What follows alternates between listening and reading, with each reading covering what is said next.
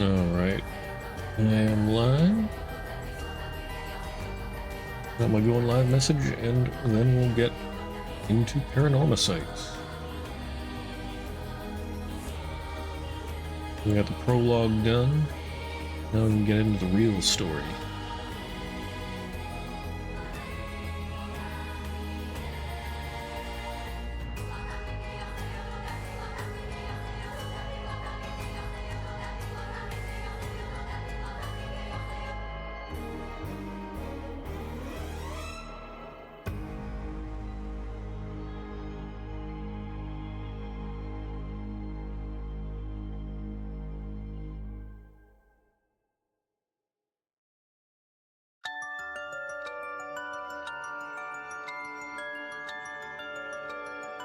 Alright, that should do it.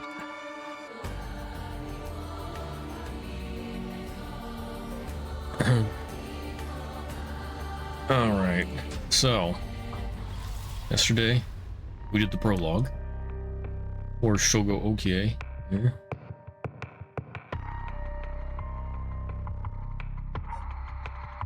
Oh yeah, I got an achievement for playing this at night, or in the middle of the night or something. That was funny.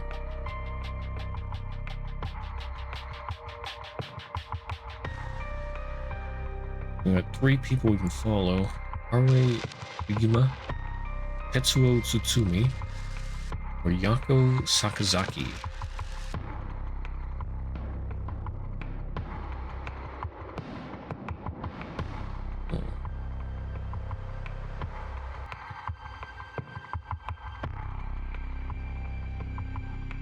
I mean, I feel like I should leave Haruo till later because he starts later than them. Like, this is like what? Is that midnight or 1 a.m.? Not sure if it starts at midnight or 1.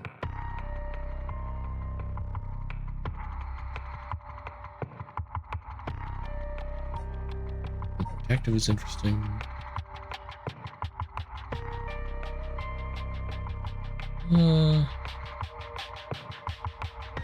Let's go with Yako. Spirit board. The Luigi board. Yako Sakazaki searches for the rite of resurrection, hoping to revive her friend who jumped to her death. To get the information she needs, she meets with her classmate Mio Kurosuzu in their classroom at midnight to attempt using the spirit board. Yeah, midnight. Always the Luigi board.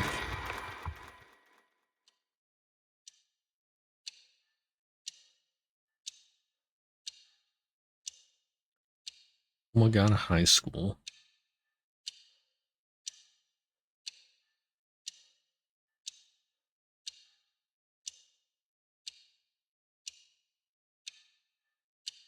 Mia.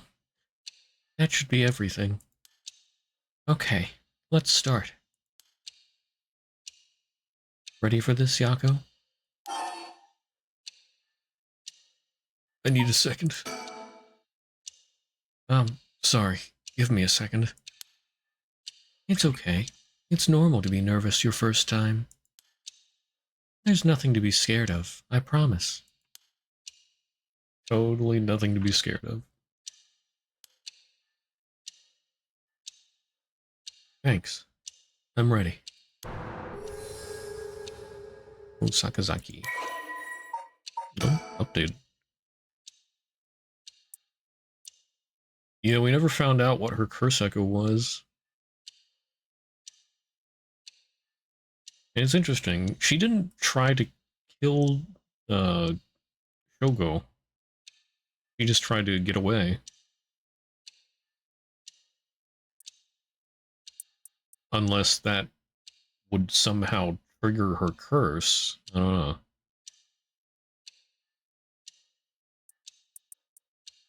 know. Yako is a student in Class 2C at Komagata High School. Unable to comprehend why her childhood friend and classmate Michio Shiraishi committed suicide, She attempted to investigate the incident herself.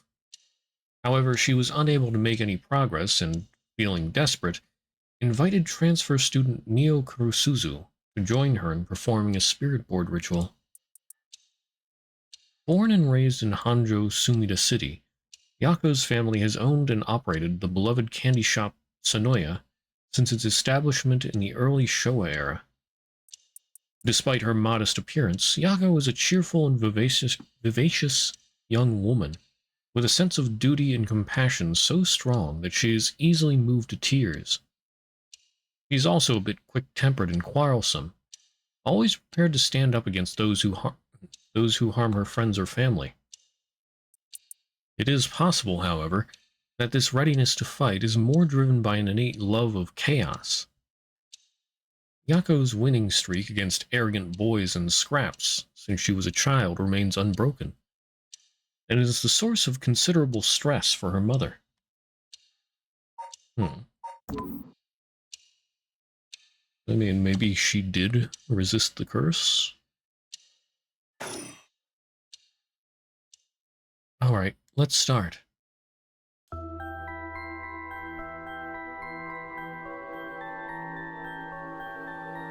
This is the spirit board.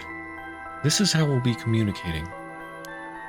First, we'll both put a finger on the 10 yen coin that's on the board.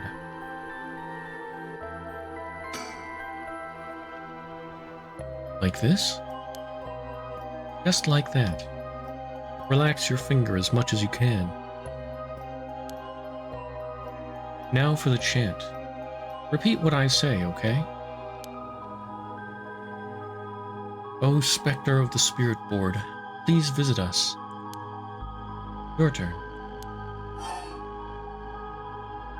O Scepter of the Spirit Board. Spirit of the Spectre Board.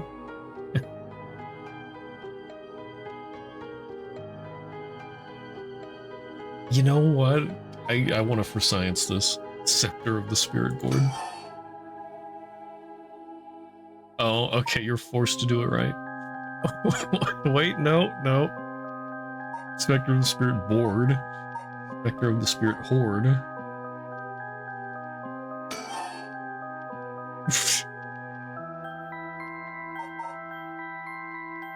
I think it was just please visit us.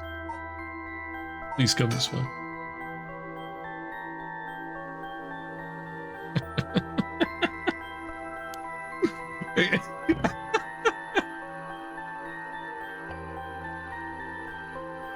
Mio does not look amused. You're a little off. Huh? Just relax. I'll say it again.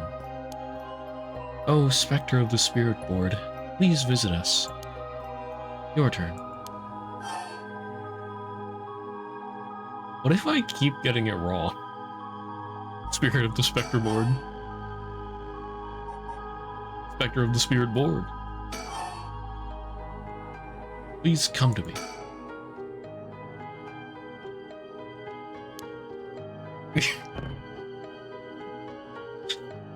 That look. You're a little off. Huh? Okay.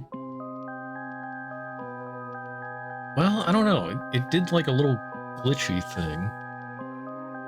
So what if I keep getting it wrong?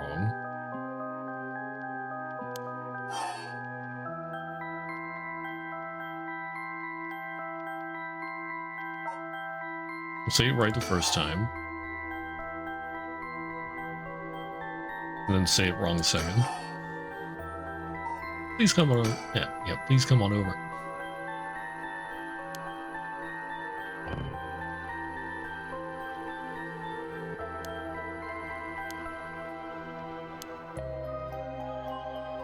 Oh, it didn't do it. I mean, it gave that weird noise, but... No, I don't think anything's happening. I mean, I'll get it wrong one more time on purpose.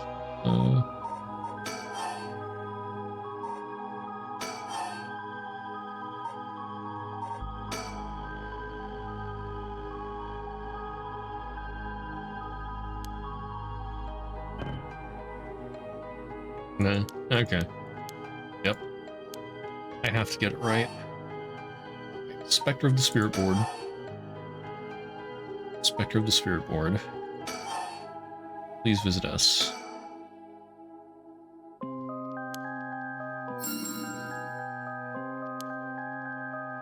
Please tell us if you are there. Oh. Okay. Whoa. It really moved. Looks like we've succeeded in the summoning. We can ask questions now. Right. Questions. Start with a question you know the answer to and see the response. Then, when you know your questions are being answered truthfully, you ask what you really want to know. Okay, I'll start with something simple.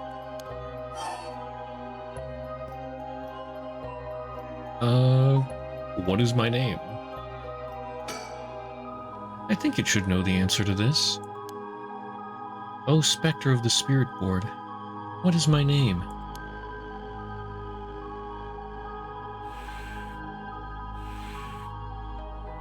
Huh? What's the matter? How strange. What? Huh? It told me no. Ah, I bet it means it doesn't know. It may be the Spectre of the Spirit Board, but it doesn't know everything. Is this spirit really the real deal? It's fine. I feel like it's giving me attitude. Maybe it knows that I got it wrong on purpose a few times. That's why it's giving me attitude.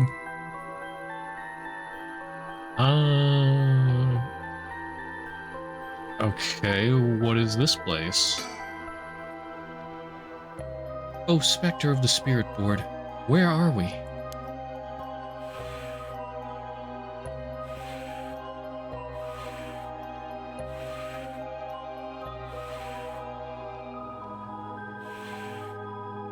High school.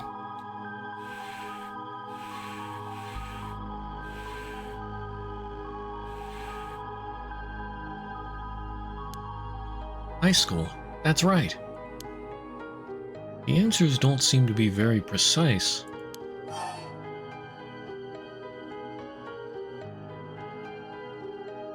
I mean, is it really you? It's... I guess. Oh, Spectre of the Spirit Board, are you truly the Spectre of the Spirit Board?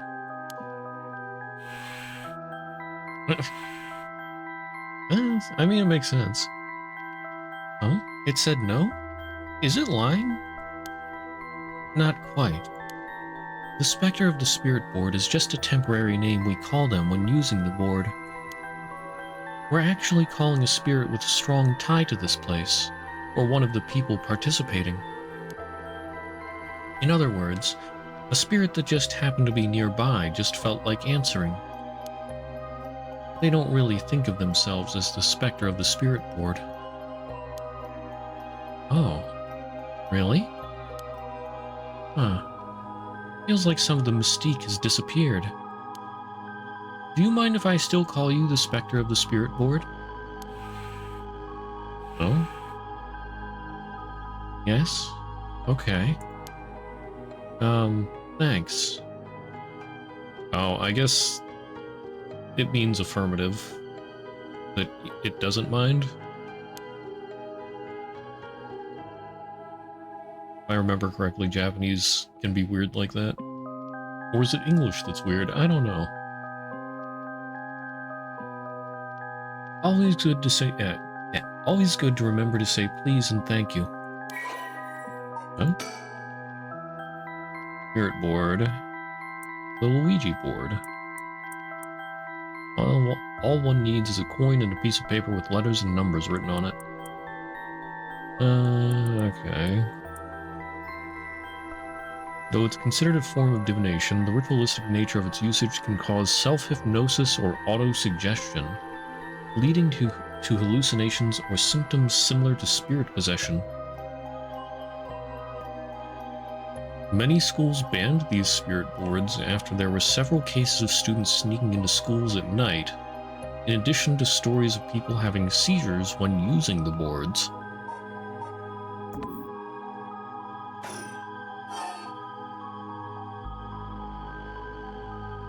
What is this girl's name?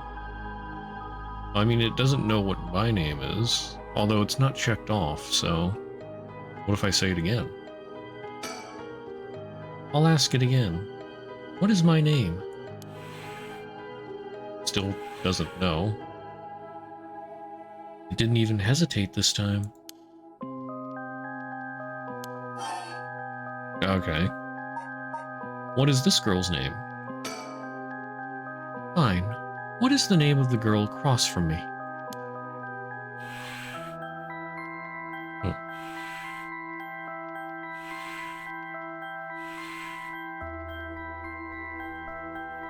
Mio. That's right. It's not fair. It knows your name, Mio. It even used that weird character you used to spell your name. How flattering. Psychic girl.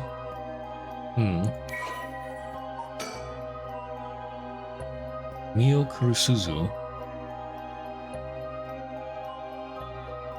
Yeah, does she have a curse echo? Mio transferred to Class 2C at Komagata High School about 2 months ago.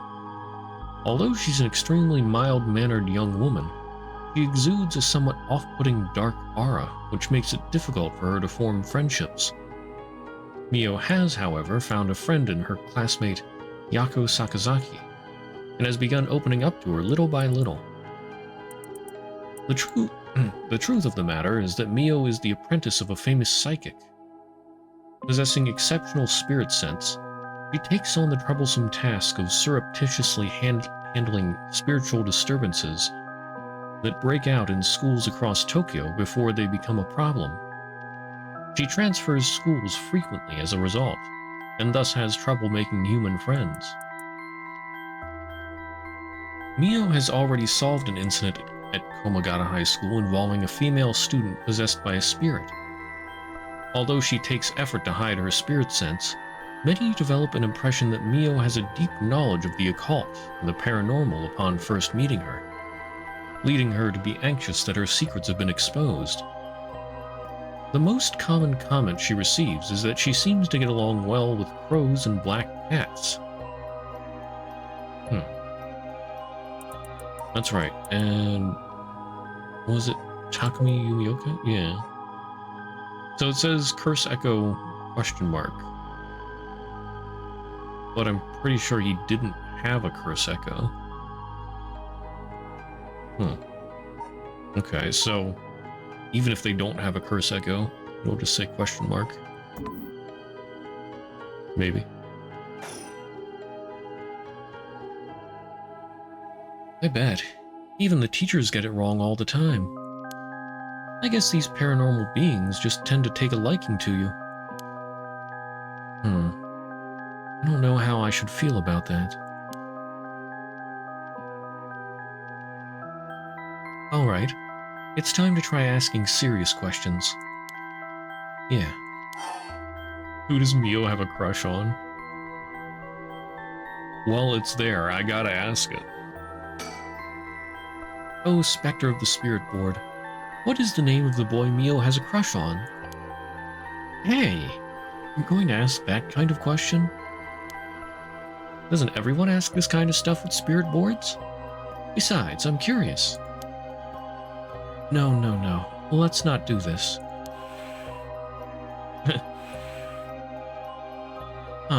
It said no. Guess that must mean you don't have a crush on anyone. Ooh. Yeah, that's it. No is correct. Let's move on. Or maybe... Oh, Spectre of the Spirit Board. You mean the boy isn't in our class? Wow. Hey, stop that. Don't make me exercise you. If that's the case, then... Oh, Spectre of the Spirit Board. Is it a teacher at our school? Oh my. Aw, no good, huh? Yako, cut it out already. We made the effort to sneak in at night. We shouldn't waste time with these questions. You've got a point. Alright. Michio's cause of death. Actually, can I look around? No. Okay, Michio's cause of death. Okay, here I go. I'll be serious now. Yes, please. Oh, Spectre of the Spirit Board. Did Michio Shiraishi in our class, who died by committing suicide by jumping 1 week ago,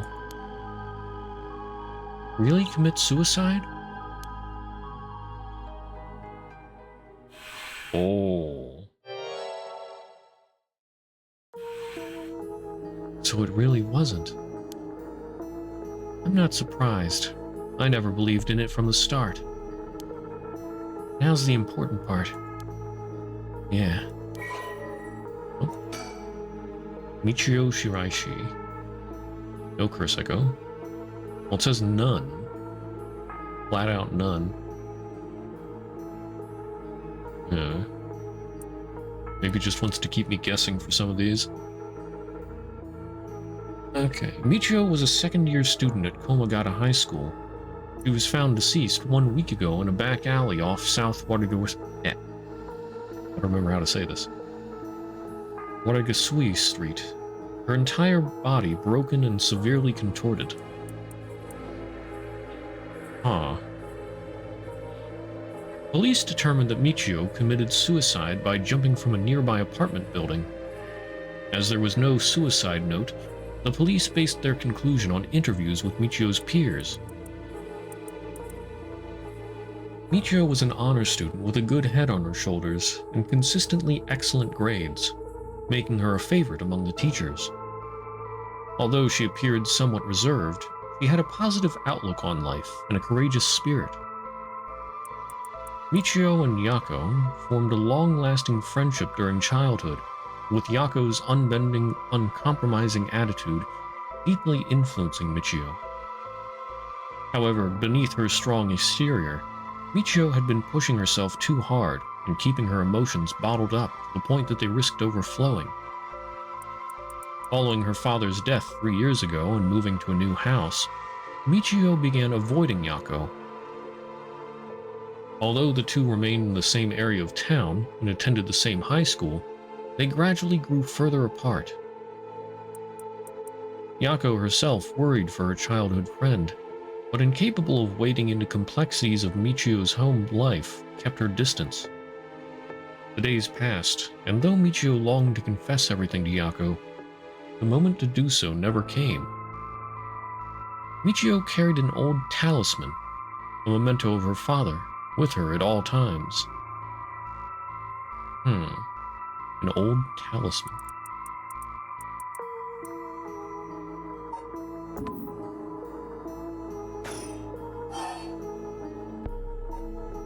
Michio's cause of death. Oh, Spectre of the Spirit Board. Did Michio Shiraishi die in an accident?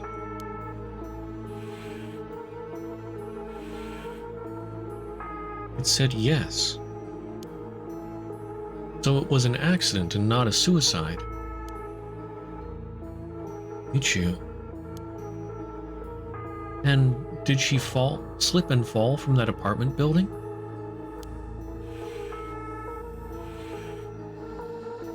Oh, she didn't? What do you mean? Michio didn't die from falling from the apartment building?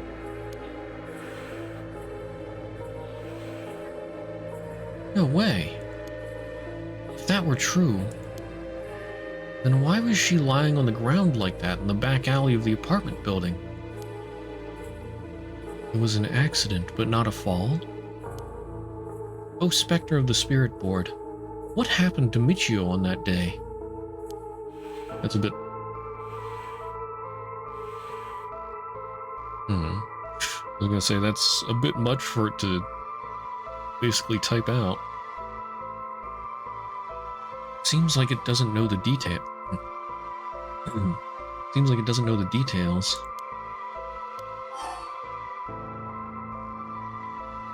Where is the rite of resurrection? Boy, you just gonna come out and say that right away? Oh. And how about... Oh, Spectre of the Spirit Board. We want to use that rite of resurrection to bring Michio back to life.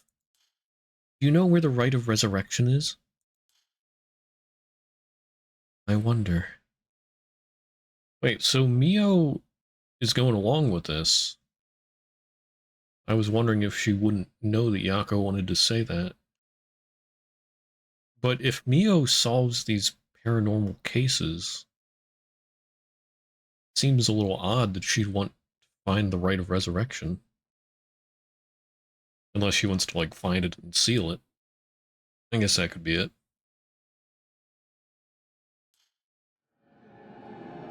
Oh. Huh? Oh, what the heck? Ah! What is this? Stop. I'm scared, Mio. Calm down. You can't let go before it's over. Stop. I can hear it. Possession. Please stop. It hurts. Ah! Such deep sorrow. A resentful memory is flowing into my mind.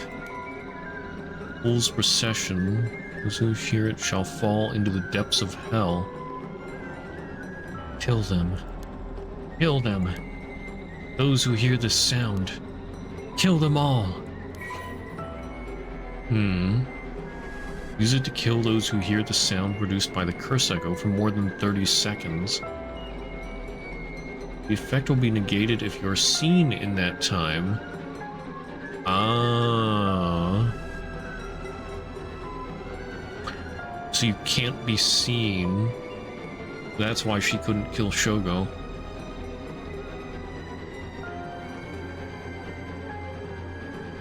But for 30 seconds.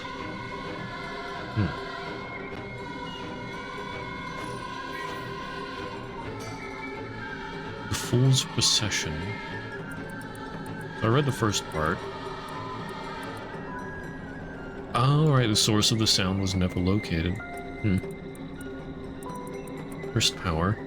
Kills by fatal fall. One who hears its music for 30 seconds without seeing the curse bearer.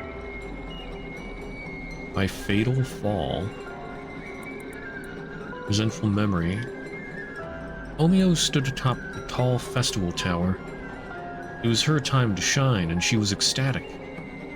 It had been years since she joined the troupe, but she had yet to enjoy her day in the spotlight. She wasn't particularly pretty, nor was she all that talented. As a gossip and a loudmouth, she wasn't well liked by her peers. Some of the other girls thought of her as a teacher's pet and bullied her. I don't care about them, she thought. I'll use this chance to make something of myself. Everything was perfect.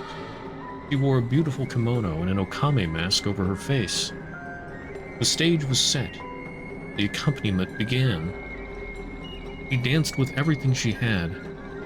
Applause rained down upon her from the crowd. Her breathing hastened with excitement.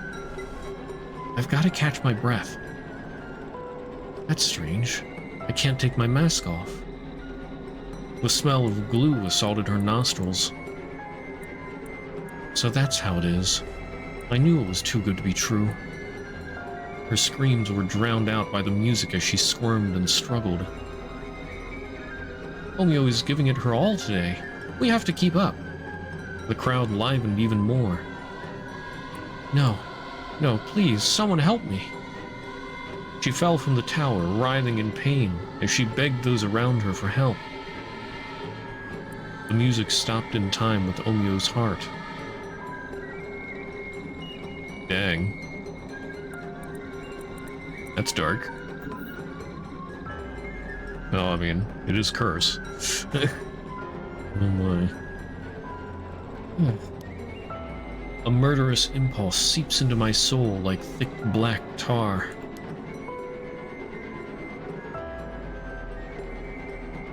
Now, kill. Can you hear it, Curse-bearer? You who so strongly desires the right. Kill them.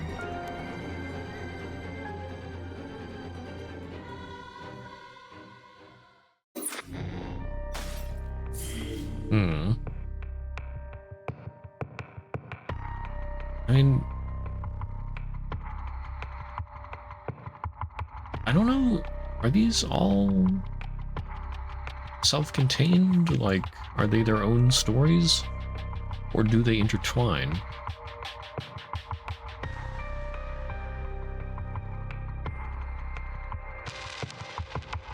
I don't know which way I should go. I mean, I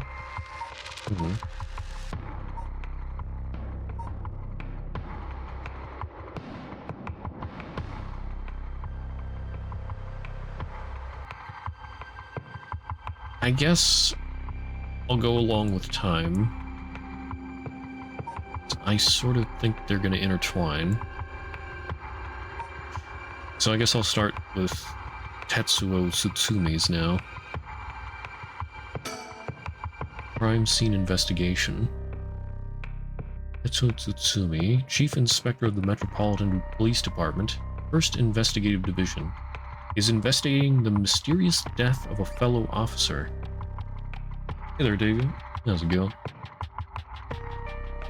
How's it going? I just finished the first one for Yako. And then, I guess you would know. So, should I just keep going down one line, or should I go in line with the time? Are you currently in a meeting? Oh boy. Just don't get caught. Dude, doesn't really matter? Okay, well then I'll keep going. I was just about to start Tetsuo's here. I'll go with the time. Let's see. He investigated the mysterious death of a fellow officer. Visits the scene of the incident, the former Yasuda Gardens, with his subordinate Jun Ario. Oh, the garden.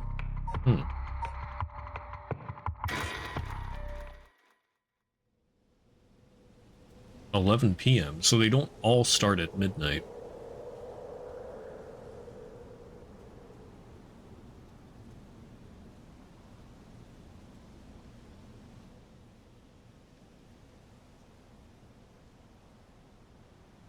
Hey boss, forensics is all done. The crime scene is clean. The other officers have all gone home. It's just us now. Park should be able to open back up tomorrow like nothing ever happened. I doubt it'll get many visitors after everything that's happened. You'd be surprised. Lots of people love that kind of thing. I bet they'll be lining up to get in. Occult stuff is really popular right now. Did you not know that, boss? Sounds stupid. Well, it's not exactly rooted in science, but if ghosts really did exist, we could just ask them who the perp is. Somehow I doubt it'd be that simple. Oh, but you know, I've heard that high school girls are really into this spirit board thing these days. Supposedly you can call on spirits and talk to them using a board with letters on it. Wouldn't that be something? Yeah, wouldn't that be something? You can try it out yourself if you're so interested. Hey, that's not a bad idea. Let's give it a go sometime, boss. What now? Not messing around. You really think we're going to solve this case by moving a coin across a scrap of paper? Sounds like you know all about it. You gotta be open-minded. What if that's how police work is gonna be from now on? Don't make me laugh. Listen up, Ario. You can't go blaming the death of your buddy on something like the occult. I don't care if it was ghosts or the occult or what. Whoever or whatever it was that did this, I'll get them. I promise you that. Well, you've got the right attitude, but we don't even know if this is a murder yet. Biases weaken our judgment. You get too fixated on one thing and you stop seeing everything else. Aye, aye, boss. So, now that we've finished investigating the scene, let's review what we know. Now? Getting late. I figured we'd head straight home from here. Come on. We've got to go over all the info we've gathered. And what better place to do it than here at the scene of the crime, where we can soak up the atmosphere. Soak up the atmosphere? What the hell is there to soak up? You must be really into this occult stuff if you get off on being in a place like this. Wait, you mean being somewhere like this doesn't get your blood pumping? No way. Oh no, don't turn this around on me. I'm not the weird one here. Cripes. Yeah, fine. Let's get this over with. Aye aye, boss.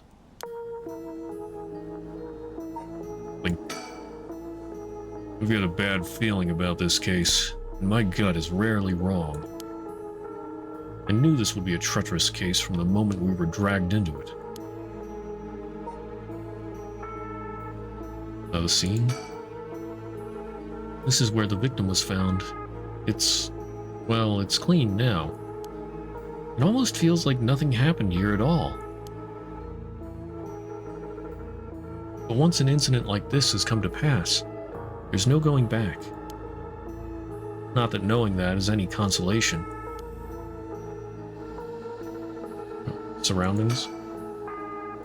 The former Yasuda Gardens here in Yokohama Ichome were originally built as part of a daimyo's estate back in the Edo period. The park became city property a number of years ago and underwent extensive renovations. There's not a soul around at this time of night. Quiet doesn't even begin to describe it.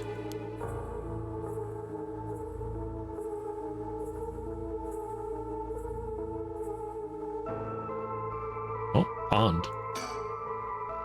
This pond. They say it used to flow into the Sumida River, but the river became so polluted that they cut it off.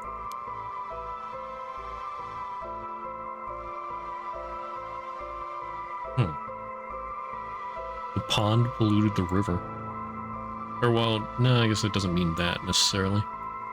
Maybe the river got polluted from other stuff and they didn't want the pond getting polluted.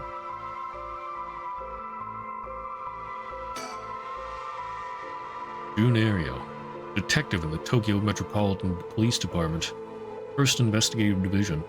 His rank is sergeant. This is his first time leading a case. Like he's graduated from rookie to newbie. He looks put together on the outside, but acts like a kid most of the time. Honestly, the force could use more people like him. Oh, he's a big softie. Classic.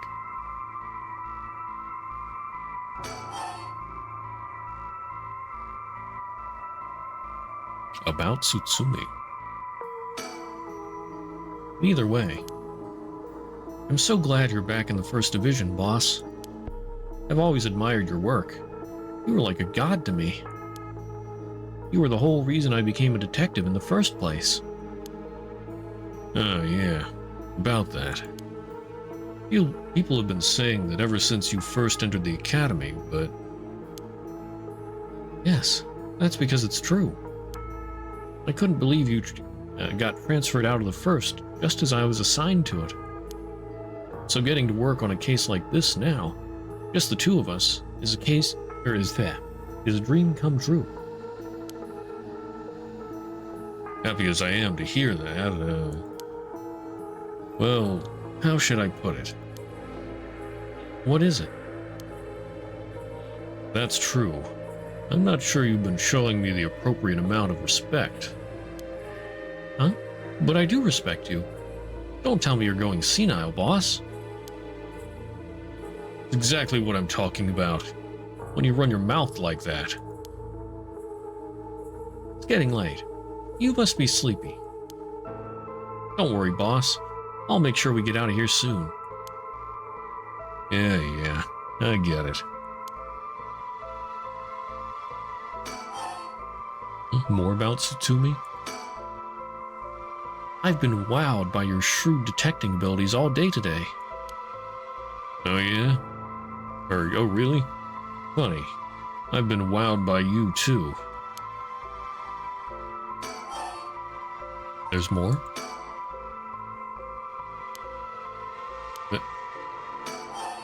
Huh? It doesn't have a check next to it. Alright, well, about the case. So, early in the morning yesterday, a staff member found the victim collapsed here in the park and called the police when they realized he was dead. While there were no obvious external wounds, the fact that he was a police officer and the evidence of a struggle means that it's likely this was a murder. Sumida office sent it over to us since it involved the death of an officer, and we were tasked with investigation.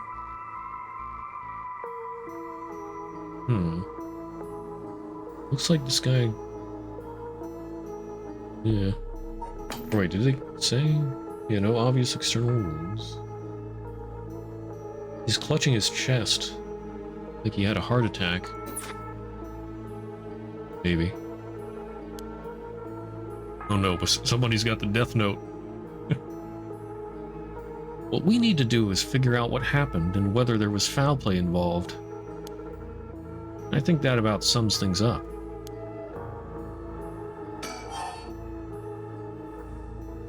About Tsutsumi. No? Okay. About the victim. The victim is Hajime Yoshimi of the Juvenile Division of the Sumida City Community Safety Bureau. 27 years old. Single. He mostly dealt with cases involving juveniles and education. His rank was senior police officer. You knew him well, didn't you? What was he like? Yes, we were in the academy together. We still went out for drinks together every 2 months or so, or every month or two. He could be a little rowdy, but he was like a big brother to us all. He was kind and cared about his friends. For better or worse, he wasn't the uptight type of cop. The man always showed empathy, and I heard he was popular with the locals for it. He treated each and every troubled kid he met with compassion. He had a great track record when it came to rehabilitation. Sounds like we lost a good one. Yes, we did. We truly did. I knew being a cop was dangerous. I knew something like this could happen, but... It's never easy when it happens for real. I know the feeling.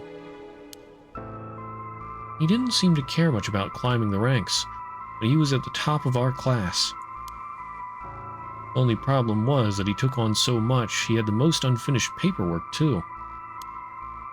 I always felt we'd need an unusual guy like him to help us solve all our unusual cases. Hajime Yoshimi. Hajime was a police officer with the Sumida City Community Safety Bureau and was primarily responsible for juvenile and education cases. Held the rank of head patrol officer and entered the force at the same time as Junario. Found dead under mysterious circumstances at the former Yasuda Gardens early in the morning yesterday. Once a rebellious gang member himself, Yoshimi turned his life around and used his own experiences to connect with troubled youth as a police officer. While his appearance and demeanor suggested a man who was rough around the edges, he was a passionate, loyal, and caring man at heart, looked up to as a big brother by his peers. Yoshimi achieved stellar results in his work with juvenile cases, but his consistently sloppy paperwork and less than formal attitude essentially doomed his career and had him writing formal apologies on the regular. He left behind a fiancée who he had been dating since high school.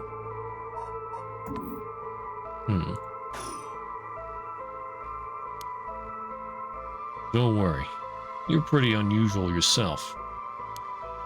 Me? I was the most normal of my classmates. Besides, the real weirdo among us quit the academy a long time ago. There was one even weirder than you? Oh goodness. Batsutu.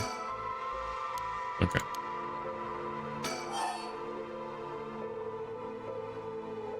About the cause of death. As for the cause of death, we won't know until the autopsy is done. From what we've seen, though, it appeared to be some kind of acute heart failure. But since he had no record of chronic illness and had no visible wounds, it's possible that poison or drugs could have been involved. Dying in the middle of the park like that certainly seems suspicious. We found signs of a struggle at the scene, as well as footprints belonging to an unidentified individual. We've got people trying to identify those prints. We can find out who they belong to.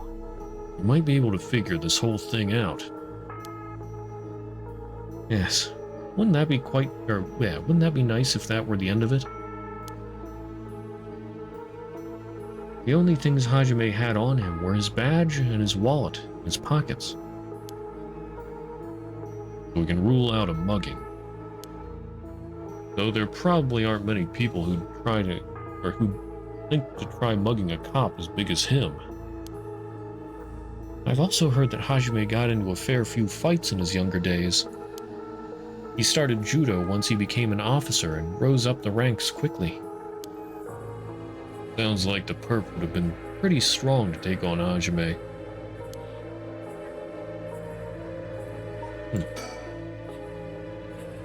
Okay, still bad feeling.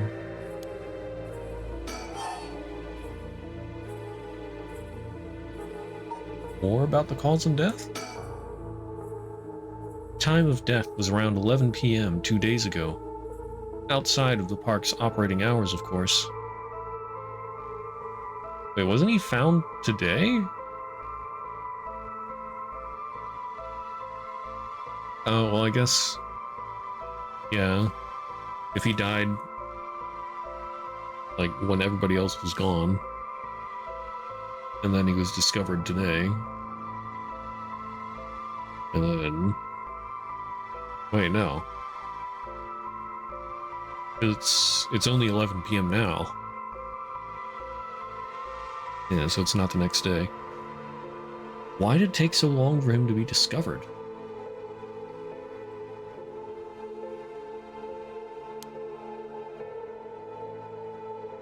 Maybe they're thinking it's past midnight? Oh, maybe. Yeah, I don't know. Could be. Like, this started at 11 p.m. Maybe it's past midnight, or maybe they think it's past... yeah, I don't know.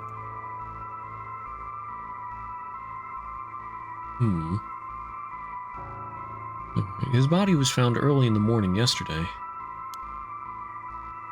11 p.m., the day before yesterday. What was Hajime doing out here at that time in the first place? That's the question, isn't it?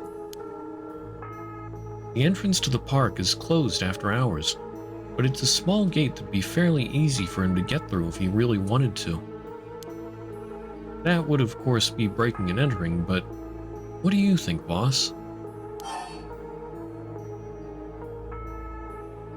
He wouldn't come out here to hide something. Well, probably not. Probably somebody called him here.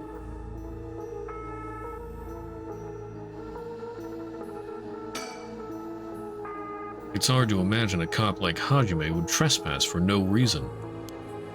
Since it seems like someone else was here with him, could they have called him here? Oh, that does seem likely. They must have been talking about something pretty sensitive to come here in the middle of the night. So Hajime met someone here to discuss something in secret. And then they got into a fight? No, that wouldn't match the cause of death. There were no wounds on the body that would indicate a spontaneous scuffle.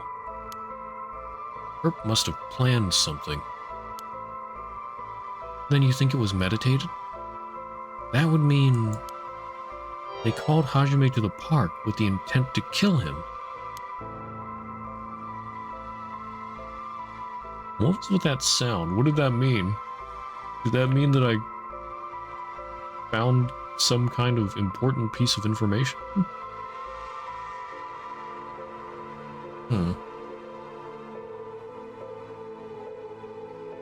Well, there's still the possibility that it was just some kind of accident.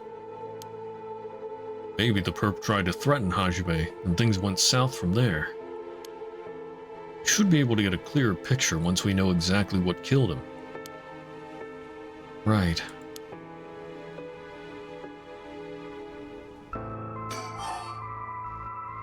Okay, cause of death is done.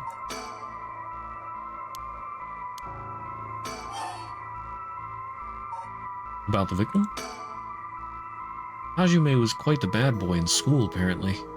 He ended up with the police a lot. He said the officer in charge was good to him, helped him get back on track. The reason he wanted to become a cop was to pay his kindness forward. That it was the first time he ever took his studies seriously. That's a good story. Love that kind of thing. Makes me want to have a drink in his honor. Please don't make fun of my dead friend. Hey, I said in his honor. You should aspire to become the kind of cop people miss when they die in the field. You say that like it's a sure thing I'll die. Besides, if I end up biting it, I'm sure you'll be the one who misses me most, boss.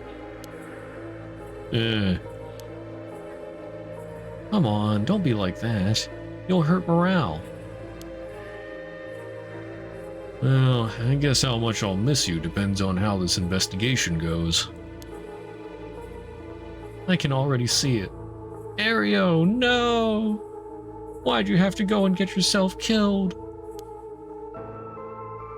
I have no idea what's going on in that head of yours. Yeah, that'll be a sight to see. I can't wait. Can't wait for your own death? Get it together, kid. Eesh, you really are something. Thank you?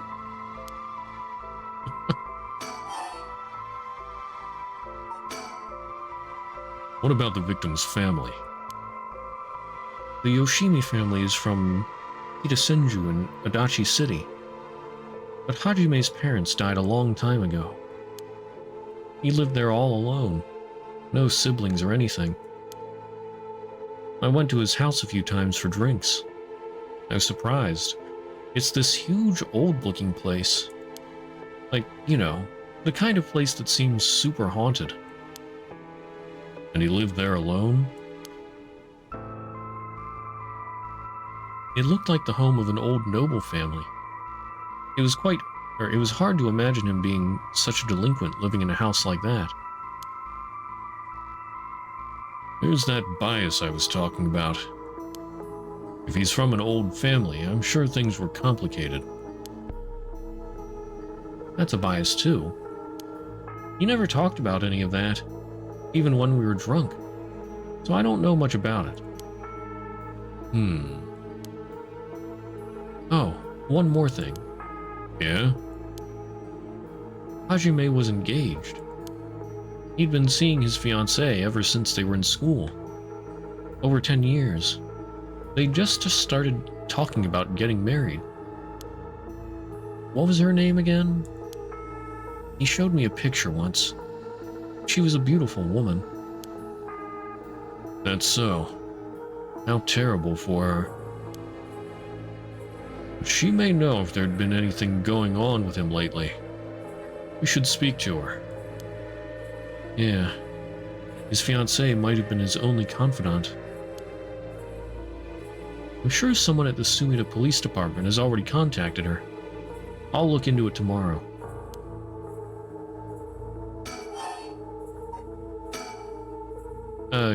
Hey, boss? I looked into the case that Hajime was running. Oh, great. That's the kind of stuff I want to know. What was Hajime working on the day he died? Well, according to his report from the day before, he had 2 cases involving juveniles. Uh-huh. The first was the suicide of a high school girl who jumped off a building in Kamizawa last week. Ah, yeah. I did hear about that. The girl's name was Michio Shiraishi. She was a second-year student at Komagata High School. But it seems as though Hajime had had contact with her even before this incident. So she'd been troubled for some time. That's the thing. About a month ago, he happened to see her walking around town. She looked upset, so he struck up a conversation with her. He was sure there was something bothering her, but she wouldn't tell him what. Must have been trouble at home. That's what he thought, too. It seems he visited her home and spoke to her parents, but they said there was no problem, so there was nothing else he could do. Well, wait, didn't her father die?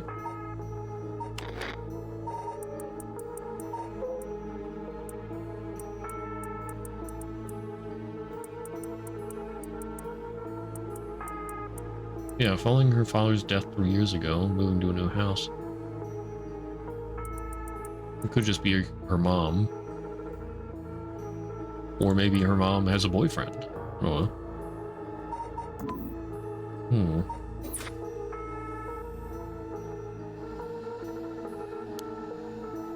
And now she's dead.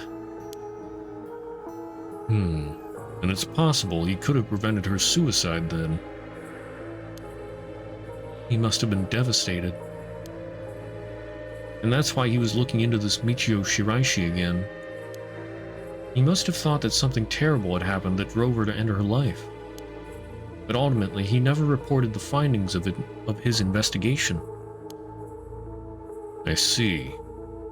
And you're thinking that it may have had something to do with his death. I have to find out what it is this Hajime discovered.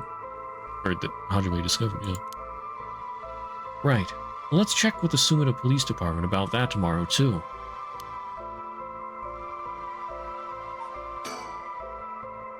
Okay, still bad gut feeling. There's still more about the victim. What was the other case he was working on? This one is also related to a Komagata High student.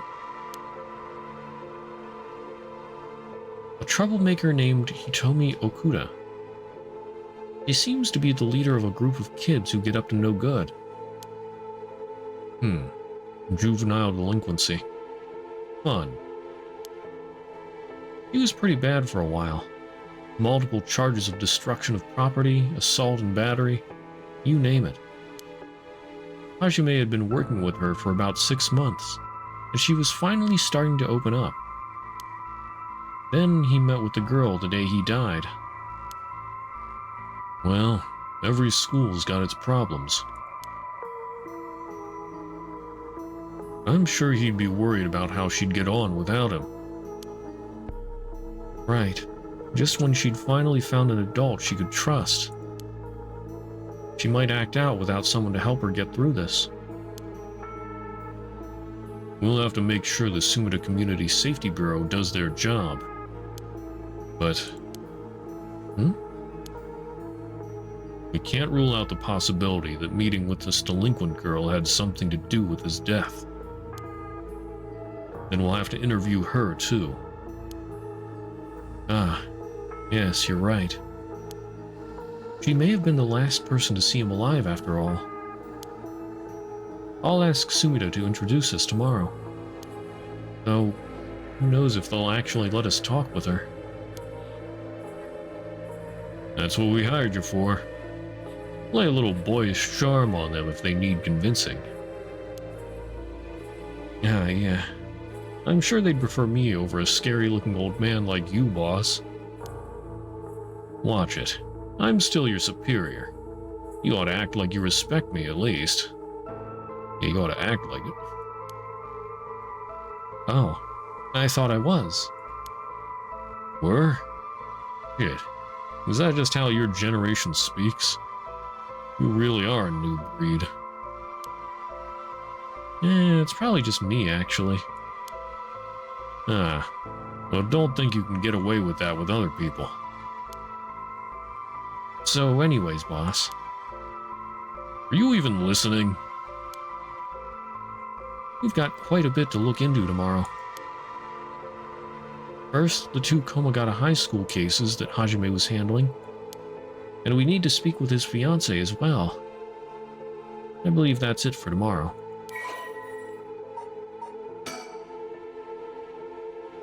Okay, notes on Hajime Yoshimi.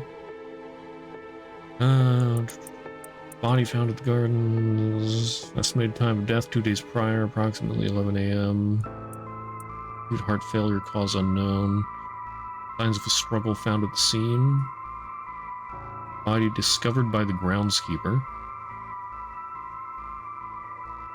Currently investigating the fiancé and 2 female students from Komagata High. Okay.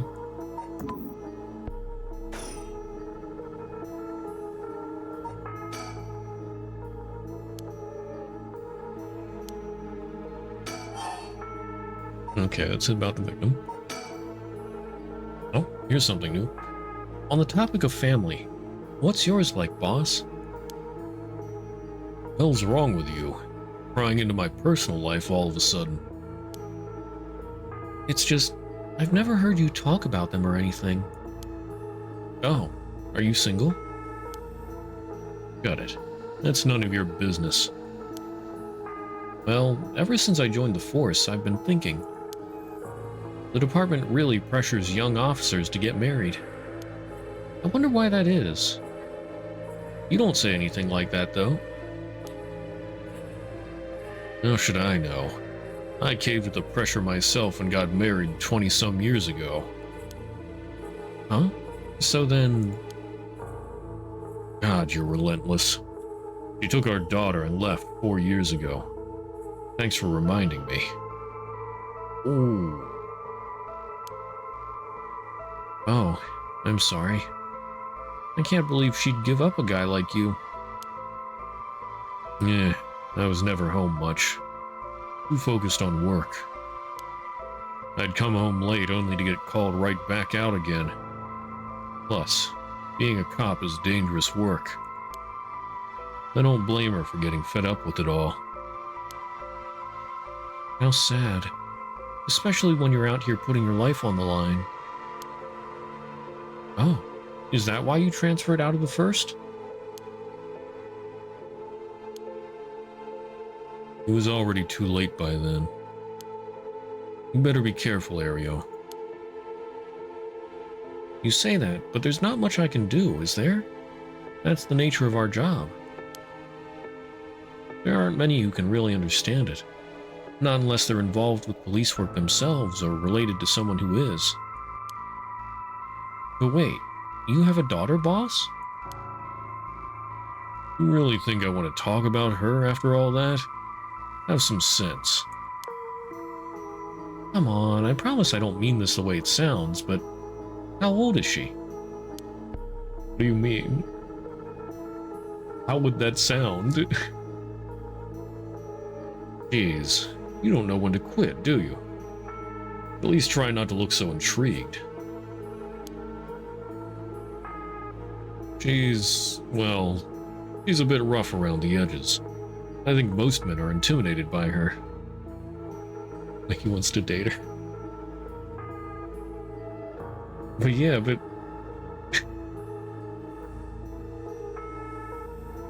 I mean... At most, she would be like...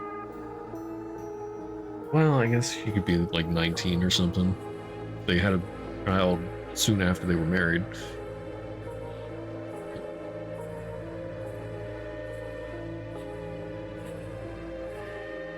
I don't know, is that the first thing you would think of, though, and ask how old the daughter is? It seems a little odd.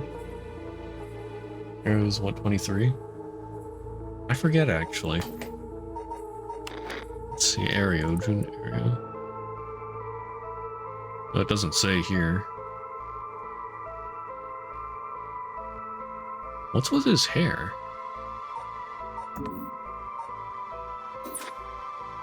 He doesn't look the same there.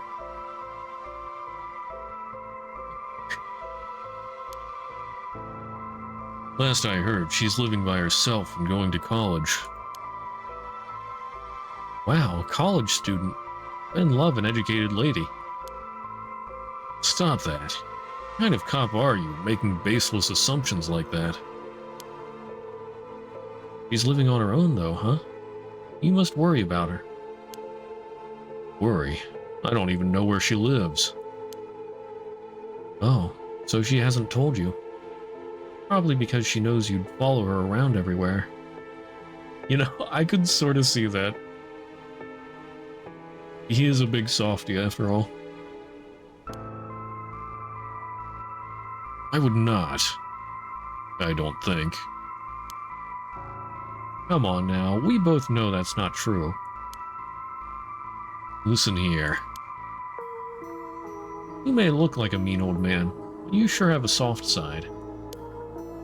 What? Is that supposed to be a compliment? I can't keep up with you. We're done talking about this.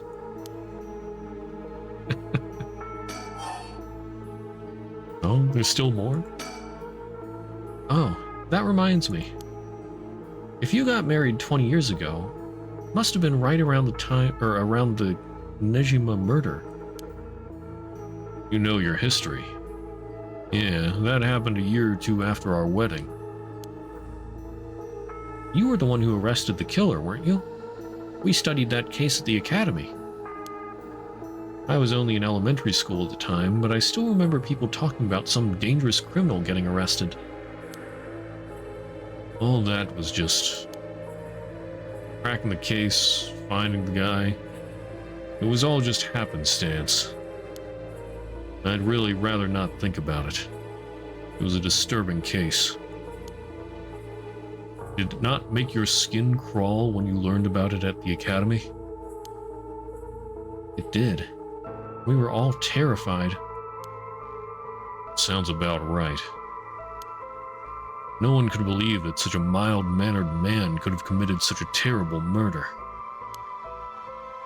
If we had overlooked one little thing, we may never have caught him at all.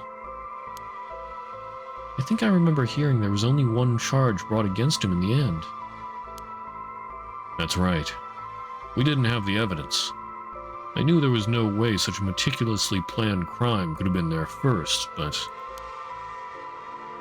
we may have stuck Umichika Nejima in a cell, but it was no victory. He always had the upper hand. And all the damage he did to everyone involved, especially the victim's classmates. It's already been 20 years, huh? Oh, damn it. This is why I try not to think about it. I'm sorry. Nejima murders involved the murder of a female high school student.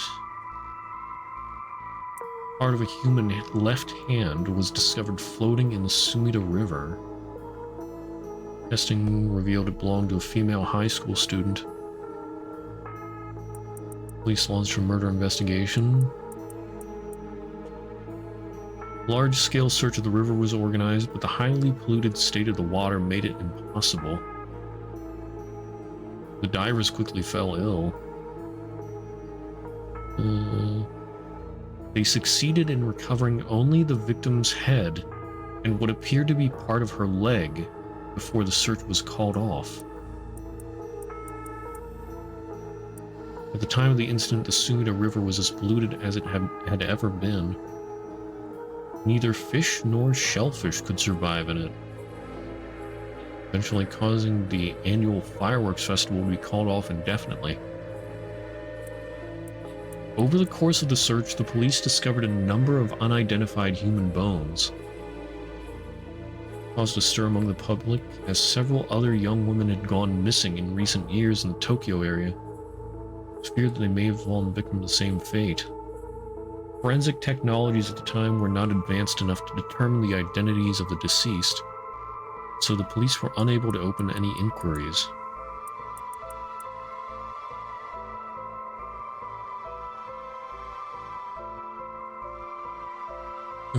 Excuse me. Let's see. Due to the overwhelming lack of circumstantial evidence, the investigation ground to a halt until a hitherto unrelated individual came to its attention. During a questioning about a separate incident, Umichika Nejima, 36-year-old shop owner with no relation to the victim, divulged details about her that had never been released to the general public. Okay, so he's arrested. Nejima testified that he had snatched his victim from the street and confined her in the underground storeroom of his shop. No special reason. Decided she was just an opportune target. Restrained her, sewed her mouth shut, and severed her fingers and toes with a box cutter while she was still conscious. Ah. Proceeded to her wrists, ankles, elbows, knees, working inwards slowly and methodically until she died of blood loss.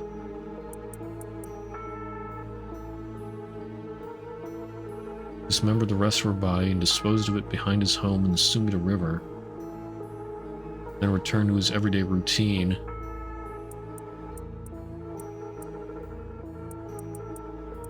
Nejima readily divulged the details of the murder once apprehended. He was less willing to explain his motive.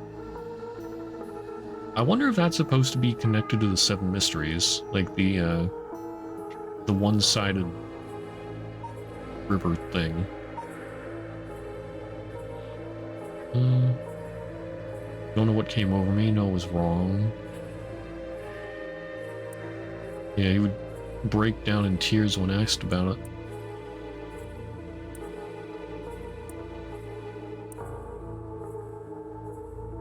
Although the efficiency of his methods strongly suggested that he had committed similar crimes in the past, no corroborating evidence ever came to light. He was sentenced to life in prison at first hearing.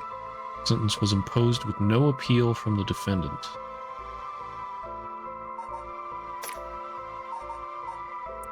So, yeah, the one-sided read. I wonder if that has something to do with this. So these curses have been around for quite a while, it sounds like. There's one or two other things that I can't remember off the top of my head, but from a while back, I guess. Well, what's that one girl?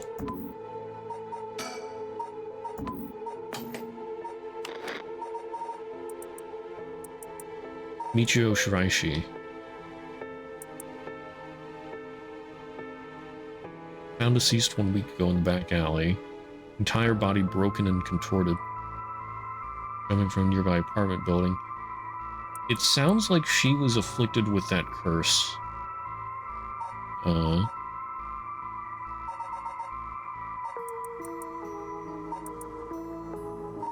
What was... Nako? Yeah, the Fool's Procession.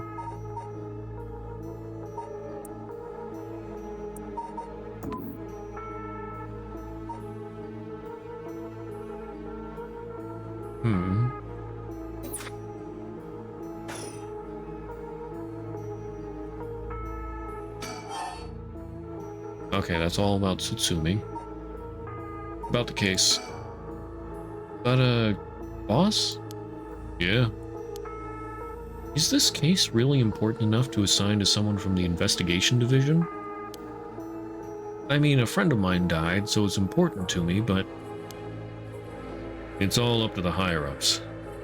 I'm sure they've got their reasons. Boss, you know something, don't you? It'll all become clear in time. Try not to worry about it too much. Thinking about it, the only thing we know for sure is the identity of the victim. That means there must have been something special about him, right? Maybe he knew something he wasn't supposed to. Some kind of secret or something. Isn't that right? You're pretty sharp sometimes, you know that? You picked up on that. You should be able to put the rest together yourself.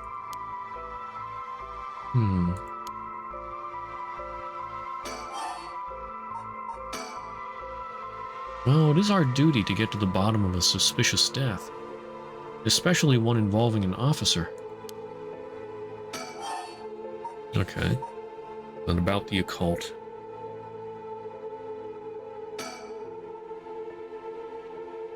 So all this occult stuff, have you heard about it, boss? What are you talking about? This rite of resurrection thing that everyone's talking about. No, not you too. I've been hearing about that shit everywhere. Oh, you have? That's surprising. Who cares what people are talking about? It's got nothing to do with our job.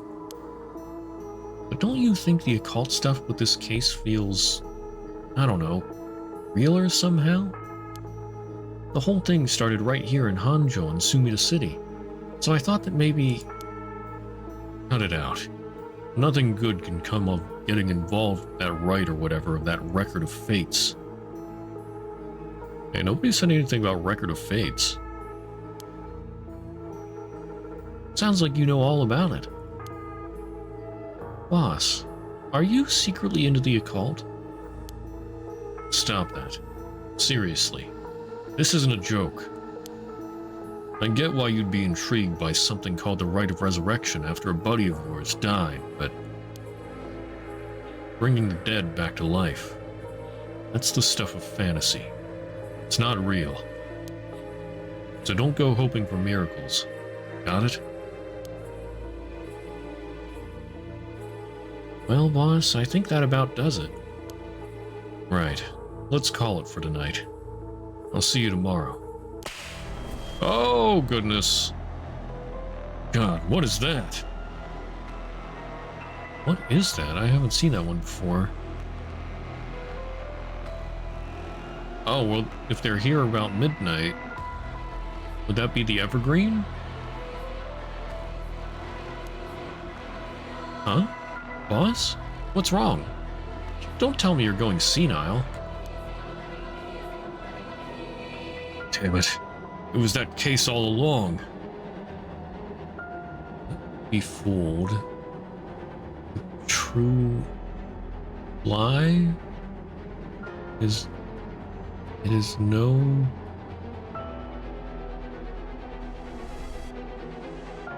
rumor? Believe me. See the truth? Boss? What is it? Is there something over there? Ah! Such deep sorrow. A resentful memory. Oh, okay. Those who deceive, falsehoods, and untruths be hung up forever in eternal darkness. Kill them. Kill them.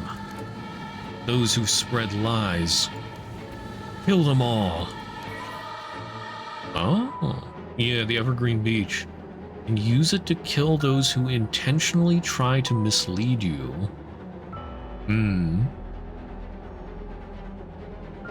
Okay.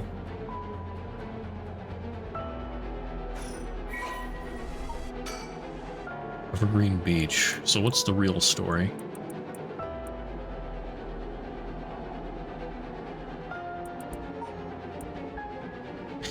It kills by hanging one who tries to mislead the curse bearer with false statements. He deceived us with his so-called rite of resurrection. The man who tricked the people with his false dark arts swings from a rope. They'd thought the man had escaped the previous night, but oddly enough, he was found hanging in the garden of the daimyo's mansion that morning. The man, a local named Jinkichi, was known for his kind temperament and skill in crafting Netsuke clasps. While his life wasn't always easy, he was optimistic, the type to smile through whatever life threw at him. He was the kind of man who would take care of those who didn't have anyone else to rely on. The prosperity that the ukiyo-e boom brought must have been what fanned the flames of his greed. The old craftsman was found in a miserable state, as if sentenced to some cruel fate. Perhaps he'd ended his own life, unable to bear the weight of his crime. But dead men tell no tales, and the people thought of him as a bad man, even in death. He hung there for days, till his neck stretched horrifically, a visage of pain still etched on his face. It was clear he must have struggled greatly as he died, his flesh marked with dark scars where the rope wrapped around his entire body. The beech tree's leaves do not fall, and neither did the man's body hanging from it, as the mansion's owner was not at home. Another unfortunate event.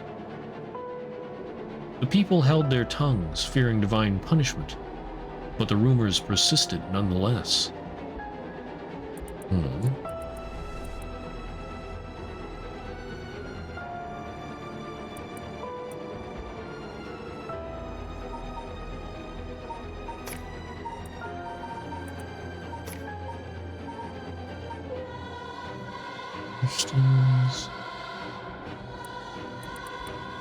Okay, so I chose each of them.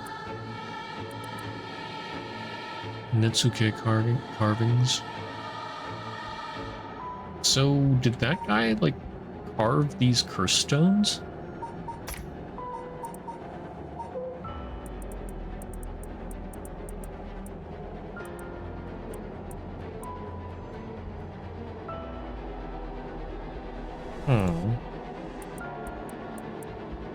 Netsuke clasps. Interesting. Ugh. A murderous impulse seeps into my soul like thick black tar.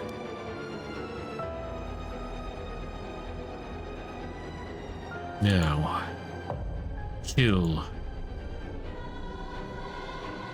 Can you hear it, Cursebearer? You who so strongly desires the right. Kill them.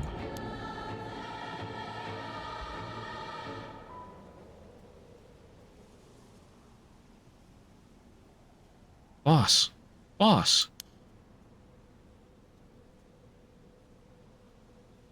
Boss, what's the matter? Don't tell me you really went senile. Sorry. I'm fine. Ariel.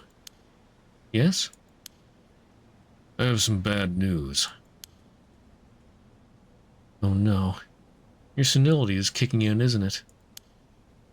No. We've got a bit of trouble on our hands. Looks like we'll be working some overtime. We're not going home tonight. Huh? What are you talking about?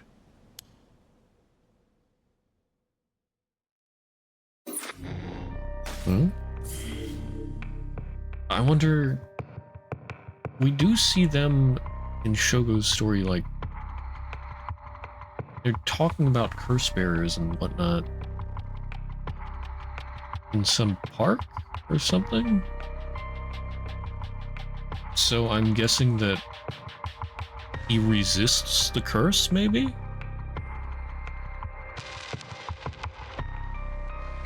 Hmm.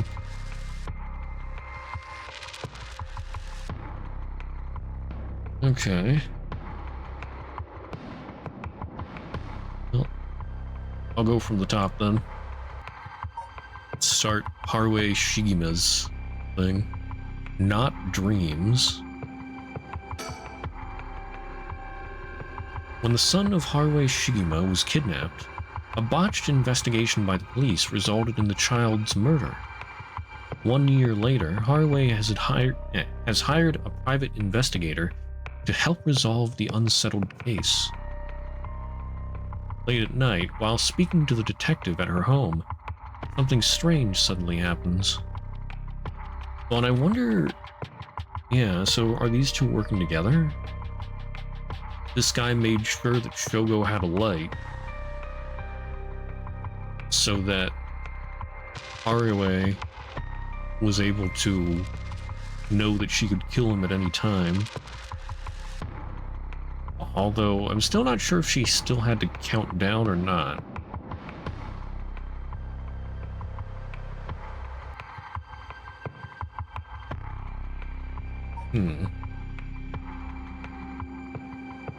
Okay, so... Start. Oh. Okay, are we just starting with the curse right away?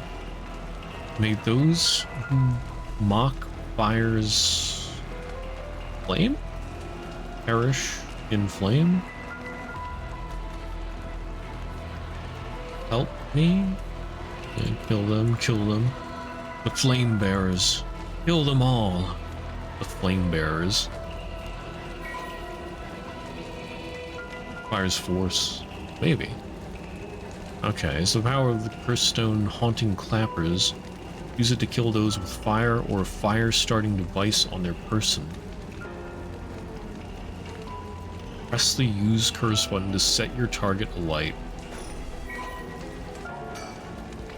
Okay, the haunting clappers, what's their story? Resentful memory. Red, red, red. Everything is dyed crimson. My home is burning to the ground. It's hot. So hot. I must call for help, but I cannot speak. My throat must be burned up from all the smoke. No, I think I'm already on fire. That's right. I'll just use the clappers. Clack, clack. Is anybody there? Clack, clack. Why is no one coming? I'm going to burn to death. How did it come to this? Oh, right. Her. It must be the work of that vixen who suddenly appeared. Or, who appeared suddenly and enchanted my lord. That witch. Those hauntingly cold eyes had my lord dancing in the palm of her hand. Perhaps I was also taken in by her. How many innocent people did I lure in under orders? This must be karma. The sound of a heavy bell. It feels like my head may split, or... feels like my head will split open. Ah, right. The evening bell. That must be why nobody can hear the sound of my clappers. Gotta do it louder. Clack, clack.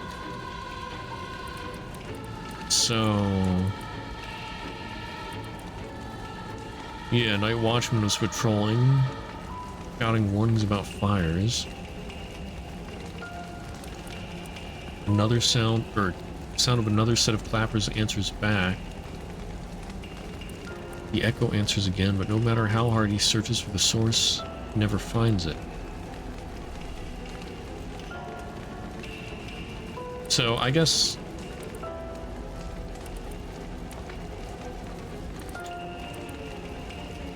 that didn't happen at the same time. It's just the mystery was written by somebody who encountered the ghost, or, well, heard the ghost, I guess.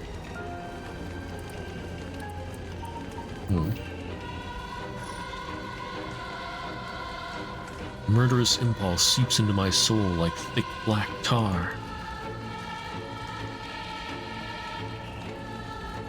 Now, kill. Can you hear it, Cursebearer? You who so strongly desires the right. Kill them.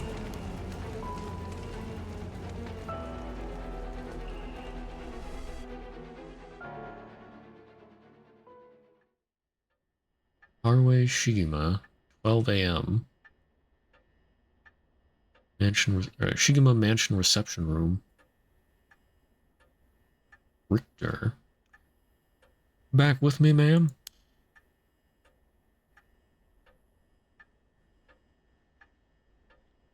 Can't say I understand what just happened, but it certainly seems to have put you in a good mood. This might be the first time I've ever really seen you smile. Sweet dreams.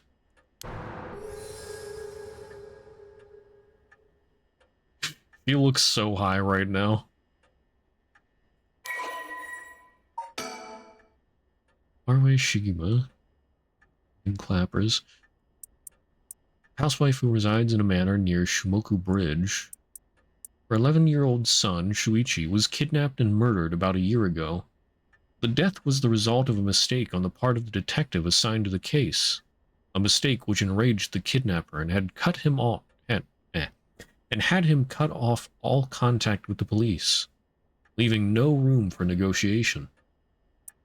The incident was covered up, and Shuichi's killer remains at large, leading the aggrieved Haruo call on the services of private investigator Richter Kai to uncover the truth. The Shigema family came from a line of samurai who built their residence in Honjo during the Edo period. They assumed important positions in the police force following the Meiji Revolution, thereby protecting their family's elevated status. Even today, many in the Shigema line work as police bureaucrats and senior police officers. Haruo's father sits in the upper echelons of the National Police Agency, and her husband, adopted into the Shigema clan through an arranged marriage, is also a highly respected agency official. However, as her family prioritizes work above all else, it wasn't long before Haruo's marriage grew cold. Though she wants for nothing, she is isolated from her neighbors and withdrawn from society. Seeing her son grow into a young man gave Haruo a purpose in life, but it was cut short by the kidnapping incident. Following the incident, Haruo spent many days in a deep depression, breaking into sudden fits of shouting and wandering around in the middle of the night. Her cheerful, loving disposition faded away, and she took to making snide remarks at her husband, which only further soured their relationship. A few months ago, Haruo's husband was transferred to another area for work, and now rarely returns home, with Haruo left to live in the large, empty mansion alone. As a housekeeper who's been with the family for a long time comes in to take care of all the housework, Haruo has nothing but time on her hands.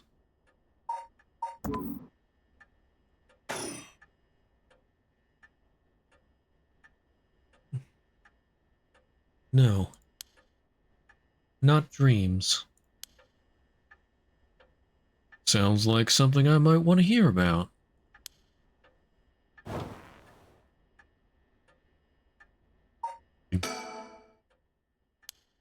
My heart's still racing. This is it. My chance, at long last. Hanging scroll. An old hanging scroll. I don't know who painted it. It's been hanging here since before I was born. Fax machine. A fax machine. It can send images to other places along the telephone network. I don't really know how it works. Most houses don't have one. I rarely find a use for it. Guest table. The guest table. I don't know where Father got this old thing from, but I've never liked it. Flower arrangement. An arrangement of flowers. We bring in someone to do it. I don't even know what the flowers are called. Stereo. A stereo unit with separated speakers designed for home use. My husband insisted on buying one, even though he isn't one to listen to music often.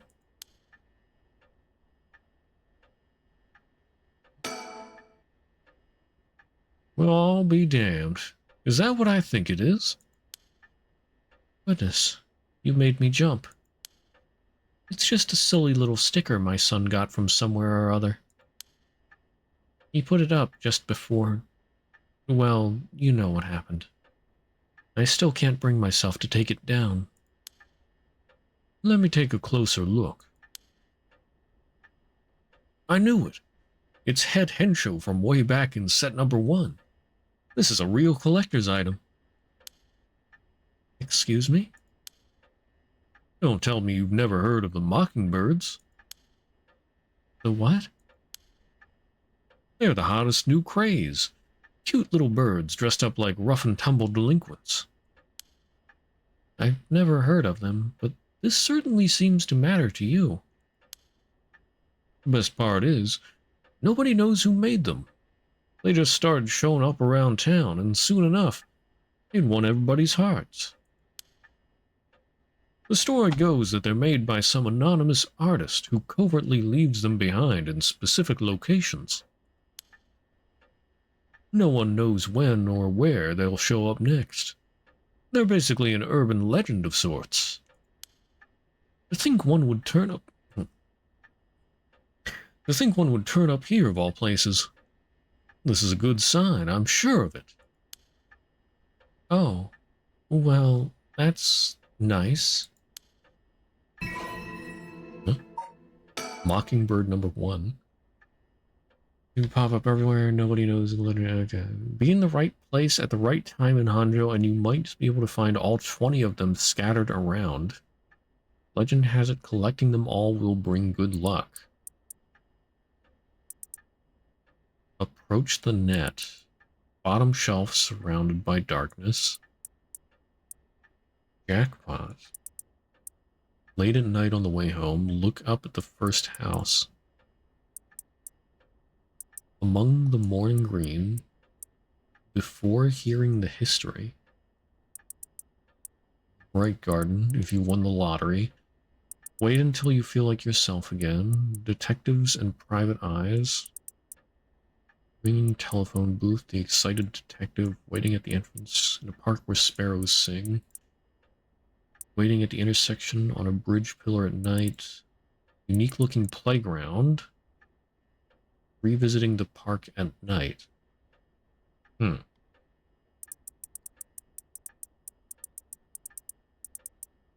Okay.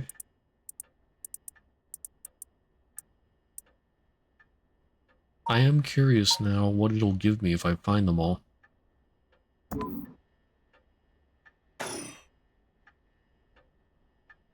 Okay.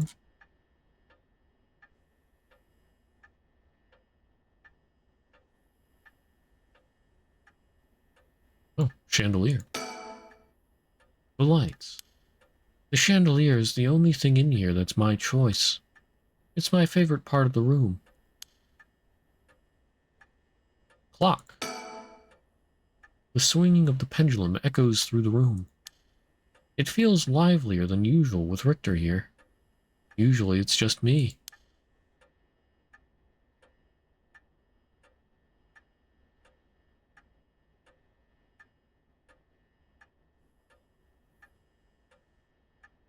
Television. A color television. Father bought one as soon as it hit the market. He likes to have the latest gadgets. Unlike the latest models, there's no remote control. We've had it for a long time. Back when it was new, we all gathered around it and marveled at it as a family.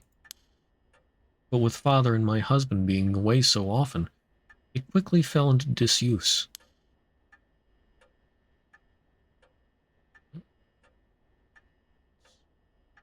What's behind him there? Alright, Richter Kai. Private investigator I hired. A friend told me about him. They said he's not very well known, but he's good at what he does. When I first visited his office in Otis City and saw how he dressed, I could hardly believe he was a detective. But after talking to him for a while, I changed my mind. He says some strange things at times, but he seems like the reliable sort. Alright. Yeah, the eccentric man that Shogo Okie ran into at Honjo Bridge. Gets caught up in the events surrounding the Rite of Resurrection. Once a police officer, Richter was racked with guilt over the police's inability to help all those in need, and quit the force to start his own private investigation firm. However, his soft-hearted nature leads him to take on too many cases, and has put his office in dire financial straits. How he is still in business is a mystery, with some whispering that a wealthy patron is keeping him afloat. Richter studied alongside Detective Jun Ario at the police academy. I wonder, is this the guy that Ario said was the weirdest? Or weirder than him?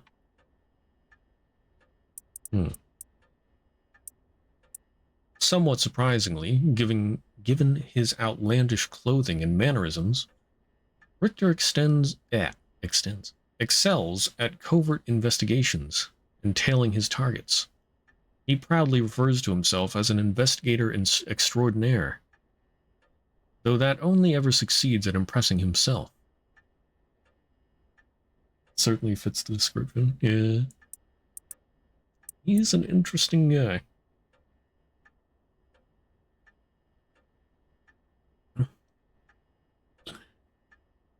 Richter's biggest source of happiness is nuzzling his pet female albino parakeet, Ernestine, which he keeps in his office. He also enjoys collecting mockingbird stickers, a popular line of merchandise featuring birds inexplicably dressed like delinquents, and can be frequently sighted searching around town for them. While out and about, Richter typically leaves the office and, more importantly, Ernestine, in the care of Amamori, a junior high schooler who had volunteered to assist Richter after being involved in a previous case. Hey there, Jeremy. One does admin into your deck, keeps the flex applied. I see. What? More updates.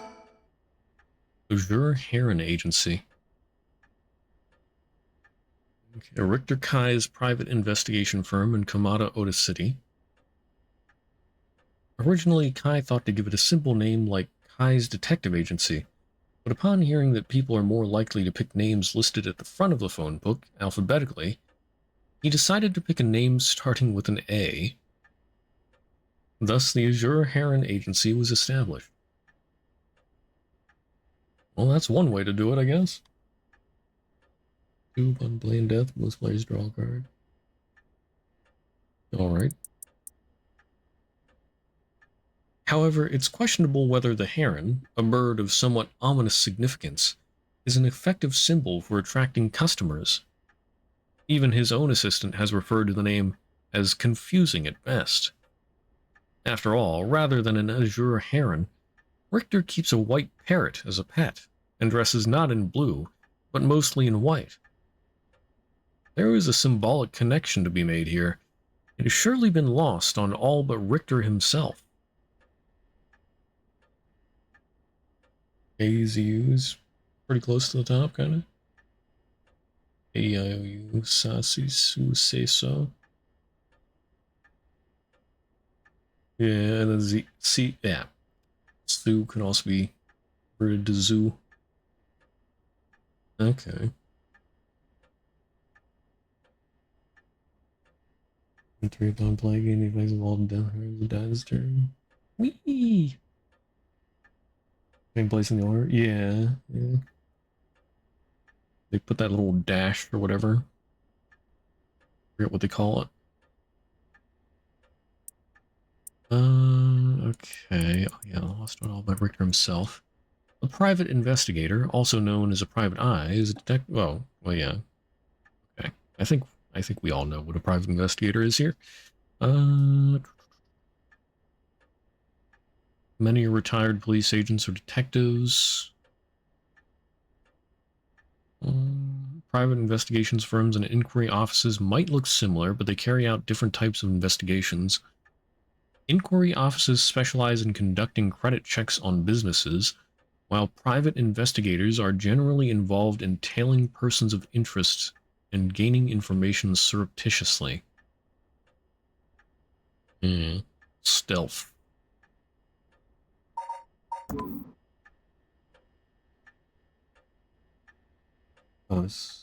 That's not, is the third line, not second? Ah. Language is interesting. Definitely mill your opponent. As they take one damage, going up an additional one damage every time. Kansata. Nahamaya. When you put it like that, it almost sounds like you're making a curse yourself. Did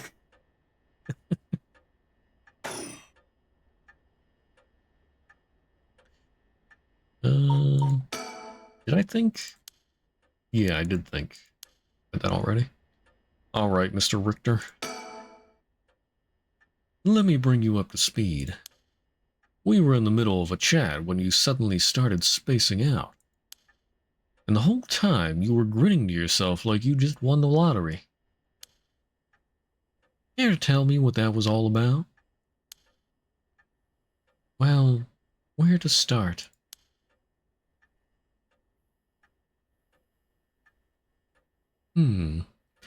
Interesting. Very interesting. So the haunting clapper's curse echo appeared out of nowhere, told you how to perform the rite of resurrection, and gave you the curse you'll need to do it. Have I got that right? That's right. So it's all real. Honestly, I still find it hard to believe. But I guess I have to now. I saw that curse stone appear in your hand myself. It looked like it popped clean out of thin air. With evidence that clear, there's no denying that there's some supernatural force at work. Interesting. So that's how she gets him to believe her? Which of the three seems more like actually use the right? Yeah. So, I mean,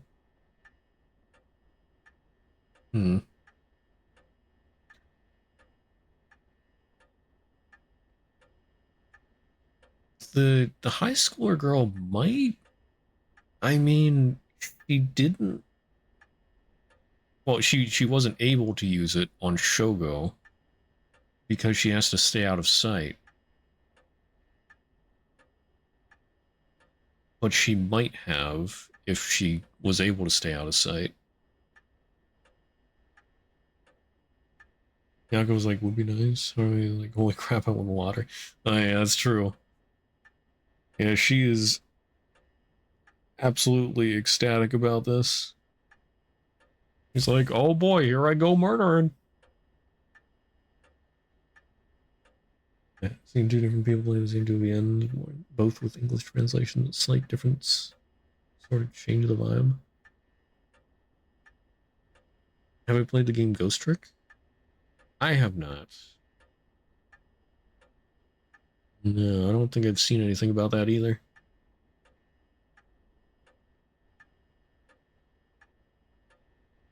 Slight differences sort of change the vibe. Yeah. Branching paths are fun. They can make the vibe entirely different. Okay. I don't think you quite understand. Oh? This isn't about evidence. And it isn't about belief. It's more than that. I know it's real. The moment the curse appeared, I knew everything before it even said a word. It was already there in my head, clear as day. You just knew, huh? It was etched onto my soul, along with the curse echo's resentful memories. So I can feel it, what it was like. Dying like they did hundreds of years ago. Wreathed in flame, writhing in pain as my flesh blackens and my blood boils.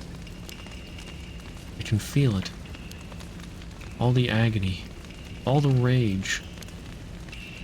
It fills me with bloodlust. I think I need to kill someone. Anyone will do, just as long as they're carrying fire. I see. That could be a problem. You think so? From what I know of you, I was sure you'd see it as an opportunity. The stronger the desire to resurrect someone, the stronger the urge to kill. That's how it seems to me, anyway. Good grief. Talk about a spanner in the works. I say we take stock for a moment. Remind ourselves where we've come from and where we're going.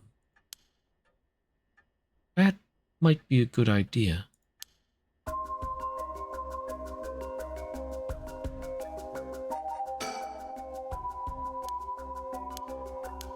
Okay. Well, this was a game you saw before. It isn't. Don't remember the game's name.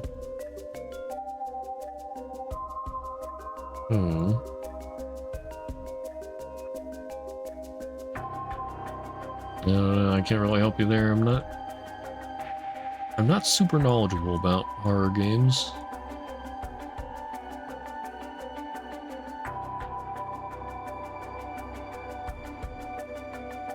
I mean, unless you're thinking about the one that sort of came out not too long ago. I think it's No, I'm Not Human. It sort of has a similar art style, although the people are drawn very differently. Five Nights at Freddy's, find them before they find you. No, it's mostly a visual novel. It's like you have to examine the surroundings, talk to the people.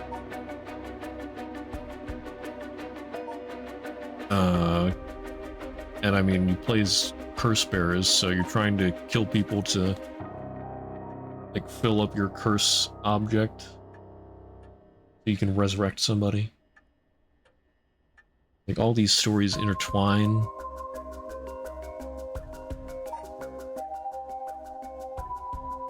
And there's only a few times when you really do anything, like kill somebody with a curse or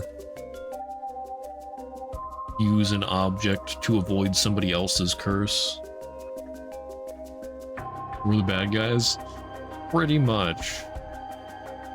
Although I have to wonder if, like, now that I'm out of the prologue, I wonder if I have to actually kill people or not.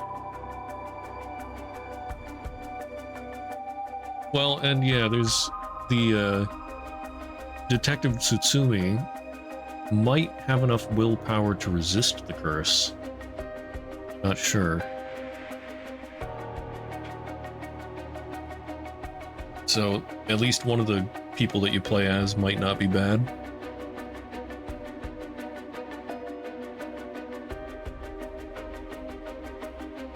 Or if there's a choice, it would most likely be from him.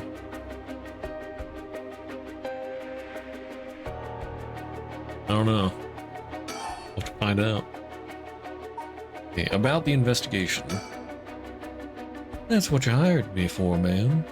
to look into your son's kidnapping last year, to uncover the truth behind the abduction and murder of Shuichi Shigema. Yeah, if we kill enough people with the curse, you get these soul dregs from each person you kill. And then anybody who has one of these curse objects is trying to like fill that up to resurrect somebody. Yeah. Oh yes, I remember. They never did find the one who did it. That's what I'm here about today, in fact. Kind of you to let me drop by so late, by the way. I've been turning over every last stone, and I've come up with a grand total of 1 lead. So you said. As far as the police are concerned, it's a cold case, but I've managed to make some headway. I remember. You were just about to tell me. The Shigema kidnapping. Kidnapping and murder case that took place in Honjo, Sumida around 1 year ago. Haruo Shigema's son, Shuichi, age 11, was kidnapped on his way home from school, with a ransom being demanded that same evening. Good. Control all the people who have cursed objects at different points. And one of those where nobody wins scenarios where they kill all each other and I'm getting to res someone. Well, I don't know how it's going to go. The prologue was we were following somebody with one of the curses. And so we met all the people that we're going to follow now during his part of the story.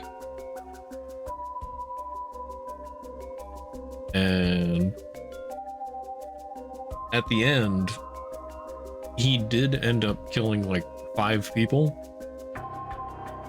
And he got enough souls to resurrect somebody, but when he tried to use the thing, he ended up dying. So, I'm not sure if you even can resurrect anybody.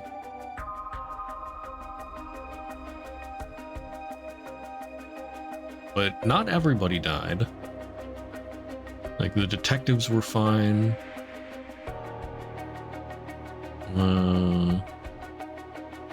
Well, the detective pair and this guy, Richter, were all fine.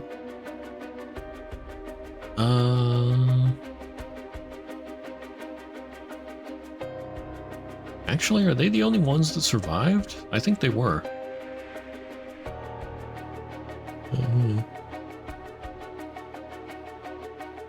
Okay. Where was I?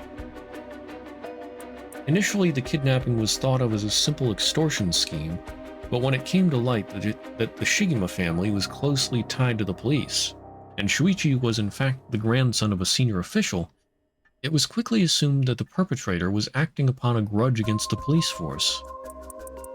The kidnapping was treated as a direct attack against the good name of the police, and a large-scale investigation was launched that used the best equipment available to trace phone calls.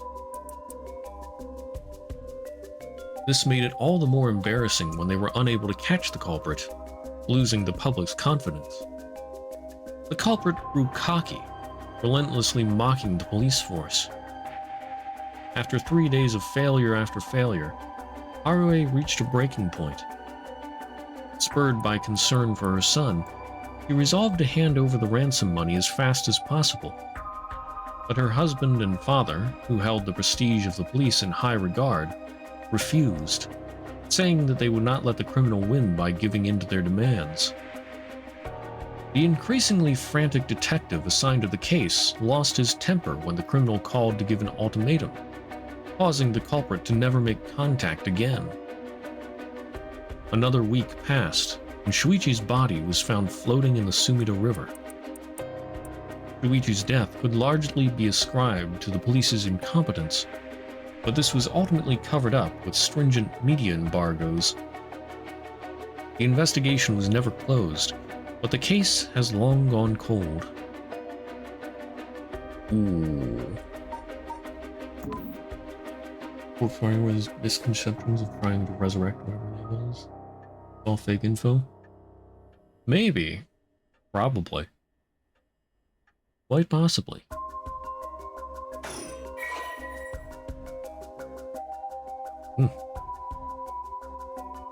Another person of interest? Ah, Shuichi.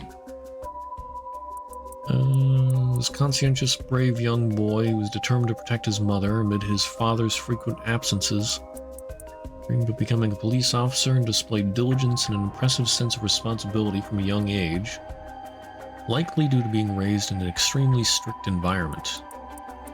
Born in the early 70s, spent his days immersed in various activities and studies, including playing piano, learning the abacus, taking English lessons, and training in kendo.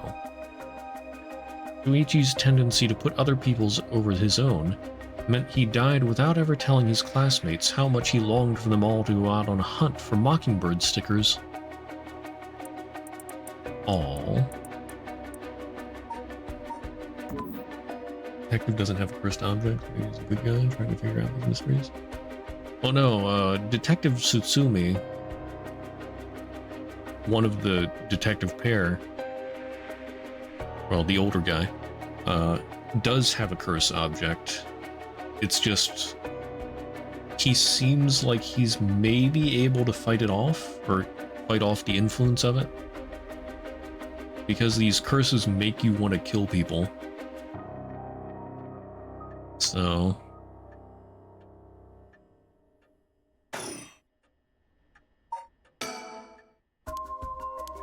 it's still that. Okay. About the investigation. You know, we still need to figure out exactly what you want me to do. Tell you what, why don't I tell you what I found, and then we can make a decision. All right. Okay. Oh, okay. Get rid of the cursed objects? Why do I have to fill them up? Well, yeah. People want to resurrect whoever they've chosen to resurrect. And then also, like, the cursed object's influence over them probably won't let them throw it away.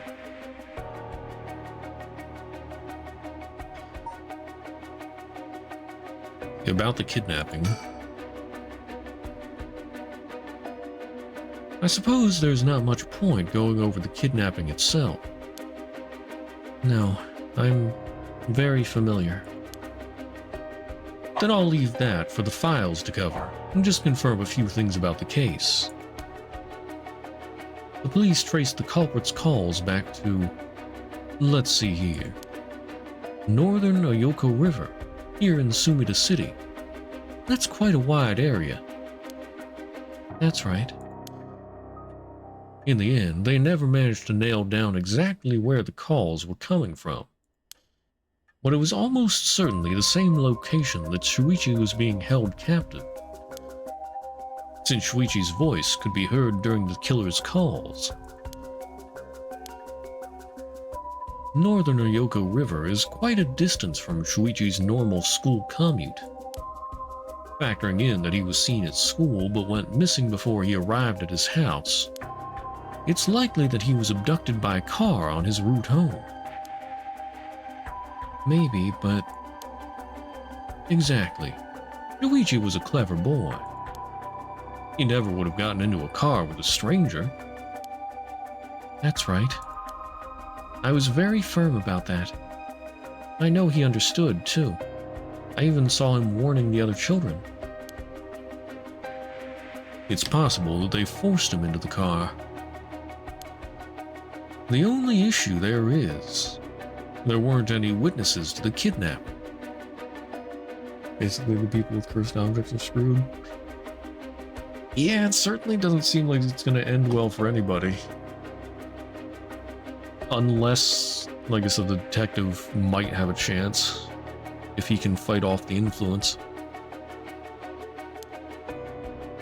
You can't bundle someone into a car with that many students around and not be noticed. but nobody came forward to say they saw anything suspicious. So did they target him at some other time? Or somewhere away from his usual route? Both of those seem a little far-fetched. Which raises the question, how did the kidnapper pull it off?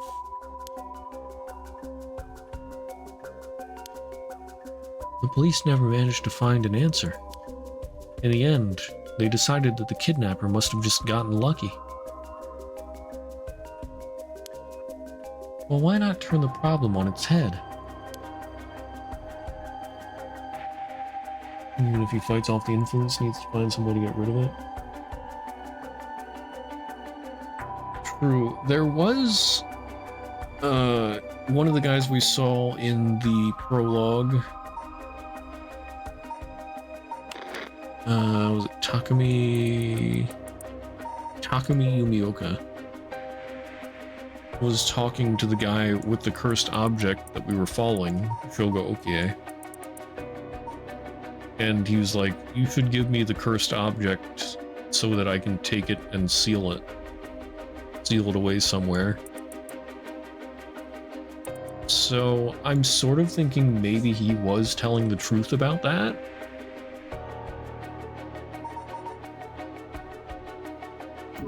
That'd be one way to get rid of cursed objects, maybe. But I don't know. I don't know what's canon at this point. Because he died. Shogo killed him. Although there's also the other route where Shogo doesn't get the cursed object and is later found dead. So yeah, it all depends what is canon right now.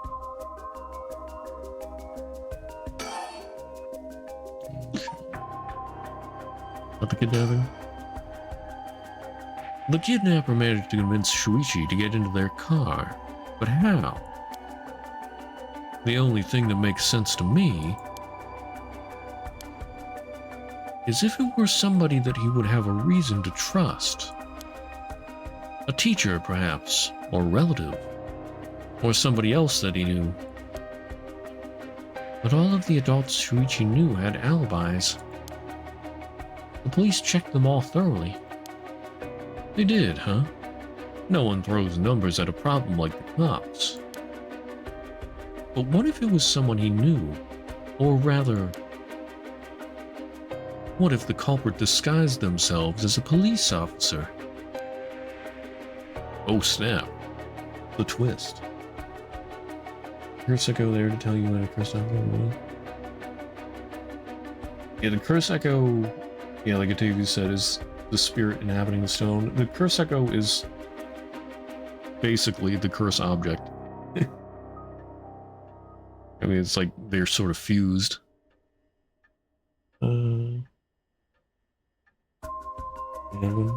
Yeah. Curse echoes in the cursed object. Well, I guess the curse echoes do come out of the object. Like they're not just inside it. The Shogo saw a few. Then I guess Detective Tsutsumi saw that guy twisted up in tree branches or whatever.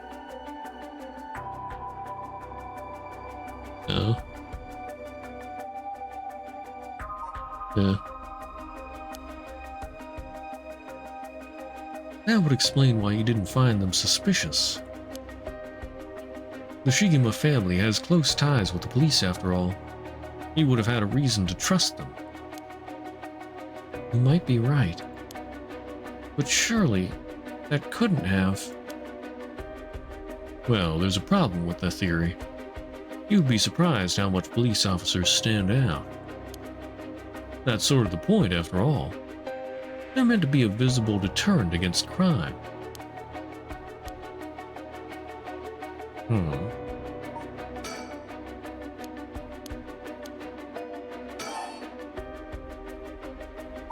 Okay. But here's another interesting little bit of trivia I happen to know. When you ask people to imagine someone suspicious, nobody pictures women or children. Even kids who've been warned about strange danger often subconsciously expect the danger to look like an adult man. Besides, Shuichi was the sort of boy who wanted to be a police officer when he grew up. He must have had a very strong sense of right and wrong. That's right. Wait, surely you can't mean... Now you're getting it. If, say, a young woman approached Shuichi asking for help, what would he have done? If someone like that said they were lost and asked him for directions, would he have gotten into a car? He might have. My husband always told him that a man had a duty to watch out for women and children. You could certainly argue that kind of attitude is outdated nowadays. But if Shuichi believed it, then we might have something here. Then you think the culprit was a young woman? But it was a man's voice on the phone. She might have been an accomplice, or maybe she didn't even realize she was being used. If anything, that would explain why she hasn't come forward. She herself might not realize she had anything to do with the case.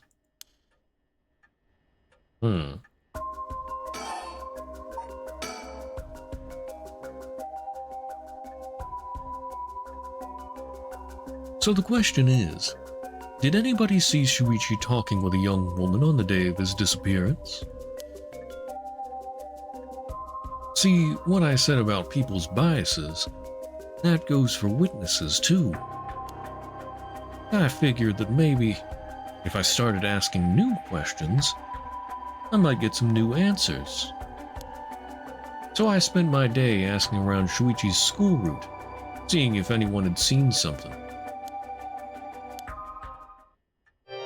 And one man thought he had. You mean he saw it happen? Well, I can't say that for sure yet. It turned out he wanted something from me, so he asked if we could talk in private.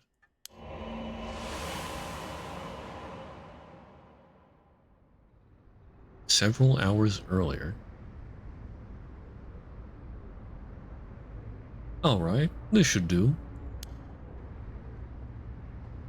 There's no one around. We can speak in confidence. Excuse me. What was your name again? Jinochi. Got it. Well, Jinochi, I'm all ears. Just so we're on the same page. You're a private detective investigating Shuichi Shigima's kidnapping. Do I have that right? Of course. What else do I look like? How should I know what a private detective looks like? Oh, forget it. Look, I'll tell you straight. My life is in danger. I need your help. You'll excuse me if that caught me a little off guard. Let me ask you straight. Who was trying to kill you? A student called Michio Shiraishi. What? Wait, but this is several hours earlier. But at this point, Michio's been dead for like a week. Interesting. A schoolgirl, eh? Sounds like you've been naughty. It's nothing like that. That girl, she's a murderer. I'm the only one who knows, but I saw what she did. Michio Shiraishi. I saw her kidnap Shuichi Shigima. Huh? Oh, oh, that would actually make sense. Wait, but then she died of that curse. What? Well, no, maybe she was killed by somebody else with that curse. And maybe she had, like, the curse of reeds. One impersonator. It would actually sort of make sense, I think, because so Michio Shiraishi, her father died like 3 years ago. So, well, and she also started to drift away from her friend. And the longer that somebody's been dead, the more souls you need to resurrect them. I don't know when this dude witnessed this. Could have been before now. He said nothing until now. Well, I mean, he would have witnessed this like, what, a year ago? Yeah, a year ago. Shuichi died. So maybe, okay, maybe Michio was going to try to kill him, and he's been avoiding her and doesn't know that she's dead yet. Because at this point, Michio should be dead for about a week. So, okay. Come again? I saw her talk to him on the street and lead him away. I didn't think much of it at the time, but then he went missing.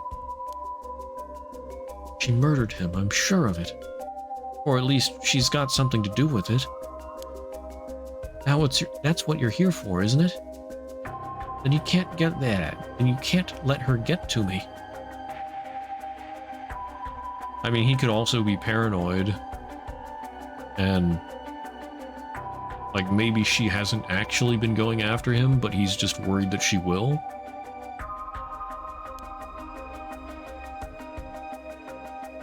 If that's true, you've been sitting on some valuable information. Why didn't you tell anybody? Well, you see, if you can't explain that, I don't have any reason to believe you. I couldn't. She told me she'd kill me if I spoke a word. You're telling me a schoolgirl had you scared for your life? So you've been sitting on that all this time, and you think she's coming for you now that you've spilled the beans? Yes, that's it. Exactly. Okay, yeah, so he just assumes that she's gonna come after him now. I'm begging you, don't let her get me. Arrest her, I'm telling you. She's a demon. Well, you seem to believe what you're saying, but it just doesn't add up. How could a schoolgirl have a fully grown man so terrified? You don't know what she can do. She'll curse me. Curse you? I'm sorry, but you're losing me here. It's true. Her house, it's... forget it. Why do I even bother? You seem dubious enough to believe me. I should have known you'd never understand. Enough. I'll find someone else to help me. Hey. And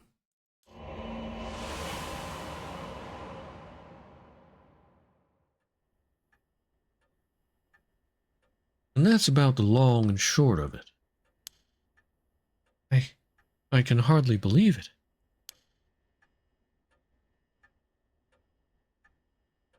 At the time, I thought his mention of curses was just crazy talk.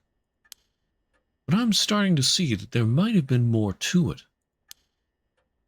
Then, if we can just find that girl... Curse or no curse, If she was with Shuichi on the day of the kidnapping, then there's a good chance she knows something. On top of that, I did some digging on the man I spoke to.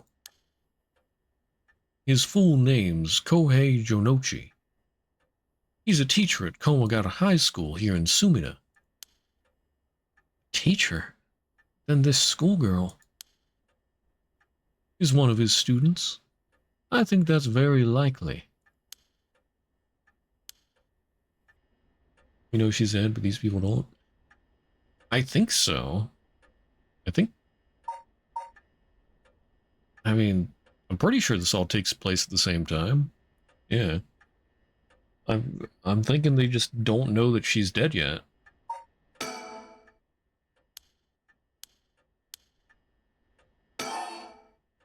Okay. There's still more. At last, we've got a lead. Hopefully it'll be the breakthrough we're looking for. Okay, there. Now it's done. About the investigation? Okay, it's still the same. About the rite of resurrection. The rite of resurrection, huh? I read about that in an occult magazine the other day. Apparently, some old book showed up recently with all the gory details. They say that the rite can be found somewhere in Honjo. I remember the first time you told me about that. It felt like my prayers had been heard. Like I had hope, real hope, for the first time. Ever since that awful day, I've wondered, what if I hadn't sent him to school? What if I'd just paid the ransom? Not a day goes by when I don't think that if I'd done something differently, Luigi would still be alive. You can't blame yourself, ma'am. It was the culprit's fault, not yours. Though I know that won't help any. Grief is funny like that. I'm guessing that's why you're after the rite. Guess I didn't need to ask. It's written all over your face. I can tell how much he meant to you. But, and this is a big but, if this rite is the real deal, using it will mean killing someone and stealing their soul. Is that a problem? If it comes to that, I'm afraid I'll have to stop you. Oh, that's a shame.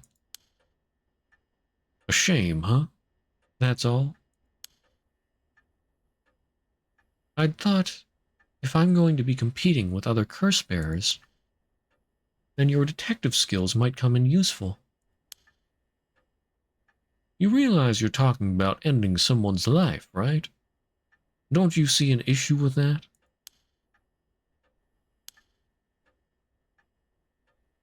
I think any parent in my position would happily kill for a chance like this. That's so, is it? Dear, oh dear. What have I gotten myself into?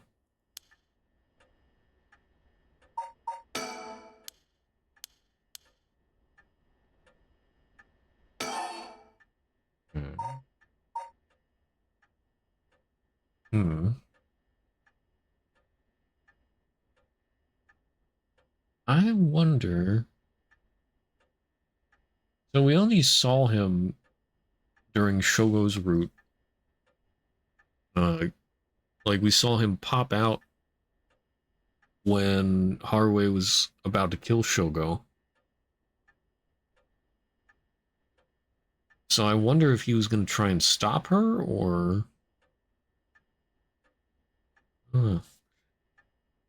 Could also be that he's the one that imposed the rule about have to talk to the curse bearer for so long before you kill them.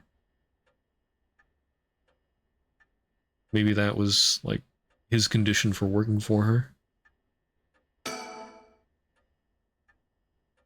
If If it makes you uncomfortable, then you won't have to get any blood on your hands yourself. I don't need you to kill the other curse bearers. I only need you to find them. I won't be party to murder, ma'am. Not even for a client.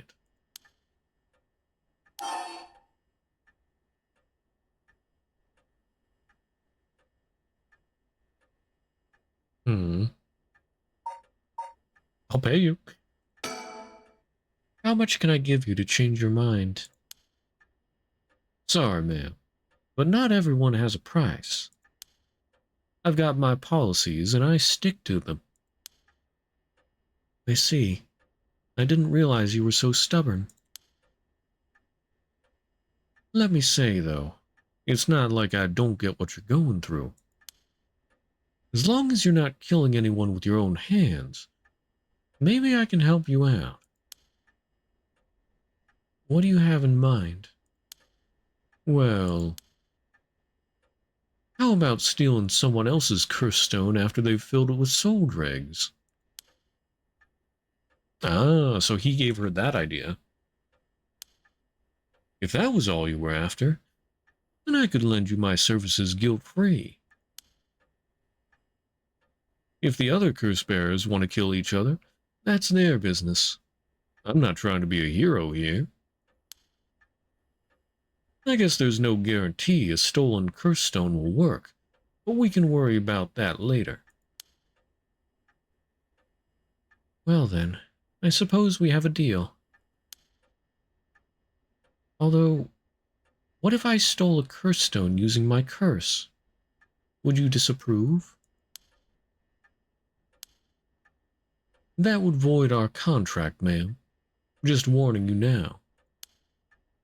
My. I don't know, so maybe he didn't impose the rule about counting down. Maybe she just did that because even though she could kill them at any time, she doesn't want to lose his cooperation. So in order to intimidate the other curse bearer, she would count down.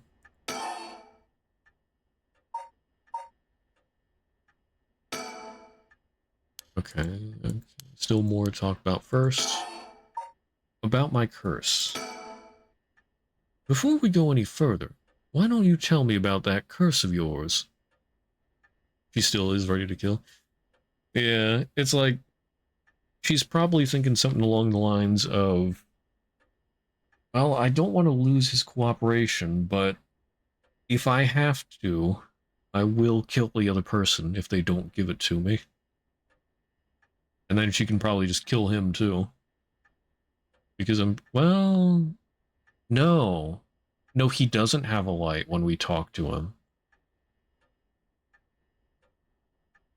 Yeah, because he had to ask Shogo for a light.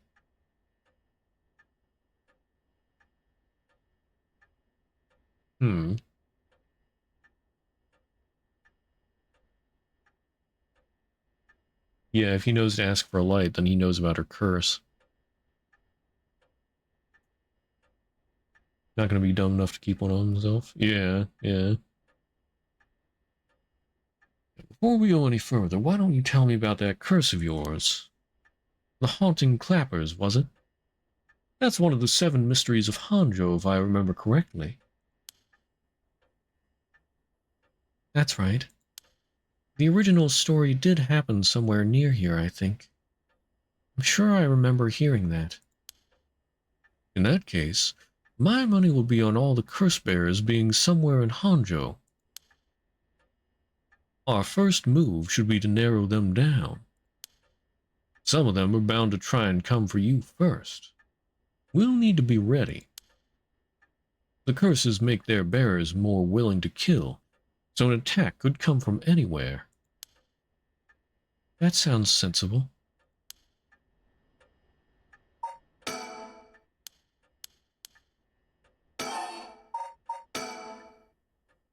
And if I remember correctly, your haunting clappers can set people on fire, but only if they have a naked flame or a lighter on their person.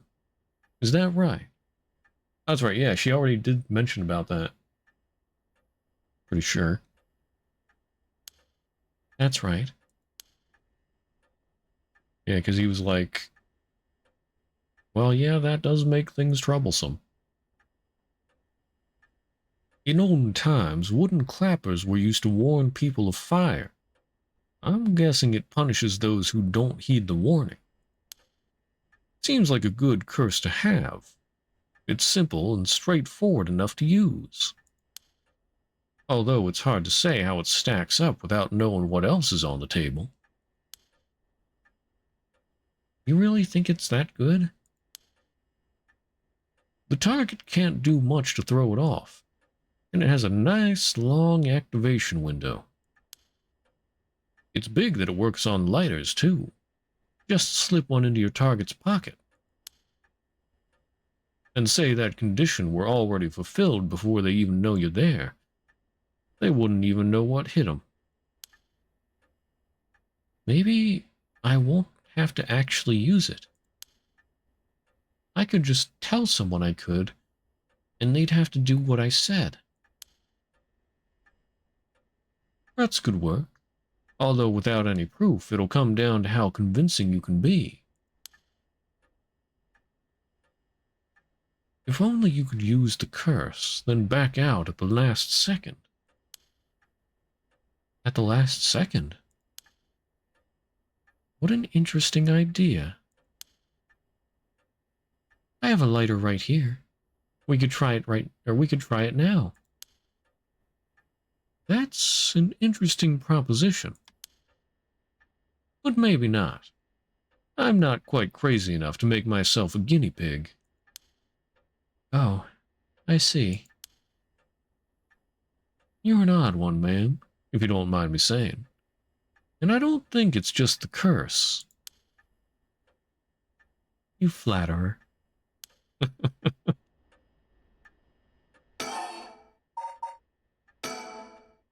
As for what we do next, first of all, I think you should stay indoors. Try not to do anything spontaneous or outside of your normal routine. Okay, about the investigation. Right then. Have you decided what you want me working on?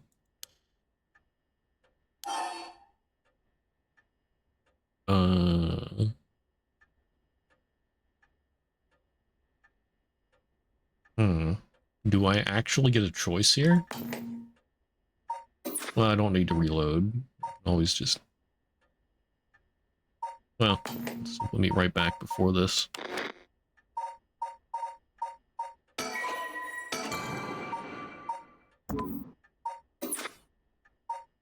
So what if I tell you to investigate the kidnapping? Finally. Finally, I have a lead. I need to know what happened to my son. Your wish is my command, ma'am. I'll focus all my efforts on looking into the kidnapping. Although, something just occurred to me. You can't investigate the matter at night, can you? At least until the sun rises. Could you search for the other curse bearers?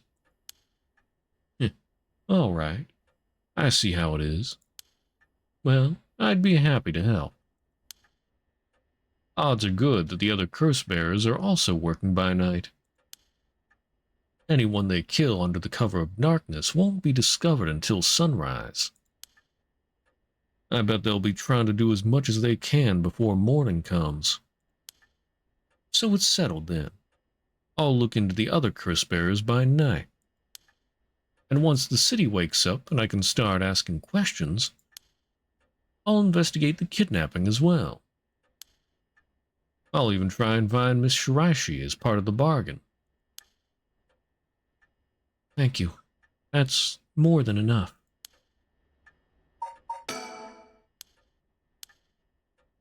Okay.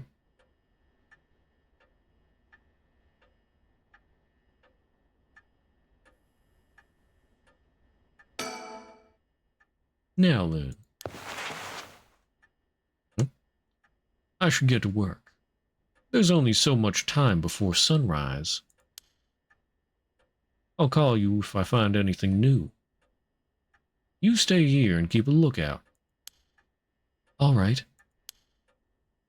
There's no telling what kinds of curses you might find out on the streets tonight.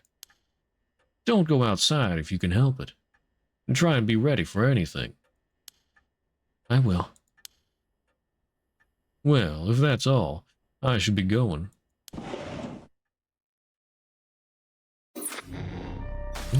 Okay. Yeah, there was no choice there. Okay.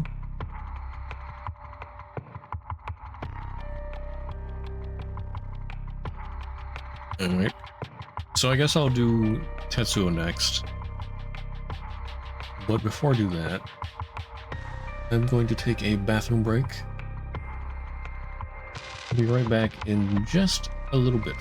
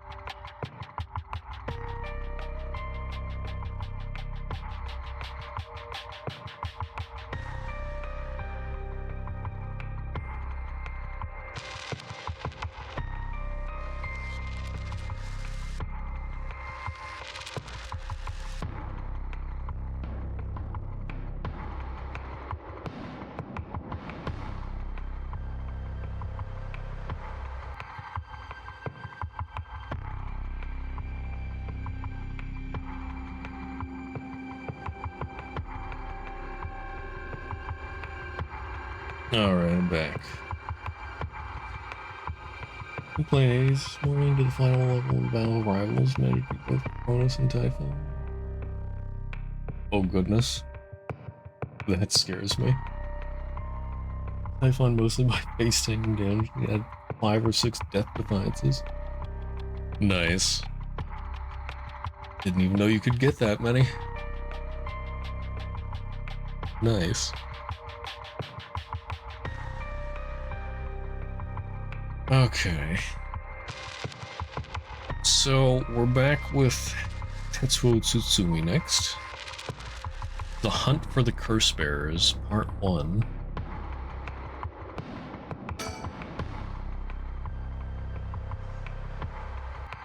Three base. Yeah, true. 3 from the card, or the Arcana. I'm not sure if Athena gives one. 1 from Tooth and 1 from Cat. Oh, right, the cat. Okay.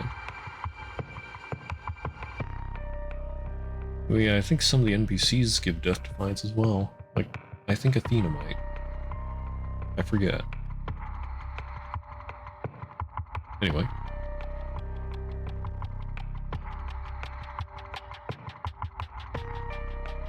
Tsutsumi and Jun are sorting through the facts at the scene of Officer Hajime Yoshimi's mysterious death.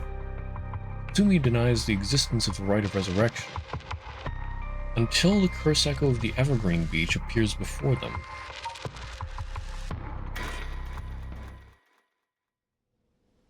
Like, what? Greatest strength. Oh? Baku the Moon Eater? What's that? Okay, so let me get this straight, boss. The Rite of Resurrection really exists? And to use it, you have to kill people using the power of curses from the 7 mysteries of Honjo? Werewolf from World of Warcraft? Huh? And the curse you have is from the story of the Evergreen Beach that's told in this area. Is that right? Yeah, pretty much.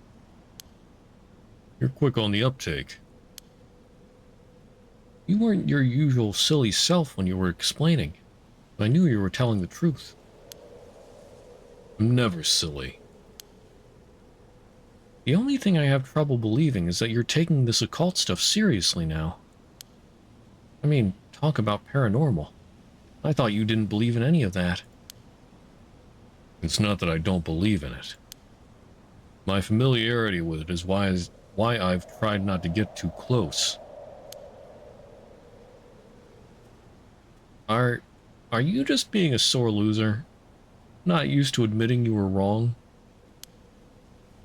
Oh, shut up and listen to me. No point in trying to hide things anymore. We won't get anywhere if you don't understand this, so listen up. Please, just listen. You don't have to keep saying it. I'm listening. We don't have time to waste. We'll talk as we walk. Hey, wait for me, boss. What's with the sudden jazz music?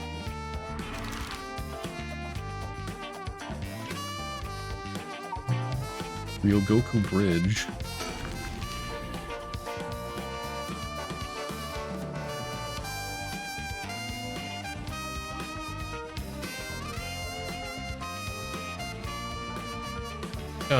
Sorry, I just want to double check one thing. You're telling the truth, right? This isn't a side effect of your senility. It's the truth. Not like I can prove it, though. Revealing the existence of a secret department is against the rules, even to a fellow cop. Oh, a secret department? Huh. This is an emergency. I need his help. I'll tell him. Oh. He's not stupid, but he sure can be slow sometimes. Though I think that positivity of his may come in handy at some point.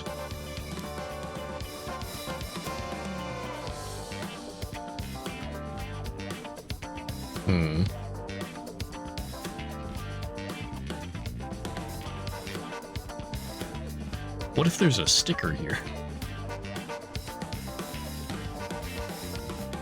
Okay, I'm not seeing anything.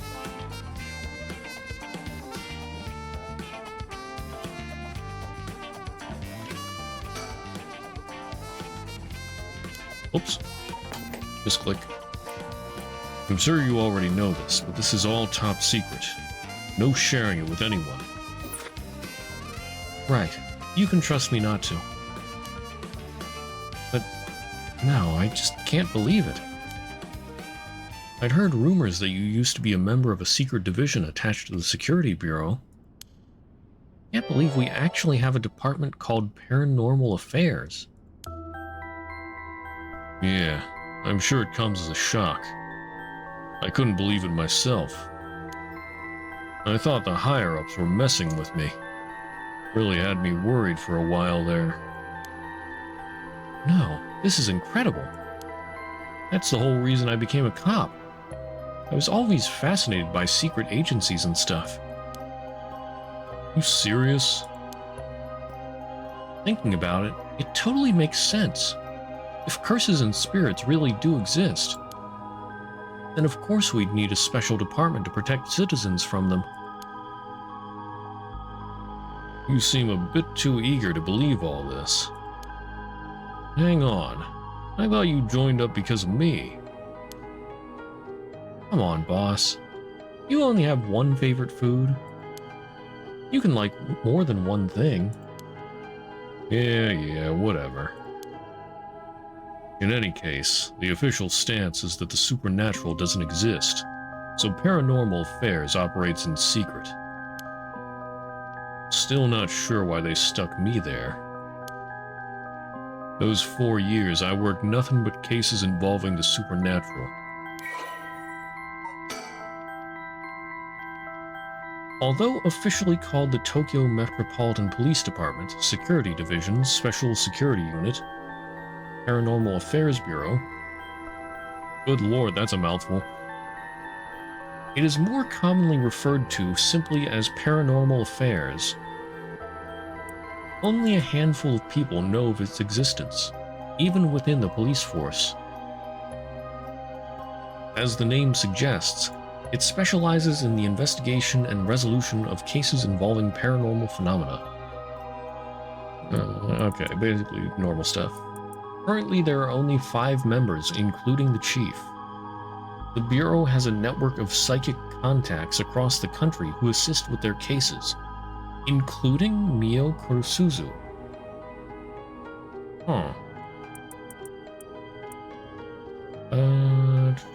Vast majority of stuff is hoaxes.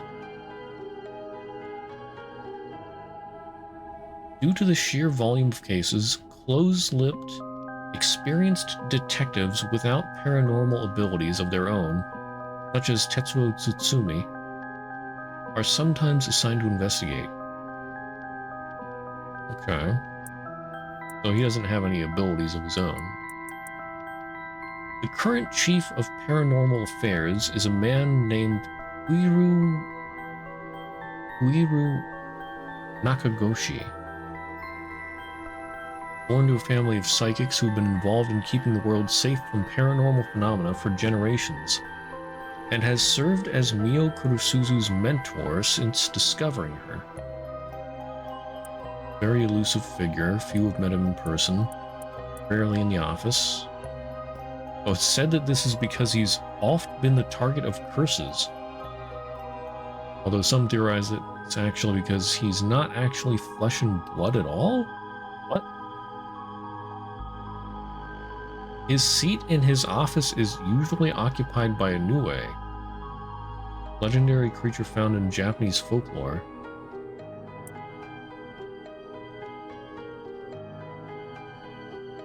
Nue resembles an ordinary white thrush and acts as Kuiru's messenger.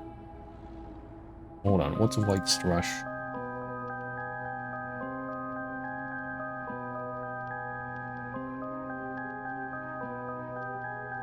Isn't a thrush a bird? Yeah.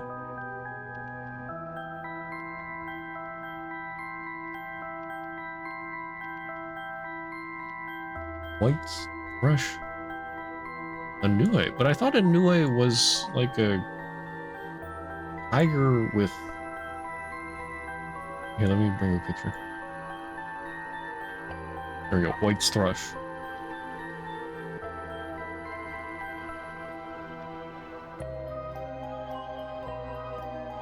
Okay, yeah, I thought it was like a tiger with a serpent tail? Something?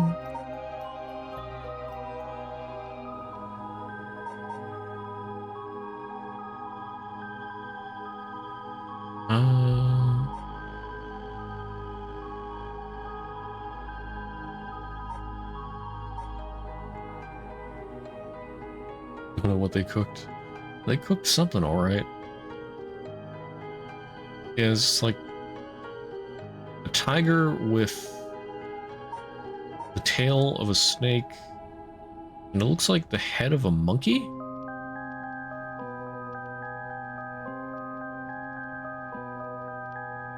Oh, there's something here that says...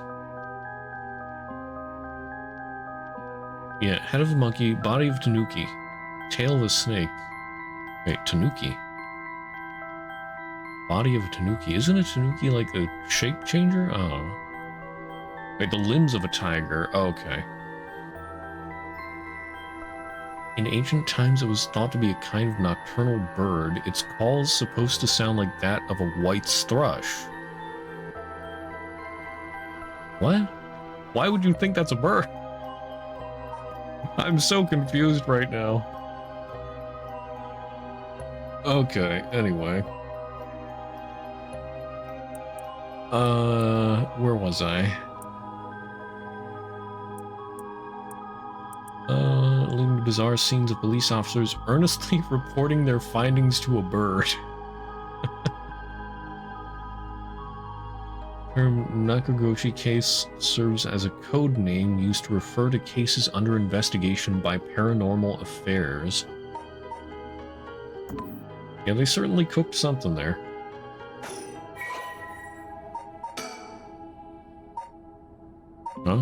June Ariel.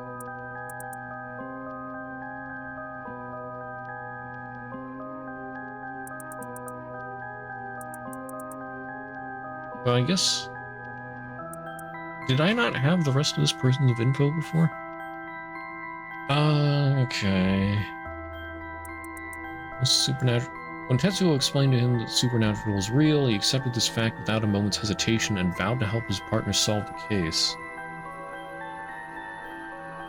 Yeah, I guess everything is new from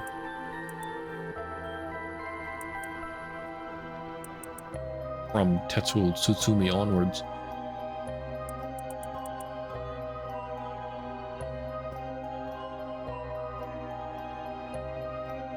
Born to a relatively well-off household, Jun developed a healthy sense of self-esteem and an optimistic outlook on life.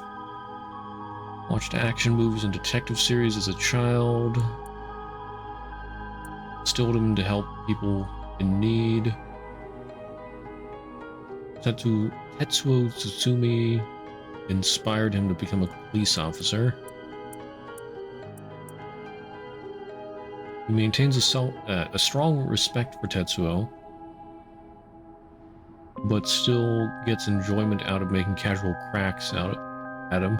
Yeah. As an adult, Jun continues to hold on to the faint hope that the world is as he pictured it in his youth. A thrilling place in which superhuman heroes do battle against secret evil organizations. Into the police academy with Richter Kai. The two initially became friendly when Jun found Richter holed up alone in the reference room scouring over old crime data, and invited him to go bowling, a popular pastime during this era. Tetsuo Tsutsumi, possessed by the Evergreen Beach curse.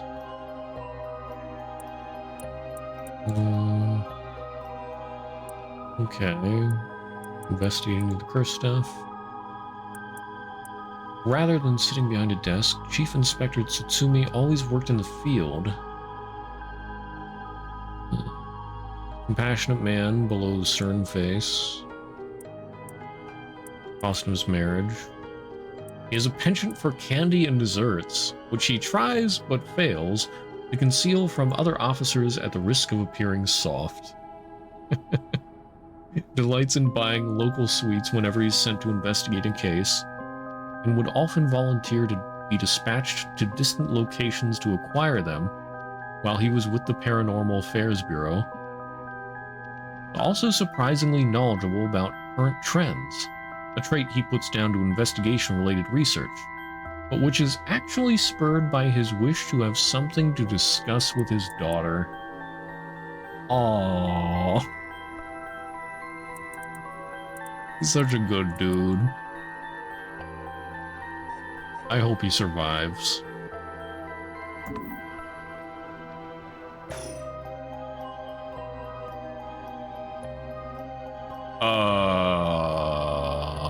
Hello there. You weren't there before. I'm a little worried.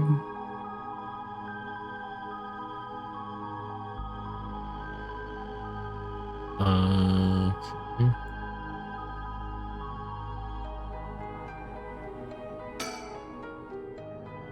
So, do you know, have it? Have what? Spirit sense, of course. Are you what they call spiritually gifted? Nope. I've never felt anything at all. Even if I did, I'd be a lightweight at best. One beer and I'm down for the count. Oh. Huh. Why the alcohol again? What? Huh. Is that how people in the field quantify someone's spirit sense? Like how much liquor they can handle? Nope, that's just me. Thought it'd help get the point across. Oh. Huh. Sorry. Seems like I keep disappointing you. No, it's not your fault, boss. At the risk of disappointing you yet again, I'll tell you one more thing. Spirit sense is something you're usually born with. It's tough to develop it later on. What? So there's no hope for me? No, say it ain't so. Of course you were interested. Well, you never know. You may have some hidden potential. I know there's a high schooler who's got so much spirit sense that she works on the front lines. I say work, but she wasn't paid because it was supposedly part of her training. Yikes. Seems like it'd be in violation of Article 69 of the Labor Standards Act. Wow, you really know the law. No comment. Even the occult field has workers' rights issues, huh? He's still just standing there menacingly. And also, I'm paranoid about there possibly being stickers everywhere now.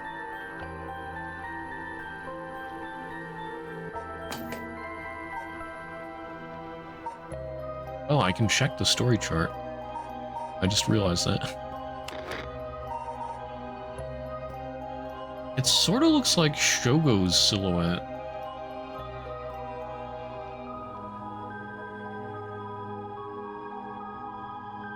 I don't think stickers for... What? There's like 20 of them to collect. I don't think they appear in the middle of a scene. Well, they have like specific times or something to show up, so... Let's see, where...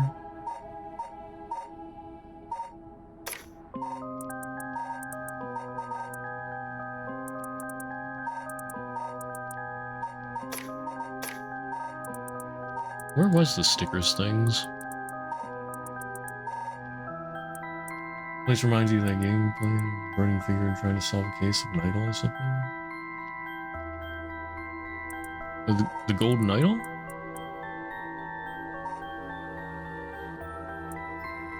I guess you could sort of feel a bit of a similarity. Unless I like heavily change the angle of view, don't have to worry. Okay. So where is the stickers? Oh, there it is. 49 Mockingbirds. It's just Approach the net, bottom shelf check. First house, move one. Is there anything on a bridge? Oh, there's detectives and private eyes. So probably something if all the detectives meet. Either be there from the start or not at all.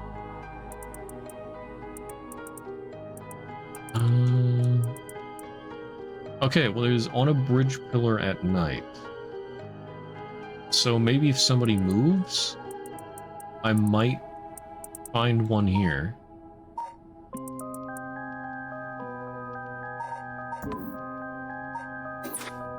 On a bridge pillar at night. Point of view of victims this time? No, not necessarily.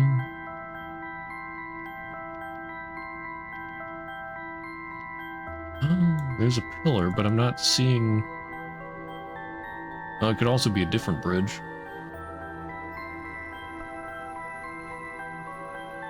Or, like I said, maybe one of these guys have to move.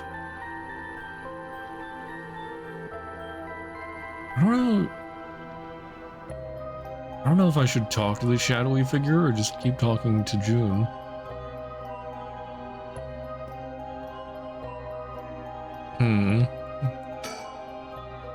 So, what do we do now? We've got this rite of resurrection and the curse echoes of the 7 mysteries of Honjo. The curse is being spread out around the city is a bit of an emergency. Is that bad? Or, oh wait. Yeah, that was Susume. Yeah, the curse is being spread out around the city is a bit of an emergency. Is that bad? I'll put it this way. It's like handing out guns all over town. Jeez, that's real bad. It is. So we need to find the source and put a stop to it before something terrible happens. Usually that'd be a job for paranormal affairs, but I talked to them on our way here. The main team is tied up till tomorrow night. So they told me to deal with it myself. Said it'd be fine since I have some experience. Huh? What? Then that overtime you mentioned means... Yep, you're gonna help me, partner. Alright, let's do this. You seem a bit too eager to dive into all this. You really have no reservations working a case you know nothing about? You said this was an emergency. I didn't think we had a choice. I'm just trying to be logical about this, boss. You really are something. Might actually be nice having you around. Why, thank you. He's still there? He's still there.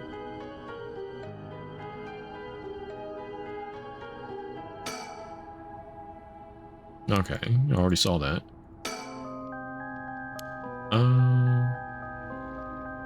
So what do we do? If these curses are connected to the 7 mysteries, then the people who have the others should all be here in town. Right. If there's 7 of them, that means there's 6 more out there. And we have to stop them all before they kill anyone with their curses.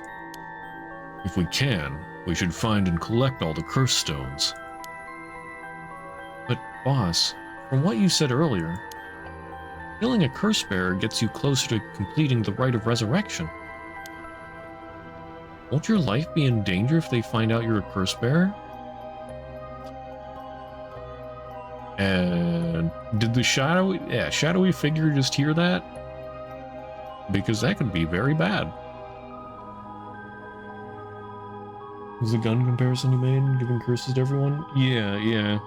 So Japan basically does not allow you to have guns unless it's like heavily regulated hunting guns, something along those lines.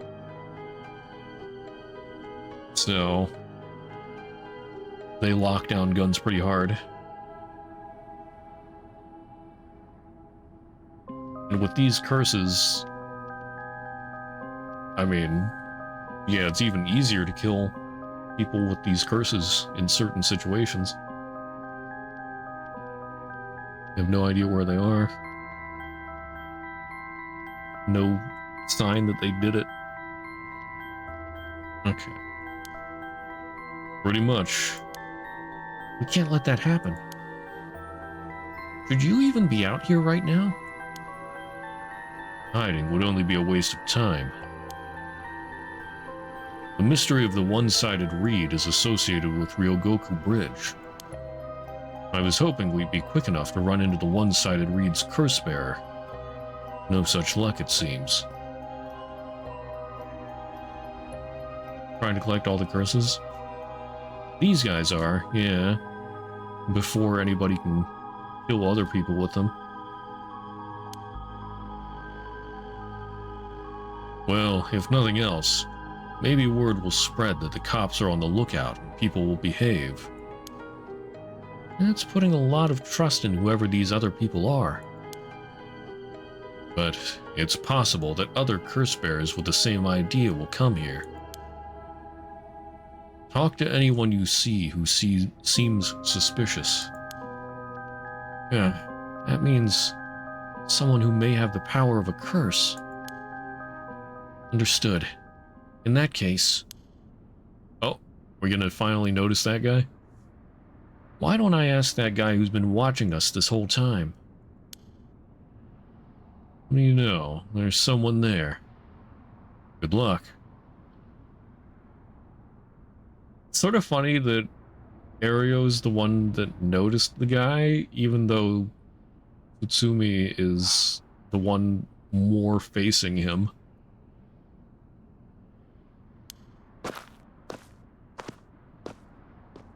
Hey, you there. Sorry to bother you, but I've got some questions. I'm with the police. Ah, it's this guy. I don't have the voice volume on. Get right. You can do nothing to me. Well, assuming he's got the same curse, which I would assume. Thanks for your cooperation. We'll be asking you a few things, Mr. Utaro Namigaki. That's your name, correct? Yes. I don't mind answering your questions. You're a detective? Did something happen? Oh, right. Lots of things have been happening around here. Like people dying. Oh, he has a curse? Yeah, in the prologue, this guy had, the... Oh, darn it, what was it called again?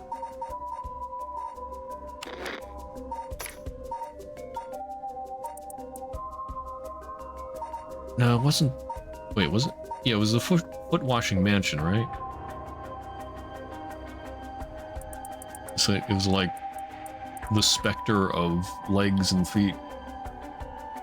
And for some reason, yeah, it kills you by, like, listening to the voice. It has these weird murmurings or whatever. And then you just die. Yeah, we muted it with the power of the fourth wall. There's an option in game. It's funny. There are no voiceovers, but there has a voice, but the game has a voice volume. So any of these curses that speak, I guess, you can't hear them. And so this guy, whose curse kills by, well, you hearing the voices, you can't hear anything, so you don't die.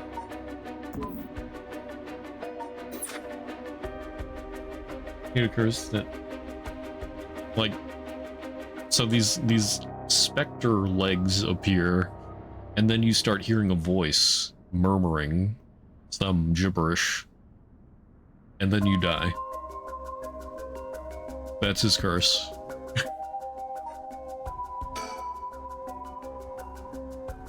So, what to make of this guy?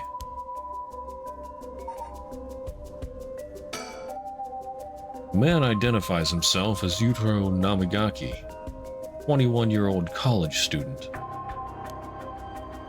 He was watching us so calmly. We need to be careful with this guy. Is that a thing you actually need to do? Yeah, in the prologue, at least, that was something you had to do. Otherwise, there's no getting past him.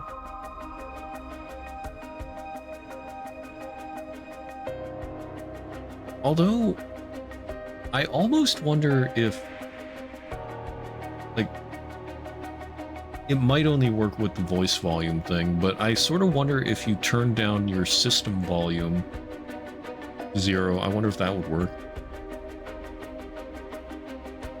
I need to be careful with this guy.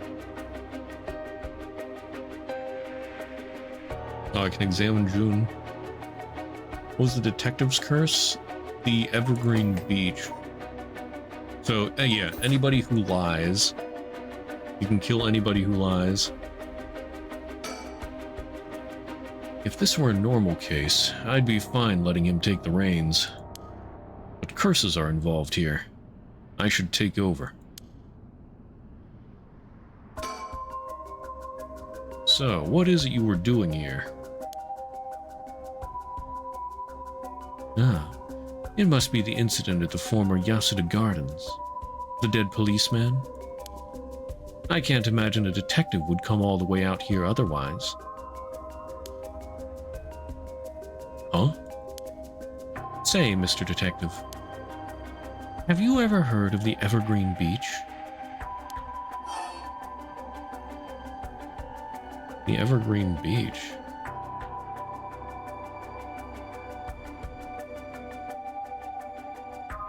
Okay, why is he asking about that? Because he doesn't have that curse.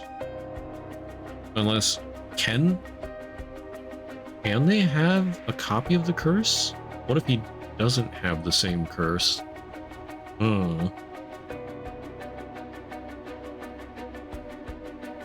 Yeah, I know I have that curse. But these curses have been around for a while. Who's to say there's not more than one copy of it? What if multiple people can have the same curse?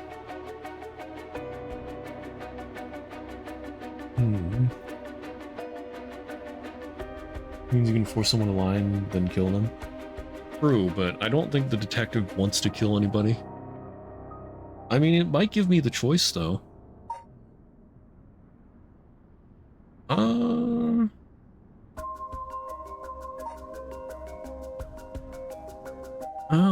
Let's keep hardlining it. Answer my question. How about you answer my question first? What were you doing here? I was answering your question. I came here to look for the Evergreen Beach from the 7 Mysteries of Honjo. Actually, I was wondering if either of you knew anything about it. Not here. Huh?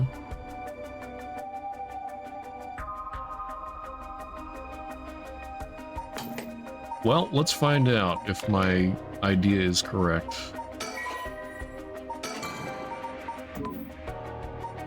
For science. Oh, no. Nope, sorry. Really? How strange. Detectives, you have the curse stone of the Evergreen Beach, don't you? How did you know? Oh! Why did you do this?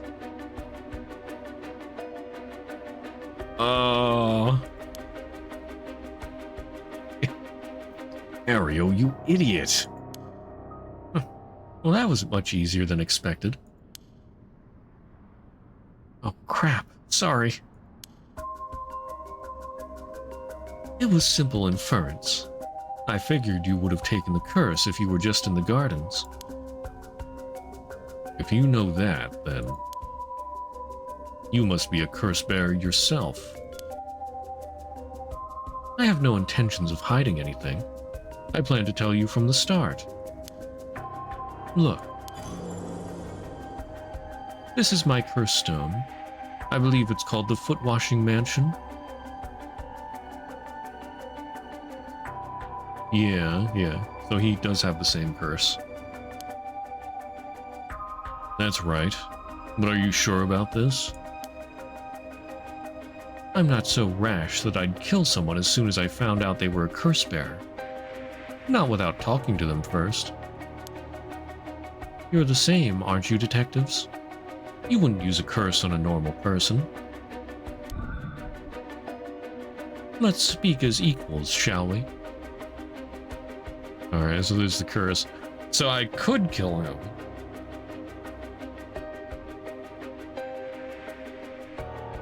I mean, I don't really want to. And I don't think that the detectives would do that. Boss?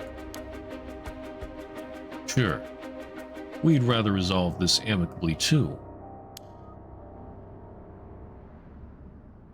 So I guess, or maybe that like signifies the temptation.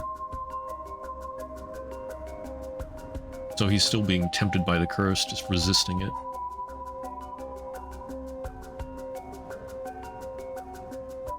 Which guy's curse? I mean, okay, so Yutaro's curse here, the Foot Washing Mansion. The feet will just appear and start murmuring, and if you listen to it, you die. However, I don't think we will because voice volume is off. And then the detectives is that, well, the detectives and therefore the curse that I could have used up there is that if the person I'm talking to lies, then I can just instantly kill them.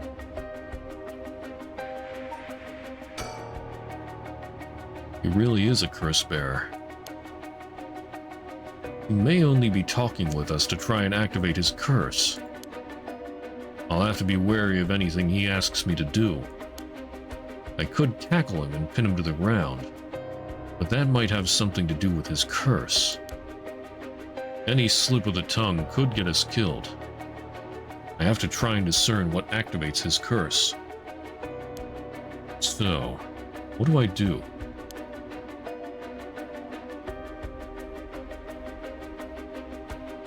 Oh, by the way, yeah, okay. I can't really look at the pillars of the bridge. No sticker, I guess.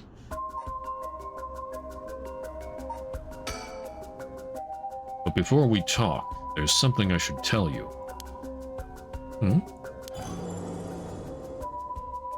This is my curse stone. The Evergreen Beach, just like you thought. What? What? Boss, why would you tell him? I also have to wonder why he would tell him. Detective William and the one talking to the lady missing the child. Oh, that detective does not have a curse stone. The lady has the curse stone.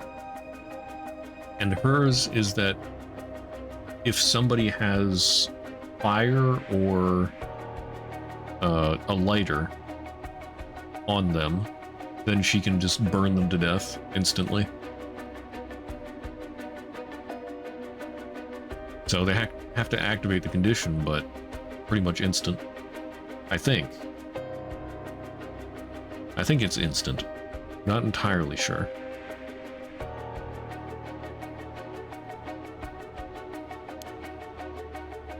As for how the curse works... Boss, are you having another senior moment? If you tell him that... It hangs to death anyone who would try to mislead me.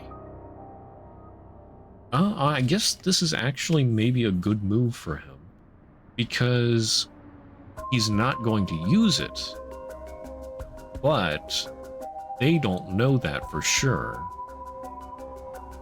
So he has to be very careful about lying. You should just admit to having a curse. Maybe she'll get a lighter sentence.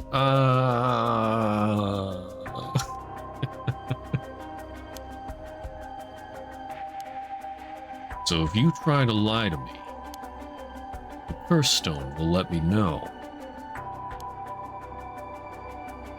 I don't have to use it to tell. Understand? Oh, okay, yeah. So even if they think he's not going to use it, he can still know if they lie. Whoa, really? That's super useful. I see. Understood. That's a pretty useful power for a detective. Now then, let's talk. And yeah, honestly, that's like the most useful power he could have gotten, probably, if he had to have one. Damn, it seems like I've lost the upper hand. No point for petty tricks then. I'll be honest with you. Well, the cursed stone is like, nope, he's lying.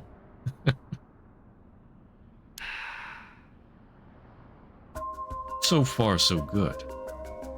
Wait, what do you mean so far, so good? The cursed stone was just like, hey, use my curse, he's lying. What? Unless he's trying to mislead him. Okay. I see. He's warning him now that there's no point in lying. I had no idea a simple lie would set off the curse stone, though.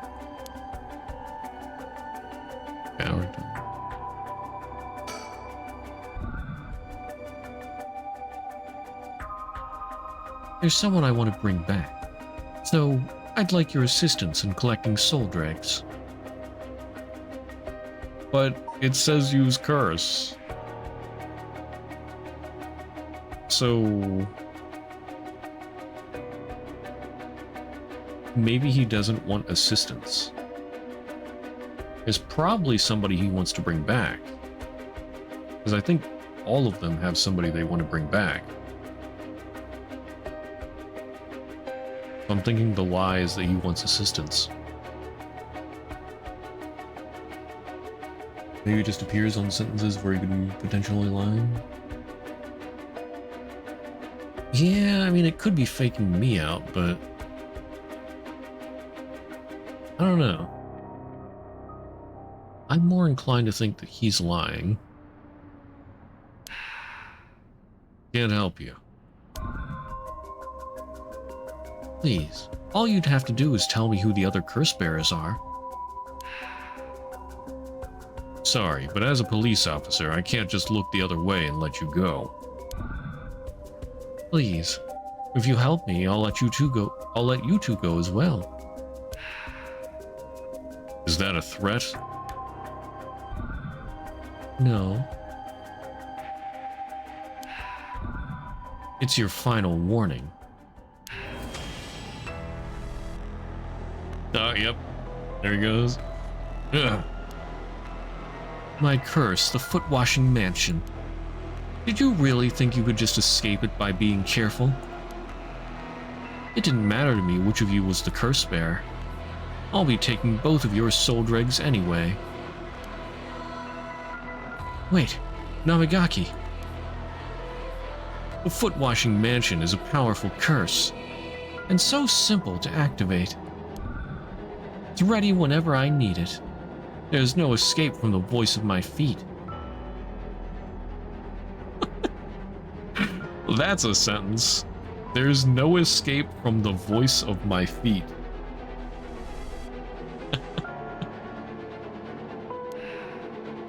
Ario, get out of here, hurry! I'll find you later. What? Okay. Too late. Hear the voice of my curse echo. The voice of his curse echo? What? Why isn't my curse echo working? Possible. This has never happened. This poor guy. Well, not really poor guy, because he's trying to kill people, but... Nerd, get wrecked. What's happening? Or what's happening? I don't hear anything. Ario, now! Grab him! Right. Namagaki, get down! God damn it! Boss, here, his curse stone. Good work. Give it to me. Alright, so I got the foot washing mansion curse. Wrecked by the fourth wall, yeah.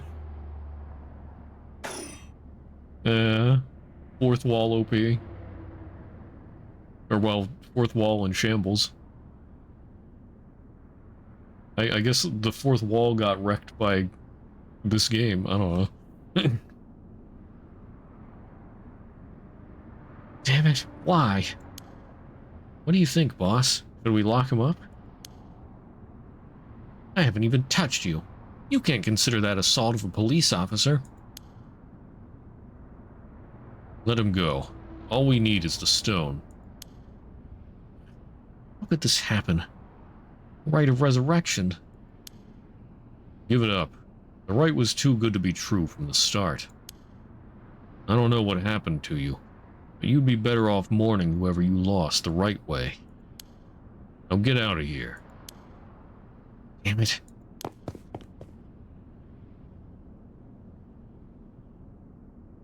Phew. That was a close one, huh, boss? He'd probably be dead if he had activated his curse. Yeah. I'm not sure what, but something stopped his curse from...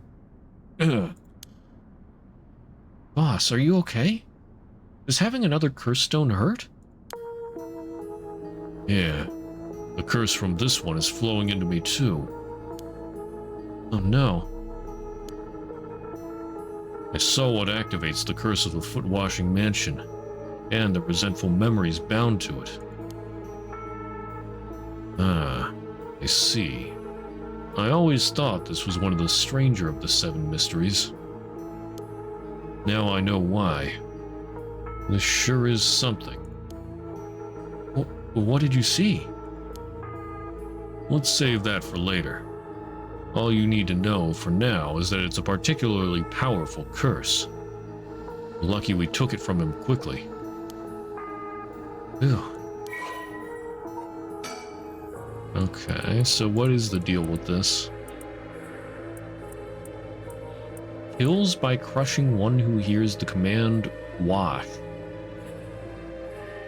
Okay, so I guess that's what the legs are yelling about. Or murmuring about, whatever. Resentful memory. She was an accomplished onmyoji. Alas, she did not use her talents for the good of the world or the people, but for her own selfish pursuit of beauty. After a fierce battle, the woman dragged herself through the streets. It was like something had gnawed away at her body. Will I die? I've already obtained what I needed. As long as I have this. Suddenly, a terrible realization dawned on her. Her legs wouldn't move. She fell to the ground. What was happening? Surprised, she looked down. Her foot, once so beautiful and delicate, had grown ulcerated and rotten. He got her. She was on the verge of death and covered in filth to boot. Crawling to a nearby house, her breath caught in her throat. The curious residents opened up, but recoiled from what they saw. My foot is so filthy. Someone, please, quickly. The woman expired while mumbling something unintelligible. And so ended the life of a woman consumed by evil. Aww.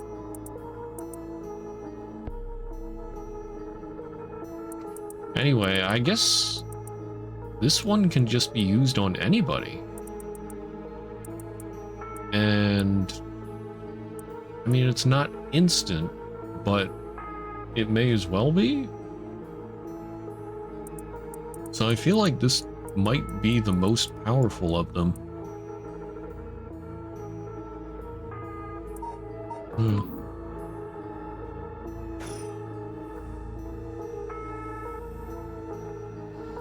Well, that makes one stone. Where do we go now? We'll visit all the places associated with the mysteries while it's still dark out. You mean we have to do that all over again? I hope they aren't all as aggressive as him, but people will do crazy things to bring back someone they love. The woman with the lighter curses OP at birthday parties? Bruh.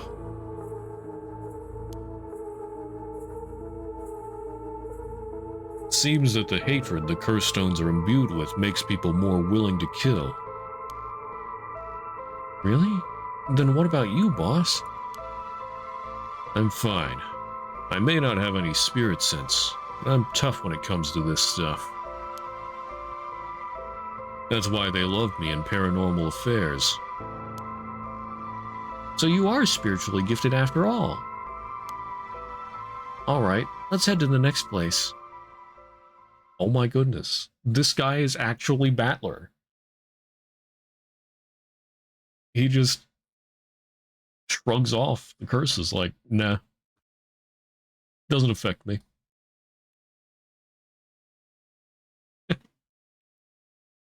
I don't believe it.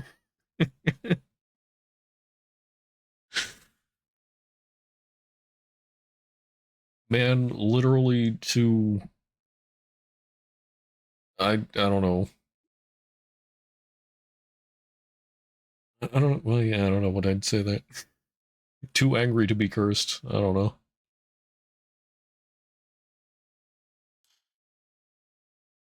Too lawful. There we go. Man, literally too lawful to be cursed.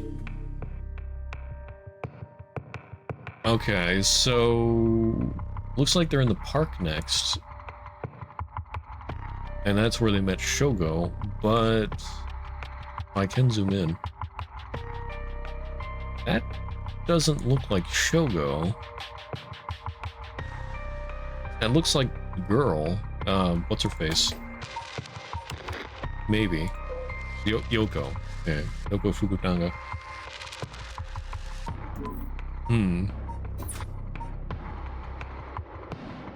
So maybe canonically Shogo doesn't get the curse? Yoko does? Arsonist and lighter curse OP?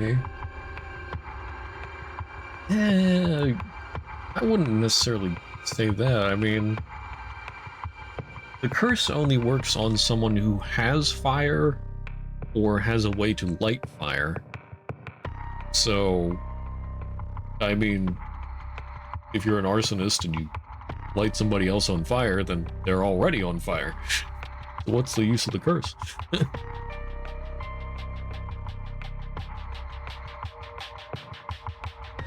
But, okay, so let's go back with Yako Sakazaki. 2 things to remember. Info suggests that Michio's death was not a suicide. Curse Echo appears. Yeah, so the Curse Echo just appeared. 1 week ago. Put out the fire in the curse, you killed him for sure. I mean, I guess. Yeah, I guess you only need a little bit of fire, and then it's instant death. Okay, I can look around here. Oh. Hey, did you hear? Someone from our school committed suicide. Oh, is this right after the death? Really? I heard that. Michio from Class C, right? No way, Michio? She'd been acting pretty strangely lately, and I still can't believe it.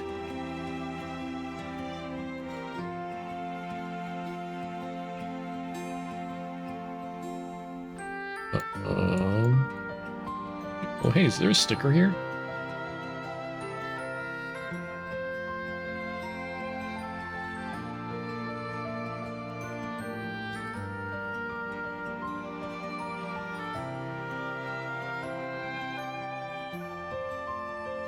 You hear about suicides on the news, but for it to happen here, it's a little scary. By the way, isn't there a girl who transferred into Class C recently? Oh, I heard about her. She's gloomy. Doesn't stand out much. You know that the school she was at before she transferred also had a suicide? What? For real? That seems like kind of fishy. I can't control the speed at which they talk. Oh. You know, I heard Michio's mom remarried last year. They say her new stepdad is a total jerk. Really? How so? Like he'd peek on her while she changes and couldn't keep his hands off her. Yikes. He's an ex-con. If she resists him, he gets violent. So scary. No way. I couldn't take that. I'd probably think about killing myself too if I had to deal with someone like that at home. Eesh. Big yikes. Volcanic presenter, that moves target. Their village gets attacked and they'll live unless attacked again. Live by the Crusaders and the artists, things like that. Yeah, with the curse they 100% die.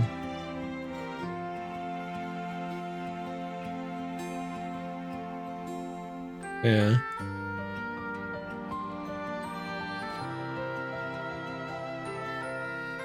You just get like a homemade flamethrower and just stinge somebody a little bit and then instantly kill them.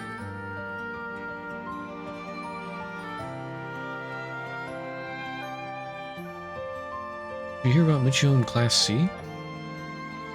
Yeah, she seemed like the stereotypical honors student in her first year, but she stopped showing up to class and her grades started dropping after her third semester. Was she off to herself because her grades were bad? No fair. Just thinking about practice tests make me want to die too. All anyone cares about is test results? Is it? Oh my. There might be some of you who already know, but a member of our class, Michio Shiraishi, passed away last night. Okay. Calm down. I know this comes as a surprise, but please keep quiet. The cause of death is still under investigation. There's nothing we know for certain at the moment. Wait a minute.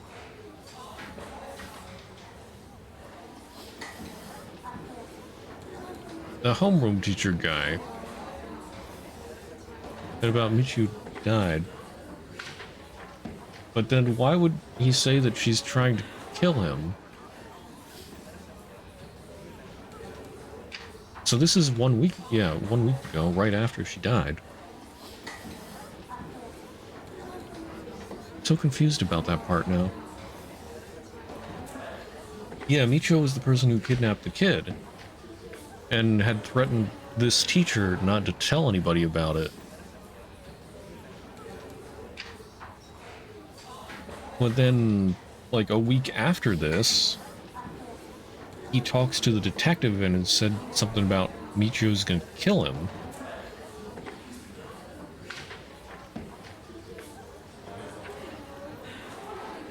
What the heck?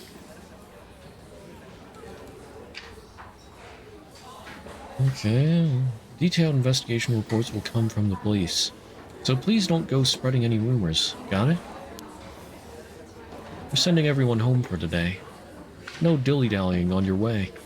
School will be off tomorrow as well. Hey you, stop celebrating. Show some respect. There will be a memorial service scheduled next week at the school assembly. If anyone wishes to pay their respects individually. Several days later. Maybe this isn't the homeroom teacher, but somebody impersonating them or passed out somewhere else. And then a lying detective. I'd say he's more likely to be lying to the detective.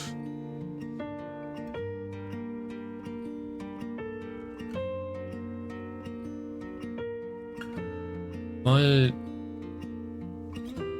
well, or maybe he does think that, like, Michio's ghost is gonna kill him or something? I don't know.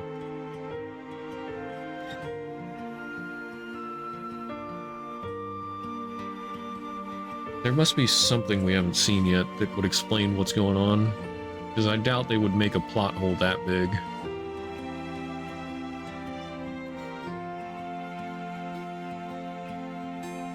Okay, so we're with Mio now. Yako? Sorry to bug you. It's just, you seem a little different from your usual self. I hope I'm not being a nosy. Being nosy?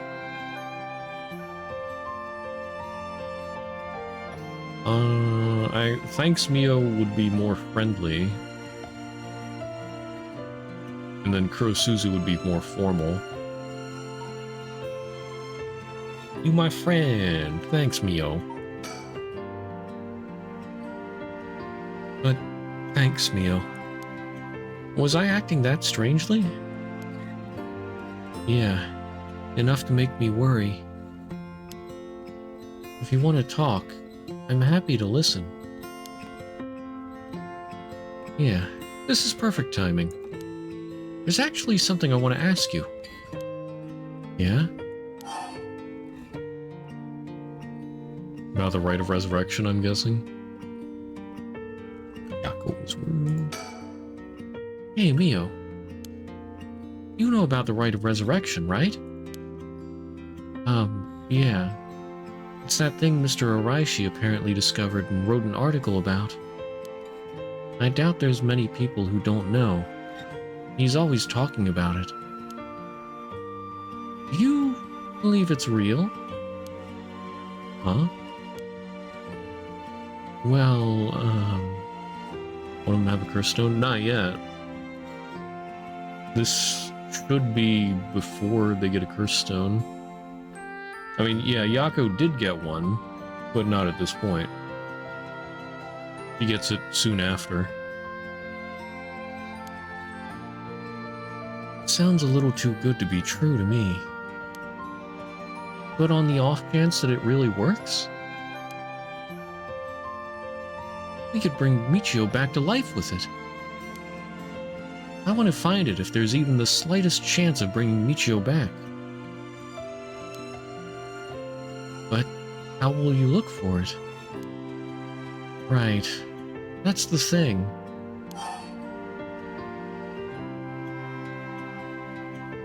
Not the Spectre of the Spirit Board? You know that spirit board thing that everyone's been doing? Where you summon a spirit and ask it whatever you want? Yeah, I know it. I want to try it out. There's something I want to know. Why are you telling me this? I mean, you seem like the type to know about this stuff. Oh, I do? Yeah, you look like you're really into that occult stuff. You know, you got that kind of gloomy look. Smooth, Yako, smooth. I'm sure she wants to hear that. Hey, you look gloomy. Yeah. I don't know how I should feel about that. But you do know how to do it, right? Well, yes. I think I probably know a little more than most. Okay, please help me. You're my only hope.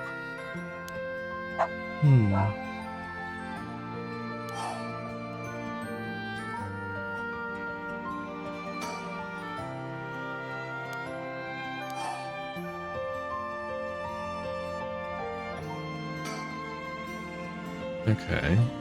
Michio, she... I wonder why she had to die.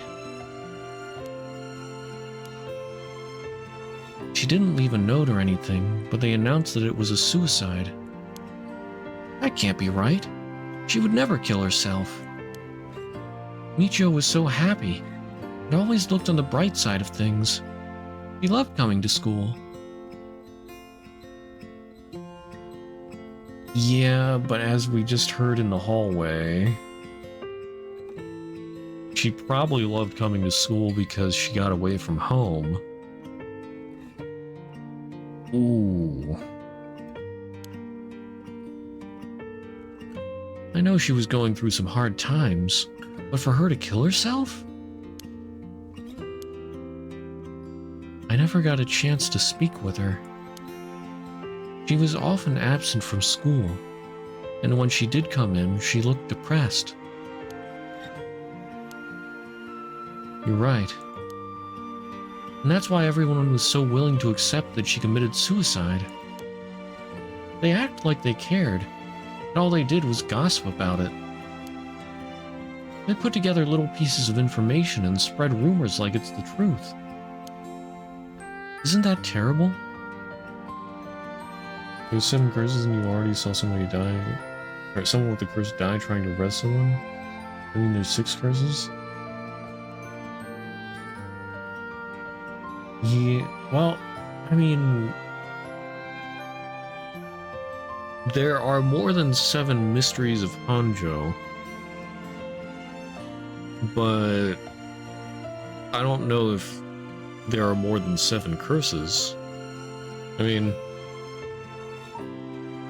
Let's see, how many curses have we found?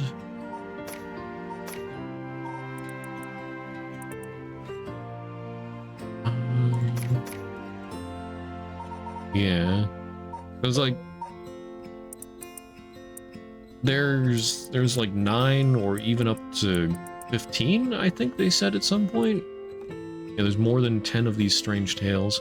The question is, which of the curses are there? Or how many have curses? So the Whispering Canal, that's 1 curse. The Fool's Procession, 2. The Beckoning Light... I don't know if we've found that one yet. I don't know if that has a curse or not. The Haunting Clappers is 1, so that's 3. Evergreen Beach, 4. Taiko Sugaru. Oh, the Will-O-Wisp. Yeah, well, I guess that's not one of the other ones. So yeah, I guess the Beckoning Light would be 1. 5. Taiko Sugaru. I don't think we found one for this. Yeah.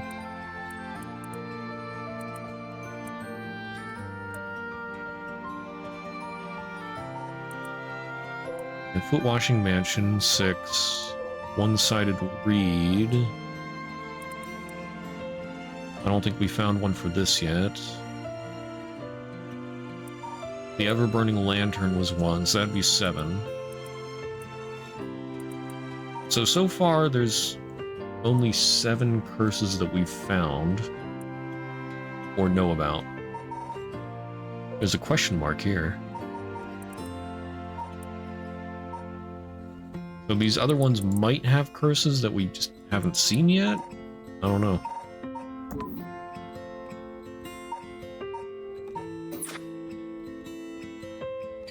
Isn't that terrible? Yes, it is. I've heard that some that are really awful. In the end, the only reason they're able to say stuff like that is because they aren't personally involved. It's true that she didn't get along with her new stepdad and that her grades went down. To say things like, how sad. No wonder she killed herself.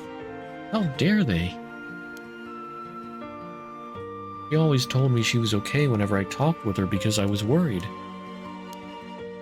She would have told me if there was something bothering her so badly she'd kill herself over it. Huh.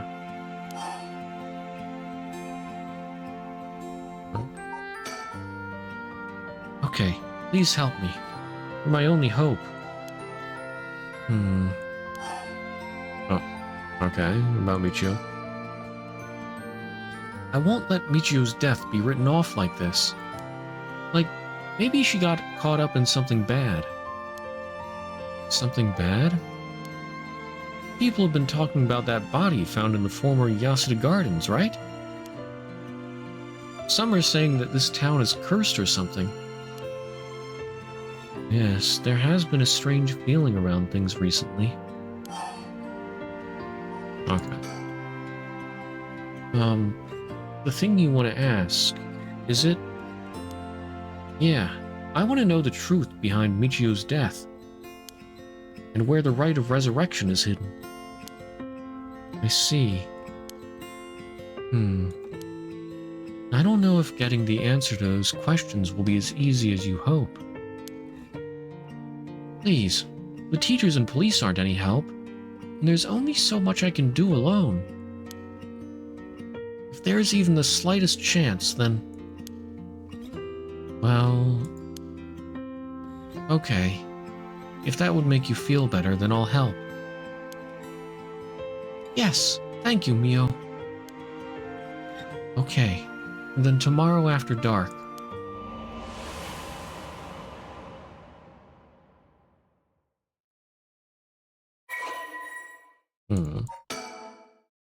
Notes on Michio Shiraishi.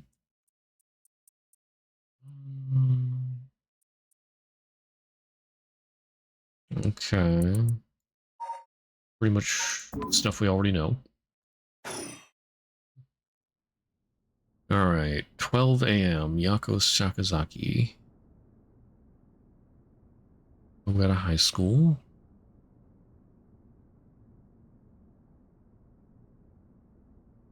Uh-huh. Ah, are you awake, Yako? Yeah. What happened? You can't remember? Let's see. We used the spirit board and... I suddenly heard something.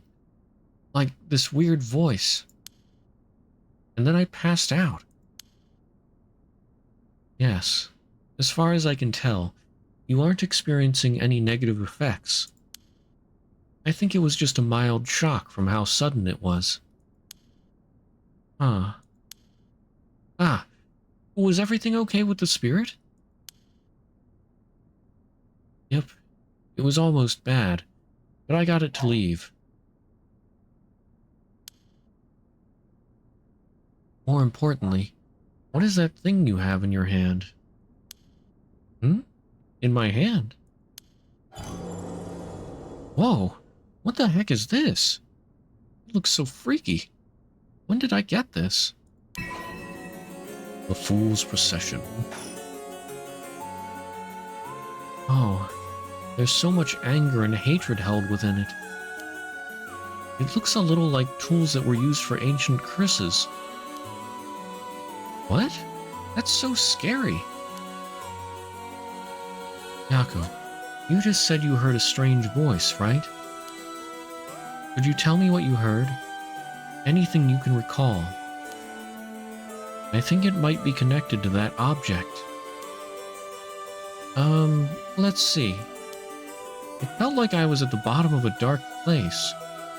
Then this voice felt like it was echoing in my mind.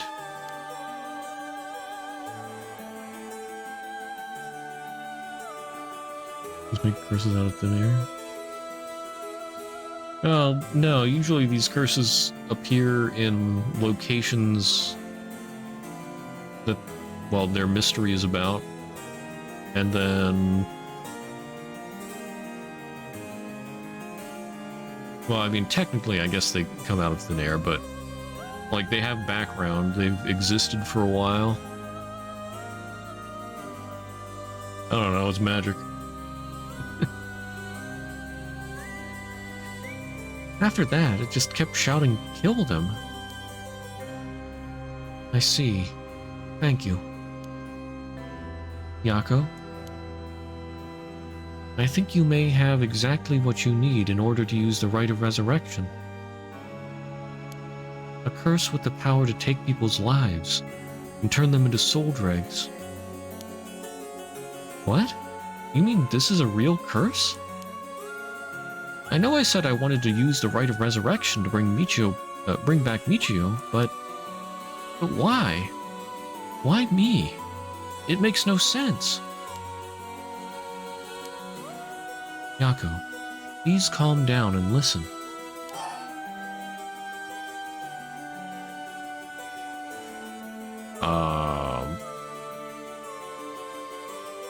It's a little hard to stay calm, but... I mean, really, she would probably freak out. Maybe. Probably.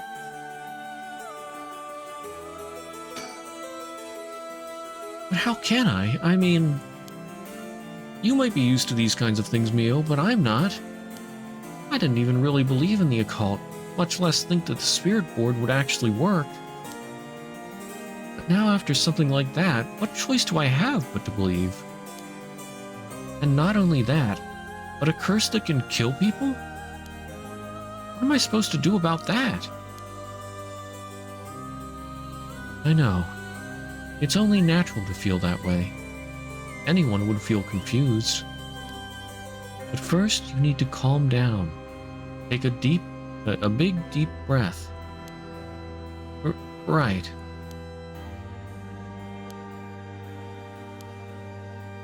Yes, just like that. In moments like this, the more troubled your heart is, the more its weaknesses are exposed. Exposed? Have you calmed down? Yeah. I'm sorry about panicking. No, it's okay. What does this curse do? Yeah, this curse that she just got, I mean, we saw her get it earlier, but it's been a while, so if I remember correctly, she can't be seen for 30 seconds while some music plays, and then the person dies. Or, no, not the Taiko. It's the Fool's Procession. Yeah, like, kills by fatal fall anyone who hears its music for 30 seconds without seeing the curse bearer. Yeah. There we go.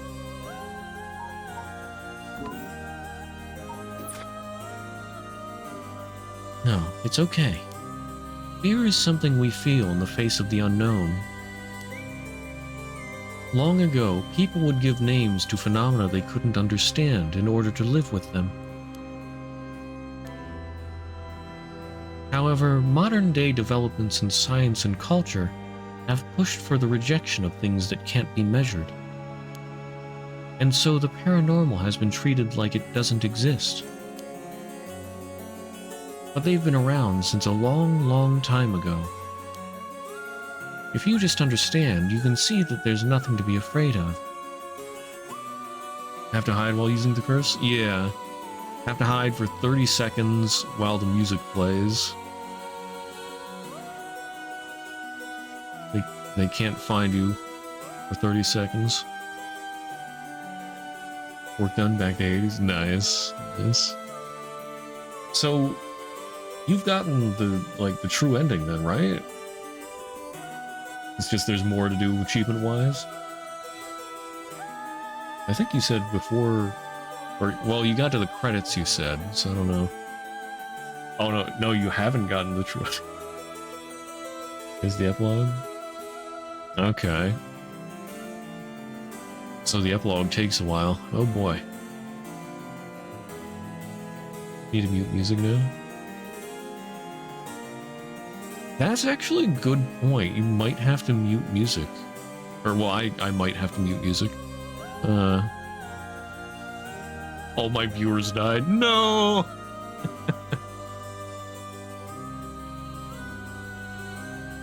Epilogue takes a long time. I actually don't recommend doing it on stream. It'd take forever. Ah. I see. Okay, yeah, maybe we'll just do the credits then. Okay. Or maybe if I know the epilogue is coming up, maybe then I'll stream it again, but... yeah, I'll just get to the credits for now. Okay, anyway. If you just understand, you can see that there's nothing to be afraid of. First, calming down is the most important. Accept reality for what it is. Huh. I only really gave this stuff a shot because it was popular, but You really do have a connection with this stuff, don't you? Well, I suppose to an extent. Hey, Mio, what do I do? Where do I start? Am I cursed? Am I going to die? It's okay. I'll take care of the curse. That's why I'm here in the first place. What? Trust me. I'll take care of things. It'll be alright. Thanks. I was the one who dragged you along to do the spirit board. It's fine. You're desperate to find a way and try and help your friend. Or to try and help your friend. But spirit boards are dangerous. You have to take them seriously. Lock someone in a room, make them hear the music and they can't see you behind the door. Yeah, I guess that would work. But yeah, this curse seems really hard to do. At least compared to the other ones.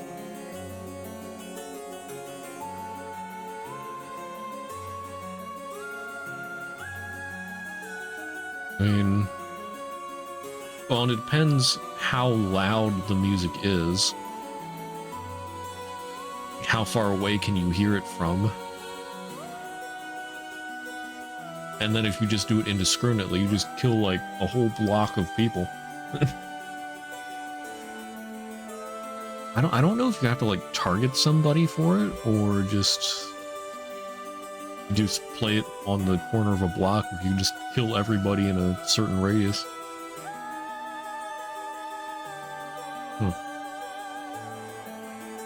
In that way, it might be one of the more dangerous ones, but also one of the hardest to use. Maybe. Use these curses a game idea? It's like a game, we have two random curses. That could be interesting. That would be an idea. Yeah. I'm almost surprised nobody has done something like that.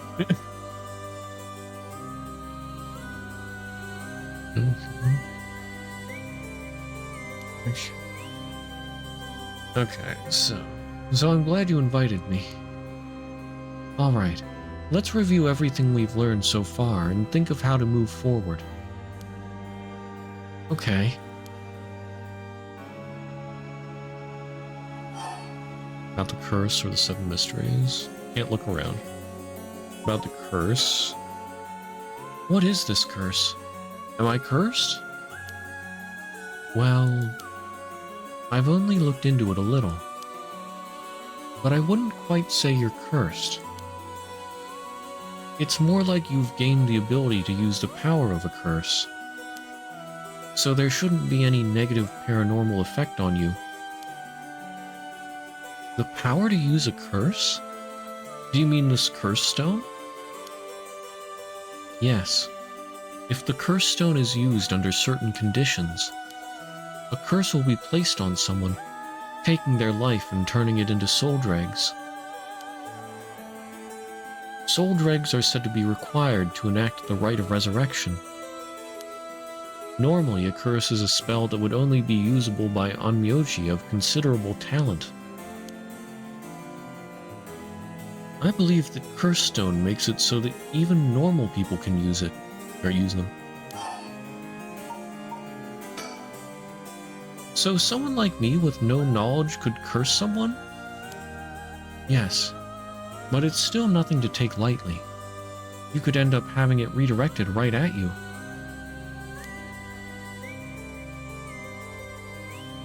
Huh. To tell you the truth, something unusual did happen while we were using the spirit board. It happened right around midnight, I think. This whole area seems to be under the effect of the Feast of Shadows.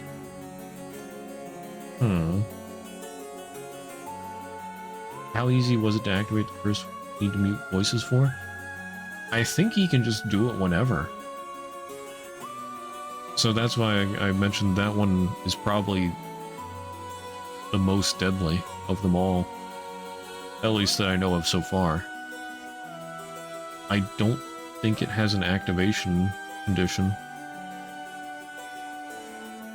Like, well, the person has to hear the foot talk about being washed, or has to hear the command wash, or something like that.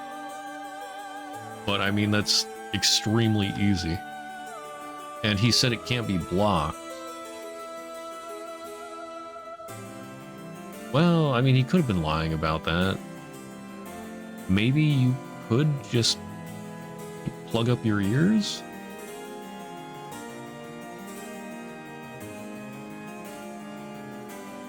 And while the fourth wall thing is sort of funny and neat, I don't know what to think about that, because like, the detectives should have died, Shogo should have died, but just because we're there watching them, they don't? Unless the player is also part of the world, technically. Maybe we're playing as like some kind of observer. Huh. I don't know. Video for games against that curse, you could make an earmuff player. Makes temporary earmuffs. I don't know. Like I said, that guy said that you can't block them out, but I'm not sure if he was lying or not. I mean, of course, for another game, if you're just going off these as ideas, maybe you could make it so you can block it out. Yeah. The Feast of Shadows, I forget if that was mentioned before. It almost sounds familiar, but I have no idea what that's about. Feast of Shadows.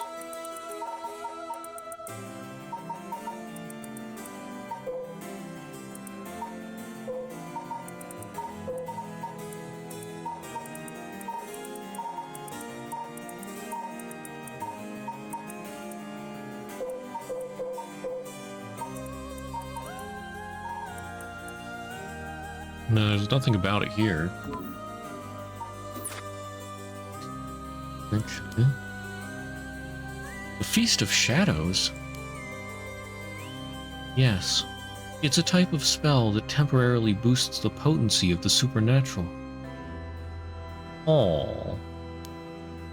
It also has the effect of making the powers of certain curse echoes manifest more easily. Judging by its strength, I'd say it probably covers about a 3 to 4 kilometer radius. 3 to 4 kilometers? That's big enough to cover all of Sumida City.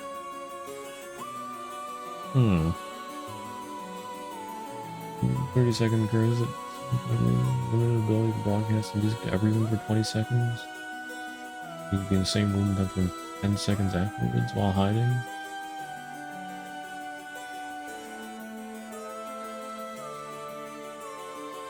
Yeah, I don't know. Depends how you make the map and everything. If you give plenty of hiding spots, you might not need to do that.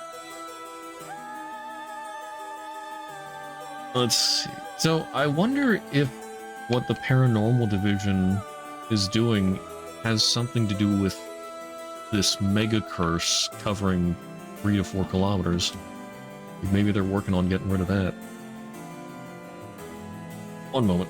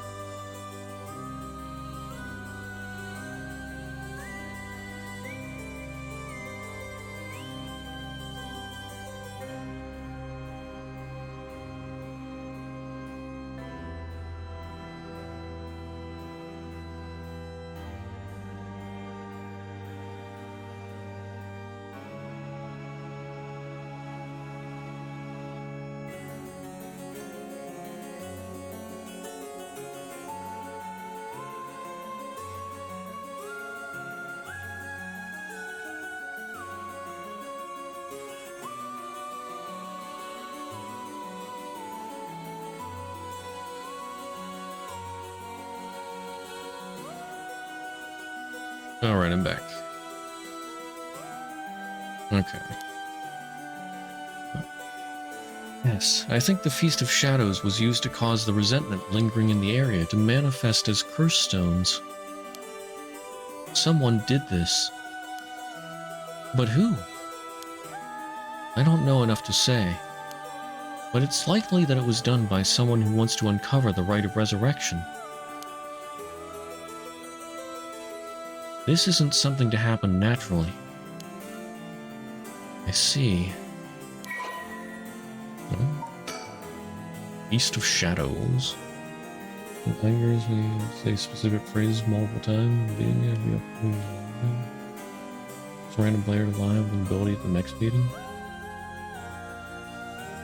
I think for like the lying curse, you have to do it when somebody lies.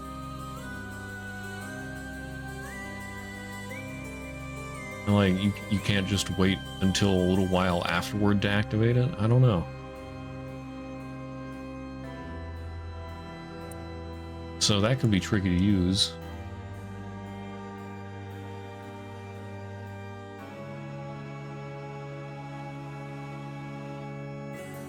Maybe if you tried to make a game about this kind of stuff, maybe the best way would be to give everybody a curse. It's just you don't know who has what curse. So you gotta figure out how best to activate your curse while avoiding everybody else's.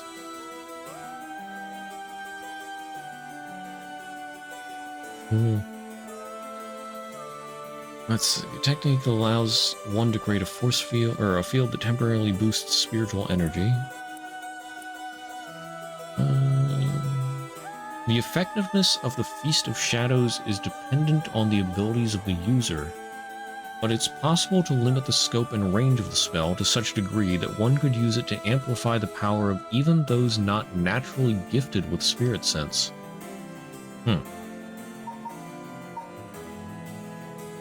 Idea. Could people just want to collect curses and bad players who want to kill others? Yeah. That could be an interesting twist.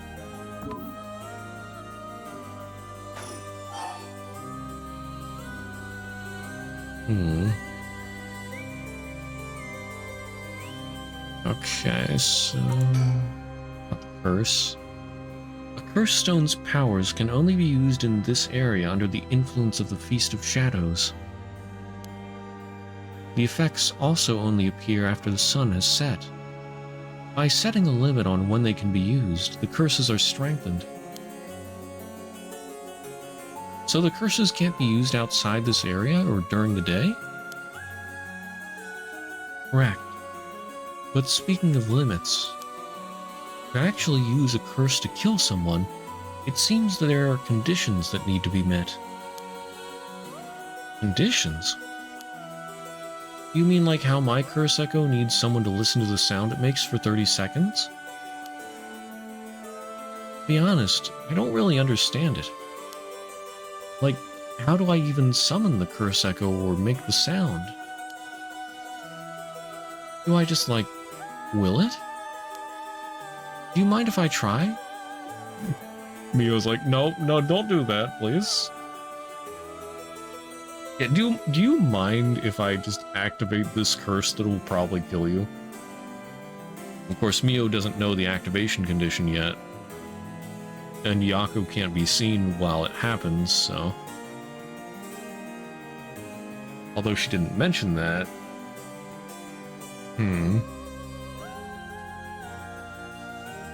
Like, are the bad players getting more powerful curses than good players? Good amount of curse uses?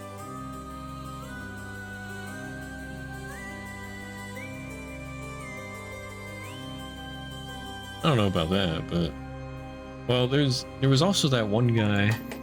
Like, there could be other people without curses. So... For example, one guy... Oh, right, persons. Takumi Yumioka.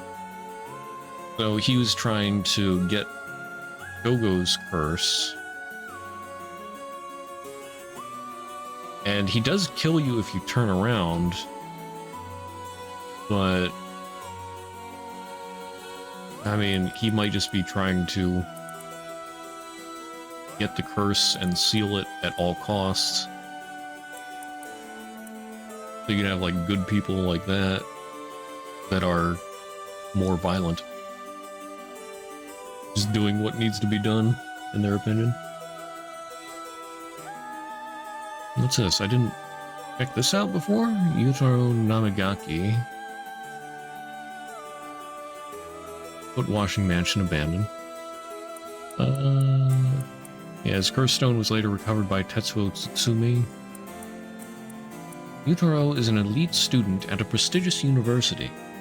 He lives off the generous allowance he receives from his parents, who are both prominent local figures. Although Yutaro has lived a charmed material life, emotional neglect at home has caused him to develop a spoiled, egotistical streak. The only kindness he knew growing up was from his family's maid, and he still fondly thinks of the plain rice with butter they used to enjoy together. Plain rice with butter. It's pretty good. Love that stuff. Good players with no curses and some with curses but limited uses. Yeah, there's all kinds of stuff you could do.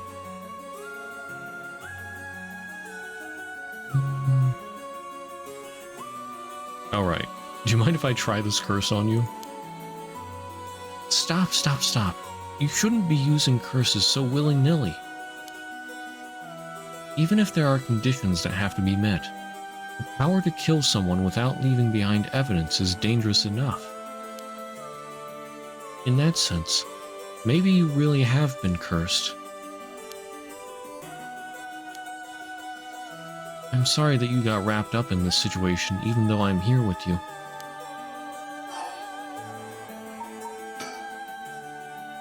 That curse stone, I think whoever holds it becomes a curse bearer. It would probably be best for me to hold on to it, but then I'd feel bad about forcing it on you. No, I sense a powerful force rejecting me. I don't think I'd be able to take it. Really? Why? If we tried separating it from you, the curse may trigger. That's how bad I sense it wants to stay with you. No way. That curse stone might look like nothing more than an old Netsuke carving. But I can sense a powerful, resentful energy from it. I don't think it's a good idea for me to even touch it. I may seem like I know what I'm doing, but I don't know how to handle something this powerful. Really? This little thing? If you threw it away and someone with bad ideas picked it up, it could be bad. I think it would be safer to avoid the risk of getting anyone else involved and have you hold on to it for now. Well, now I'm kind of freaked out. Anyways, we need to make it to daybreak. I think the curse should weaken once it's morning. I'll help you find a way to deal with it then. Okay. So there are two things you should remember. First, do not fulfill the conditions while it's night. Second, should you happen to fulfill the conditions, don't use the curse. Right. About the 7 mysteries. The mysterious voice said the curse stone is called the Fool's Procession, right? Yeah. That's from the 7 mysteries of Honjo, right? Our school is said to be connected with a story with the same name, one of the mysteries. Right. I don't think it's a coincidence. This is just a guess, but it's possible that you were chosen because it could feel your desire for the rite of resurrection.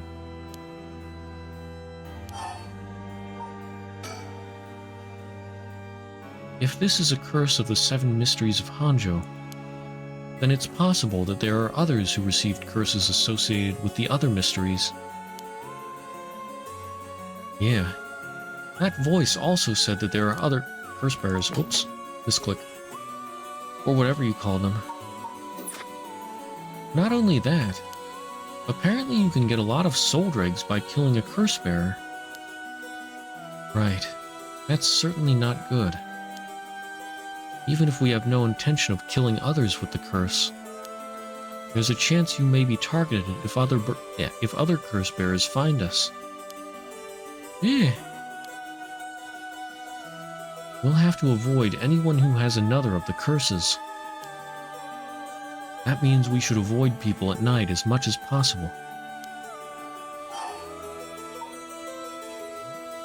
Not the rite of resurrection. But Mio. Yes? If this curse is real, that means I could bring back Michio if I used it, right? The rite of resurrection would be real too. Yes, that's true. But is the rite of resurrection actually real? Because it seemed like Shogo just died when he tried to use it.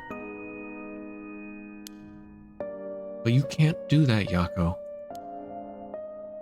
But feels like it's not the time to worry about that kind of stuff. If Michio died in an accident, then I'm sure she didn't want to die. What's the issue with putting a little curse on a complete stranger? What's wrong with me just murdering people randomly? Nothing wrong about that, right? Oh my. Lighter curse is simple, maybe the map needs to be lighted. Has to hold a lighter while making it to an unlit area.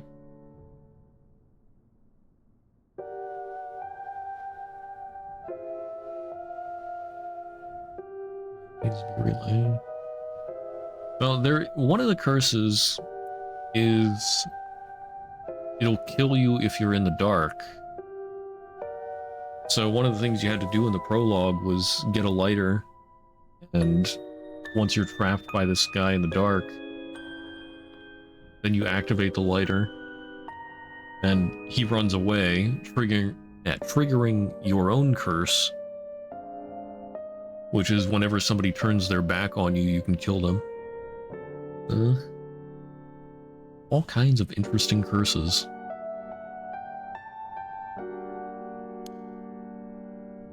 I sort of feel like it wouldn't be a big deal. What's going on with you? You're not acting like yourself, Yako. You would never even consider taking the life of another person. Is it the curse's influence on you? Maybe the Curse Echo's grudge is rubbing off on you. Will you show me it for a second?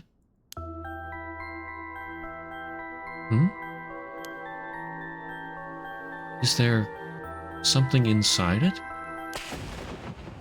No! Stop! Yako? Oh, I'm sorry. But it's like... I just suddenly really didn't want you to touch it.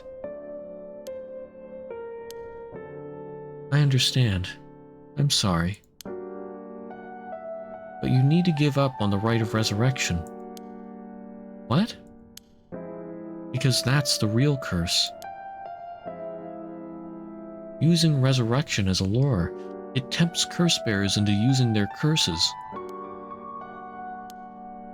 You have to resist it. Don't let yourself be deceived by some curse.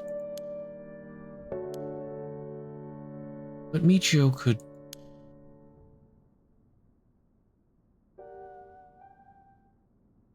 I think for tonight we should get you home to rest. I'll walk you. The curse's influence should subside in the morning. Okay.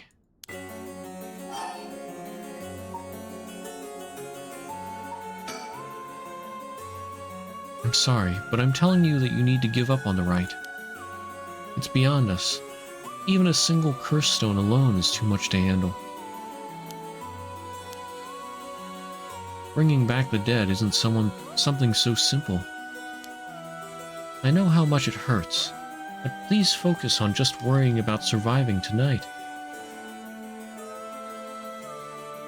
If it's two dark curse and lighter curse together, combo, OP. Yeah, that's true. I don't know what the activation condition is for the darkness curse. It seemed like as soon as we got close to the guy, it just dragged us in. But yeah, if they have a light, they're dead. If they don't have a light, they're dead. That would be rather OP. Because I mean, Detective Tsutsumi has two curses now, and I'm guessing he can use them both. So it seems like you can use two different curse stones or more.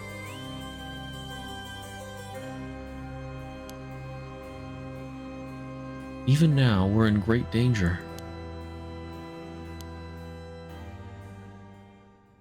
Okay, let's get going then, shall we? Don't die to the two dark curse, use the lighter, die to the lighter curse. Yep. Yep. We'll take the same route we took to get here. Right. We'll be fine, right? There's no one else at school, is there? I think so.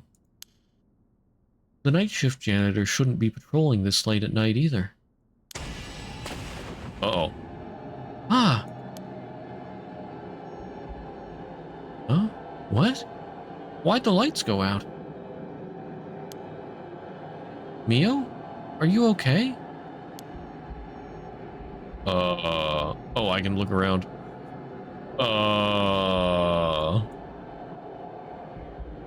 What's that?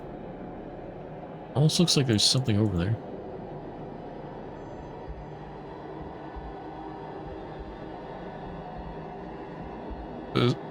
Hello? Mio? He's not here. What's happening? Where are you? I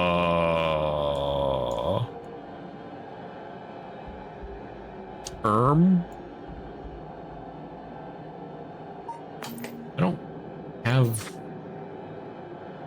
Wait. Yeah, I guess I don't have any items. Two dark curse? Maybe? I don't think so, though. What am I...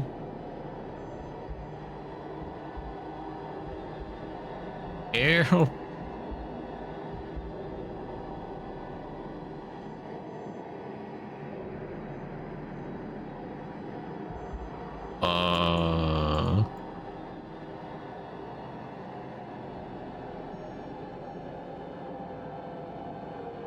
Am I supposed to do something with the Luigi board? Huh? What? Actually, what am I supposed to do here? Oh! Holy! What the? Oh! Oh my goodness!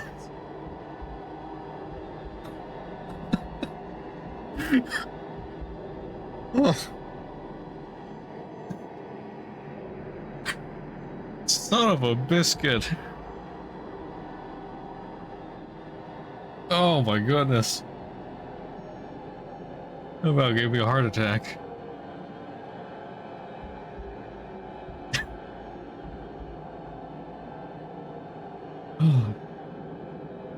Oh no, no, no. What was that? Get me out of here. Mio? Mio, where are you? Nako, I'm here. Over here. Can you see me? A jump scare is warning her. I'm playing this in the dark. I have no lights on right now. Oh my goodness, that really did freak me out.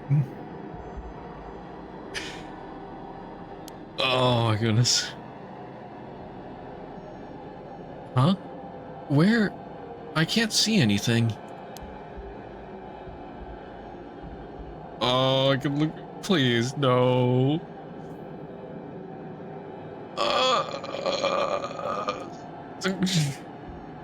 It's gonna jump scare me. I know it, and I'm still freaked out.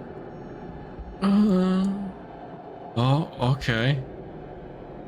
It's just Mio. There you are, Mio. This way, over here. Be careful. Your field of vision is being limited. Right.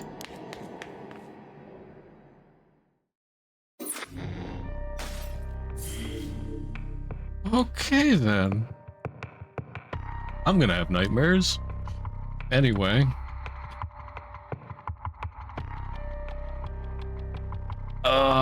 Yeah.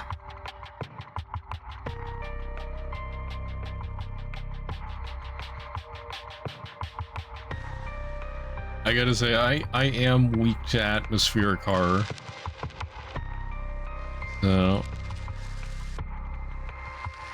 Okay, I'm thinking this is probably the best place to stop for tonight. Because some of these can take a while, and it's like 1:30 midnight here. So... Good lord, that jump scare.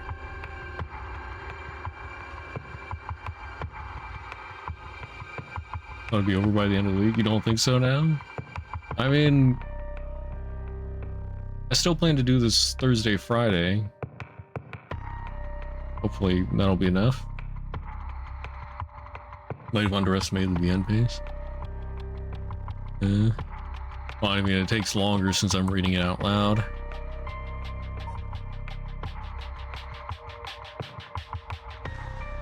Yeah. Probably a third. Okay. Well, it's not bad. I'm enjoying it. Although, heck you, jump scare.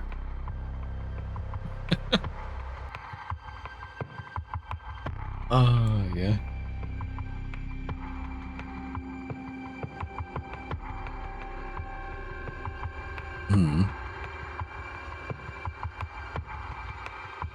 So the field of view is being limited.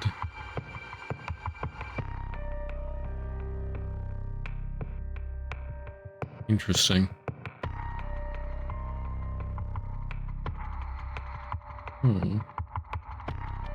You have a romantic story like none of this come before. I don't know about that. I think the only shot at romance died in the prologue.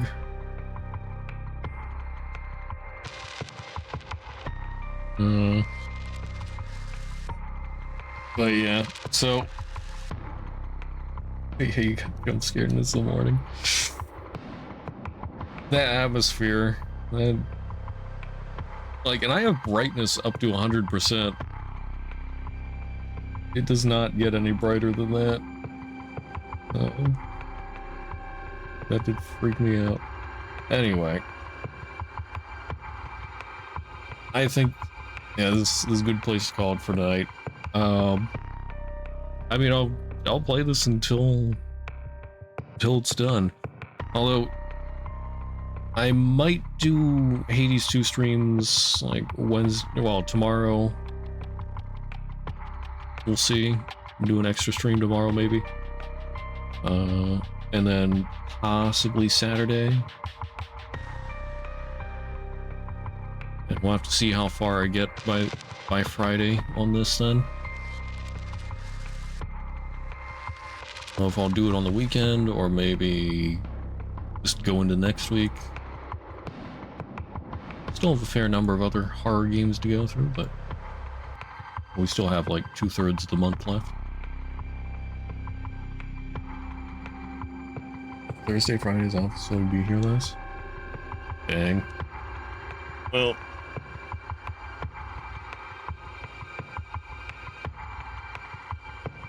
I know you'll be here with us in spirit. Just hopefully alive, though. Not the dead kind of spirit. That wouldn't be good. Don't mind me, I'm just an Uber. But yeah, so possible extra Hades 2 stream tomorrow. Thursday, Friday, more Paranormasight. Possibly Hades 2 Saturday, and then we'll see what happens at the end of the week. But, in the meantime, if anybody's interested in social media, there are links for my Discord, Twitter, Blue Sky, and YouTube. They're in the chat. You can always find those links in the About section of my Twitch, or under the Socials banner. And for anybody watching the VOD on YouTube, if you're ever interested in watching live, there will be a link to my Twitch in the video description. Oh. But yeah, thank you all for being here. I hope you enjoyed me getting the bejesus scared out of me there. I hope you all have a great rest of your day, night, whatever, wherever you are. And I'll see you around. Bye-bye.